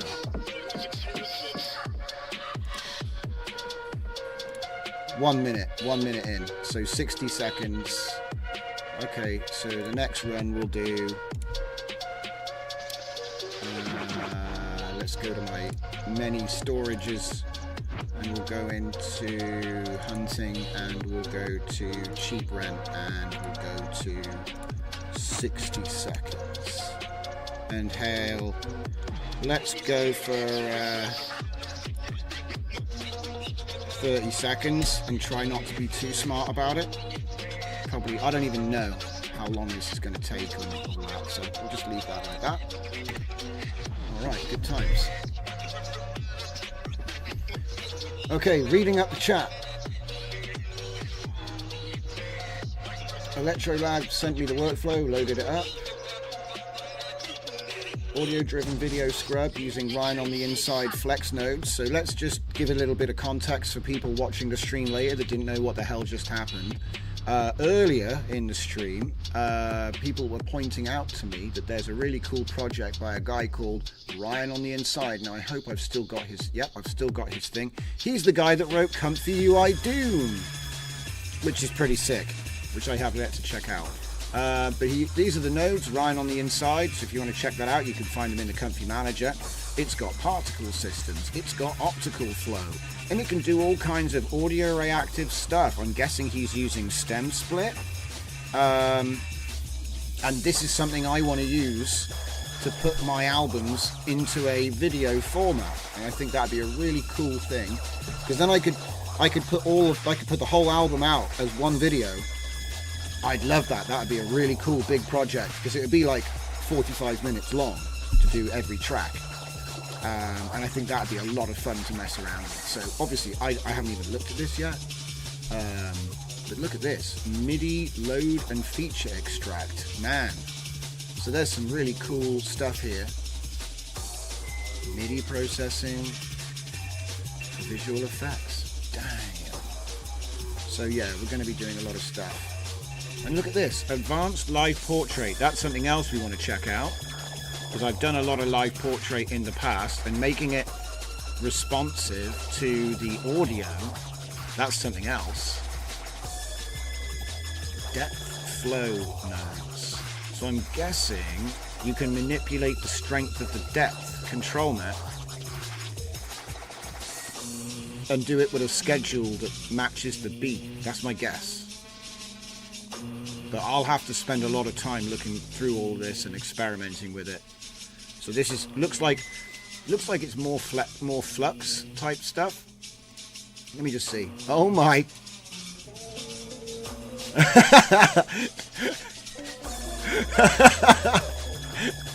Get down! Get down!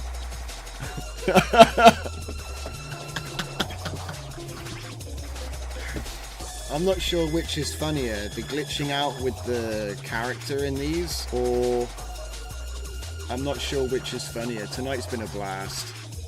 My goodness.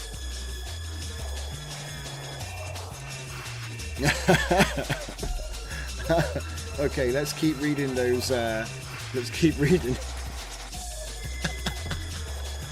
Let's keep reading that. So here we go. Okay, yeah, anytime. If you guys drop a workflow in the chat and it's related to something, or rather in the Discord, and it's related to anything we've been doing tonight or anything we've talked about, I'm definitely going to chuck it in and see what's up. So, I appreciate you sharing your work. Thank you very much.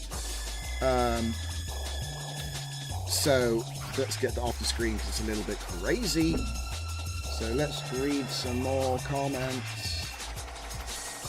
So Electrolab says it's as simple as he could make it. It's got many functions, restrict the time on the load audio node for testing. It's restricted to 512 by 512, so it won't crash on long audio. It will make it 512 really fast. Once the model loads, it should be fast. Yeah, it was very fast, I'll be honest. I'm just going to scan up the chat to see if I missed anybody, because that always sucks. But I think it is mostly everyone. I think I've talked about. Appreciate everybody coming along and hanging out. Probably going to be disappearing in a little minute because I did start a bit earlier tonight. Like I said, I try to come back every Sunday, and we never really know what it is we're going to be looking at. So we never really know what we're going to be looking at, so you never really know. I can't, like I used to have like a plan, but I've learned that it's whatever we released this month, whatever that we released this week is what we'll be doing. And obviously you should be able to get involved, offer your little take on what's going on. Because like I said, usually it's just, I've just thrown together the example of some new model, you know what I mean? And that's about it. So I think I've responded to everybody. Okay, so Electrolab says there are good options to smooth the animation. It's just not fun to start with. He sent another workflow of the live portrait. It's messy. I just made it for testing. Ah, well, that's definitely something we've got to grab. Okay, let's download that and see what happens. Let's see if we can blow it up, because it might be that I don't have a specific custom node which is required. We'll see. I have used it before, so I should have it. You can check out my results on 5 Below Discord in the general section, says NC17. Hell yeah. Please do share your work, guys. I want to showcase it. Do you know what I mean? It's like part of what I do. I'd like to show off what people are making.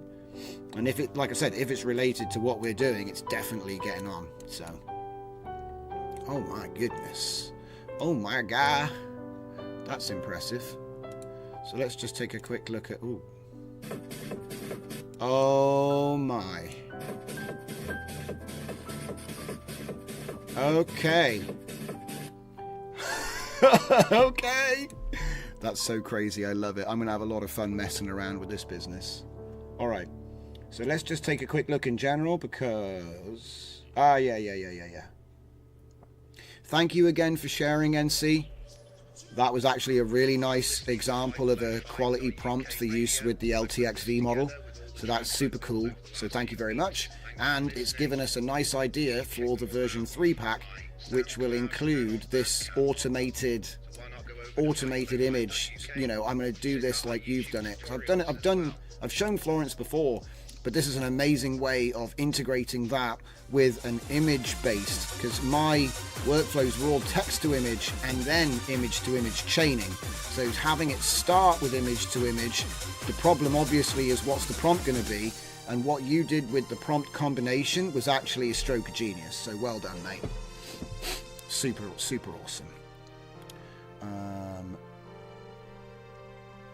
So let's just take a quick look at this business here. So then, you've muted a lot of stuff here, so I'm guessing I don't need to worry about that right now. So let me just see if I can look at this. So we're gonna go ahead and load something cool. So let's go with Flash, and it's gonna go from 0 to 30. It's probably not enough. We'll probably need a bit of a warm-up there. Let's just jump in from 30 seconds. That's just my music, so... Or it's not my music, actually. This is Karim. So I'm probably going to get in trouble. Oh, no, I won't. Because you can't hear it on the stream. And if you can hear it on the stream, well... It's in the background. I'm not actually playing it. Okay. Yeah. No, don't worry. I love this stuff. This is literally what I'm here doing all day, every day. And I actually know some industry guys that have been on my case about this audio reactive stuff. So if I can show them that breakthrough has been made, that might be really useful. So let me see. So wait a minute. We need a person, yeah? We need a person? I wonder if I've got any people. See, the trouble is half the time is like finding assets which would be appropriate. So there's a lot of like planning that goes into it, isn't there? You know, like you've got to almost have a library of generic character, like this is a portrait for animating and all this sort of stuff. A lot of the time I would like set up a generation flow to generate the image, because it would be easier than finding. I always used to joke, yeah, I probably got a whole bunch of images in my machine, but it's quicker to just make a new one than it is to find them. It would be quicker just to make a new guy to animate than it would be to find one that would be appropriate. Let me just see if you've dropped anything for me, and then I can use that maybe. Let's see. Ah, so that's a person there.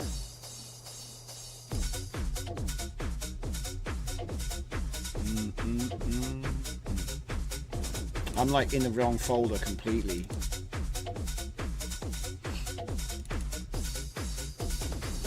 Maybe I could use one of my characters from Cyber Society, maybe?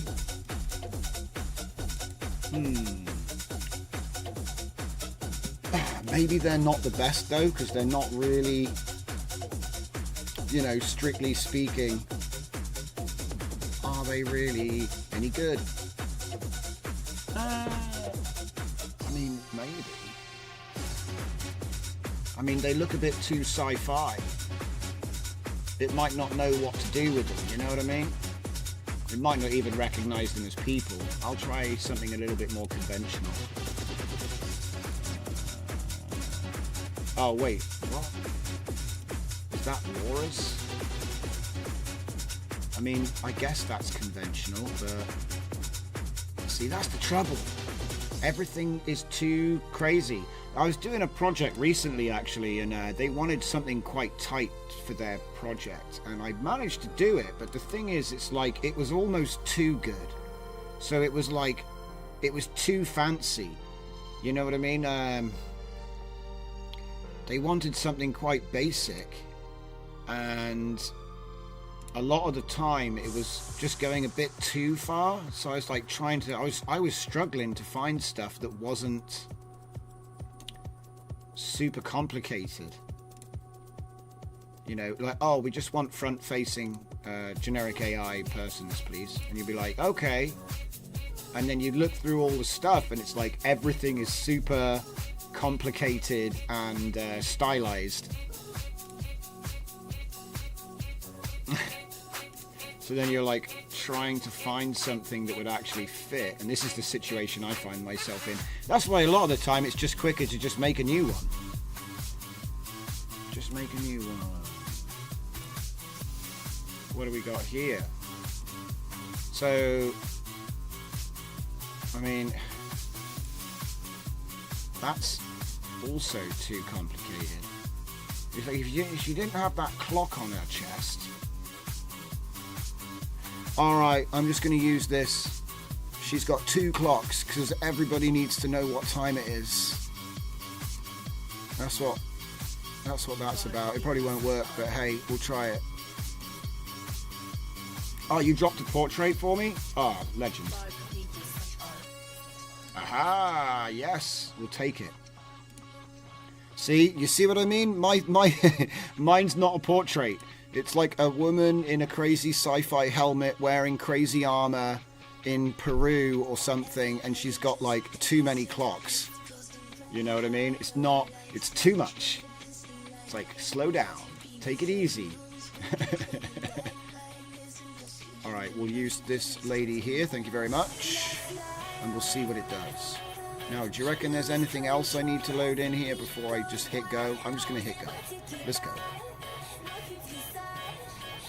Oh, baby. Look at that. So it's already given me... Nice. I love it. See, when I first made my the Lyra pack, it was done to do AI samples. You know what I mean? And I was only able to demo it with text to song because... or text to sample, I guess, because it didn't. The audio loader didn't work at the time because it was so new. A lot of the time, what happens is I'll find something and go, "Oh, this is cool," and I'll put it all together, and then it will take them a couple of weeks to actually, you know, complete the project. And by then, I'm off doing other things with other stuff, and that's the biggest problem I have is not knowing when other projects have actually done a load of stuff. Keep coming back round to it, you know what I mean? But like I said, hey, let's read some of these comments. All right, Electrolab says long audio, high quality may crash your PC, but he's got 12 gigabytes of RAM, so I might survive if I have more than that. He's dropped that portrait for me.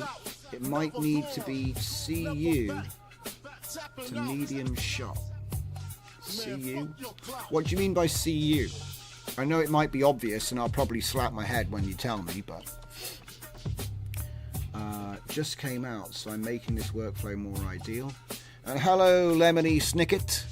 Thank you very much. He says, great commitment to the community. Thank you very much. I try to give everything away. You'll find all my models up on Civet AI, and obviously my GitHub is full of projects. It's becoming a little bit of a gold mine. Yeah, the audio-visual stuff, Electrolab coming through with the audio-visual info. Yeah, CU is close up. Gotcha. Yes, it's obvious when I think about it now. See, I got like a whole model doing close-ups, but if I'm being real, I probably got like 1 million images on my computer and I can't even find anything anymore. It's turning into that meme for the Indiana Jones library of boxes, like the warehouse. It's kind of looking like that now. It's like, I think I had a 5 terabyte drive that got wiped, and I haven't lost anything.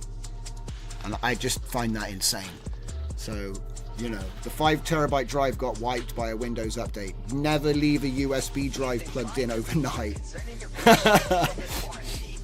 Hey, is it already finished? Oh my god.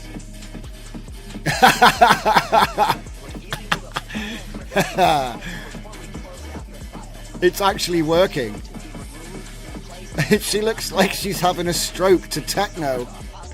Okay, I can't put the mouse over for too long. Dudes, this is too cool. Thanks so much for dropping in, guys. This has been really awesome. Because, like I said, I've been looking for something like this for ages. And this is super sick. So maybe not Hard House. maybe not Hard House. Maybe we do some other track. Something a little bit less crazy, if I even have anything less crazy. What I got? Space Cowboy. What's this? Ah, this is one of mine actually. This is a remix album. So let's have a look. Let's give it a blast. I'm surprised how quick it is. Super fast. She's going to be twitching again.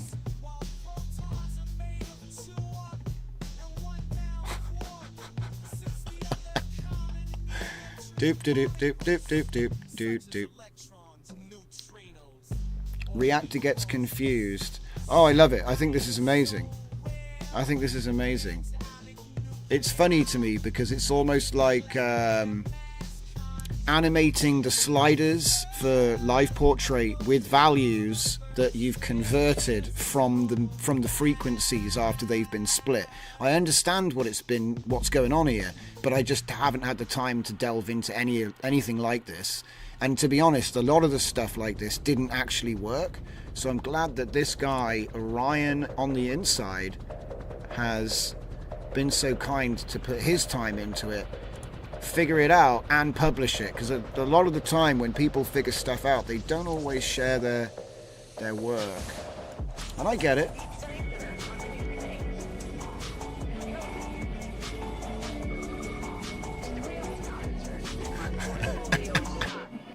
Too cool. It's too cool. What am I gonna do? Hell yeah! Okay, we got some cool stuff going on here. So what's all this up here? I want to know more now. Do you know what? I think maybe what we'll do is we'll try to finish off the stream tonight with a bit of comfy doom, yeah? Let's see what we can do with this. Is there a workflow for this? Or do you just literally slap it in? Doom. You just slap it in, do you? Alright, so I guess what we'll do is we'll nuke my current setup here. Or did we actually save this? No, we didn't. So I'm going to say 70 whip, so I can come back. In fact, I probably should just do another one. Yeah. Well, we'll save it anyway, just in case we have some issues. No export. I think I'm going to keep all of these open. It's so good. Right, let's go with a duplicate. Hopefully it doesn't take too long to give me a clean one.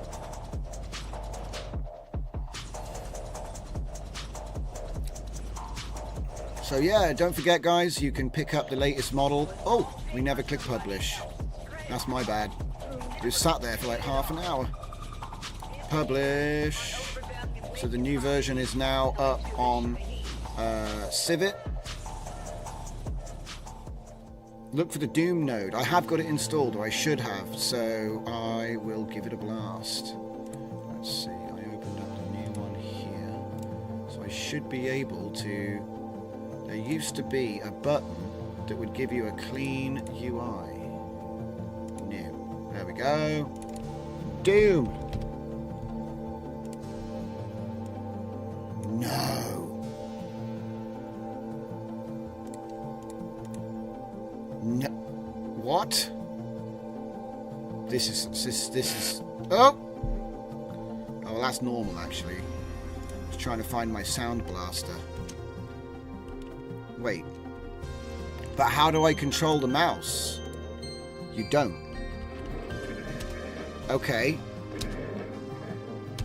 Yeah, cool. Wait, so we can I shoot? How do I shoot? Oh, S. Get the mouse out of the way. Don't use the mouse. Is there a strafe button? Oh yeah, we got strafe. Okay, strafe. Okay. Whoa, what did I just do? Oh no, don't press W. Where are they? How do I press the button? No, don't do that. Shush. Shenanigans. How do I do the buttons? Oh no. That's not it. That's not it. Just gonna have to keep... Oh no, I just hit refresh. It's gonna get wiped. Quick, hit buttons. No. Oh my god. We're having problems because it's opening up shortcuts for Comfy. Right. How do I... is it just enter? No. What are the controls? Hang on. Doom. What are the controls? Readme.md. Oh man, you can't do me like this. I've got no idea what the controls are. Oh man. Where's it gone? Uh-oh. It's still running, by the way. Yeah, it's a total bust. I don't even know where it is anymore. Refresh. We broke it in about 5 seconds. It totally works. The only trouble is, basically, A and D is strafe left and right. The arrow keys are movement, and S is shoot. But I don't know what the use button is. So I'm screwed if I try to actually, do anything.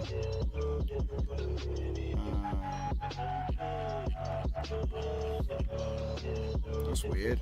It seems to have disappeared on me as well. Let's try it again. Right. Okay. This is pretty cool though. Right, so you click there. It initializes and mounts DOSBox. Oh god, that's always jarring. Right. Enter maybe? So wait, this is a completely different map.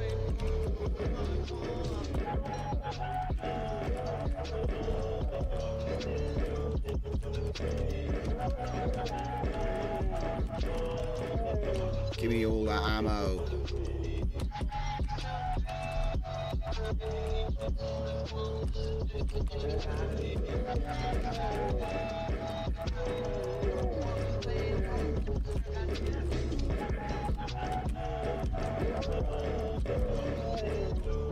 Oh, what? Blue key card? Who's shooting at me?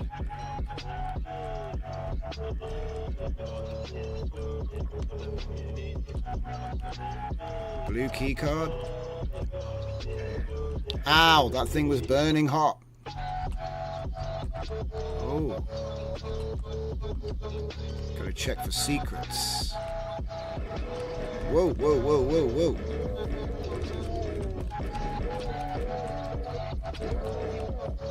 More health. Oh, yes. Now that's what I need.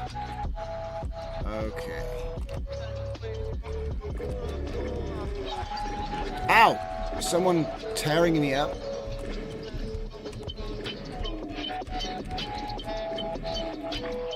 Uh-oh. We're out of ammo.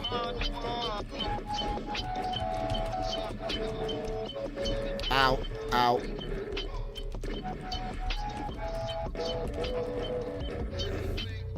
I need to save some ammunitions. Oh, nice. Oh, no, this is deadly. Quick! Oh, don't stand on the lava for too long. Oh. Oh, that was a waste. Push the Windows key. What? Hang on, that's gotta be... that can't be right. What do you mean push the Windows key and S twice? Isn't that shutdown? Hang on a minute. Enter. No. Alt. Control. I don't know. It looks like I can't do switches, ladies and gents. We're just gonna have to figure it out. Oh, shit.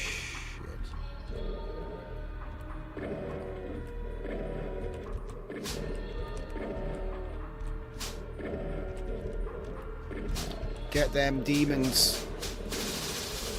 The real doom. There's no health pickups from doing a quick time event in this one. Oh. Ah, oh, nuts. Can't even aim up. No, there's nothing I can do. I've got no hands. Control F4. Thanks, guys. Yeah. Yeah, what you need to do is delete System 32. That'll give you the ability to push buttons in Doom. Yes. Whoa, whoa, whoa, what the hell? Every time I go over that thing, more stuff gets disappeared off the ground. I can just hear demons. Alright, well, anyway, I think this is probably a pretty good way to end the stream.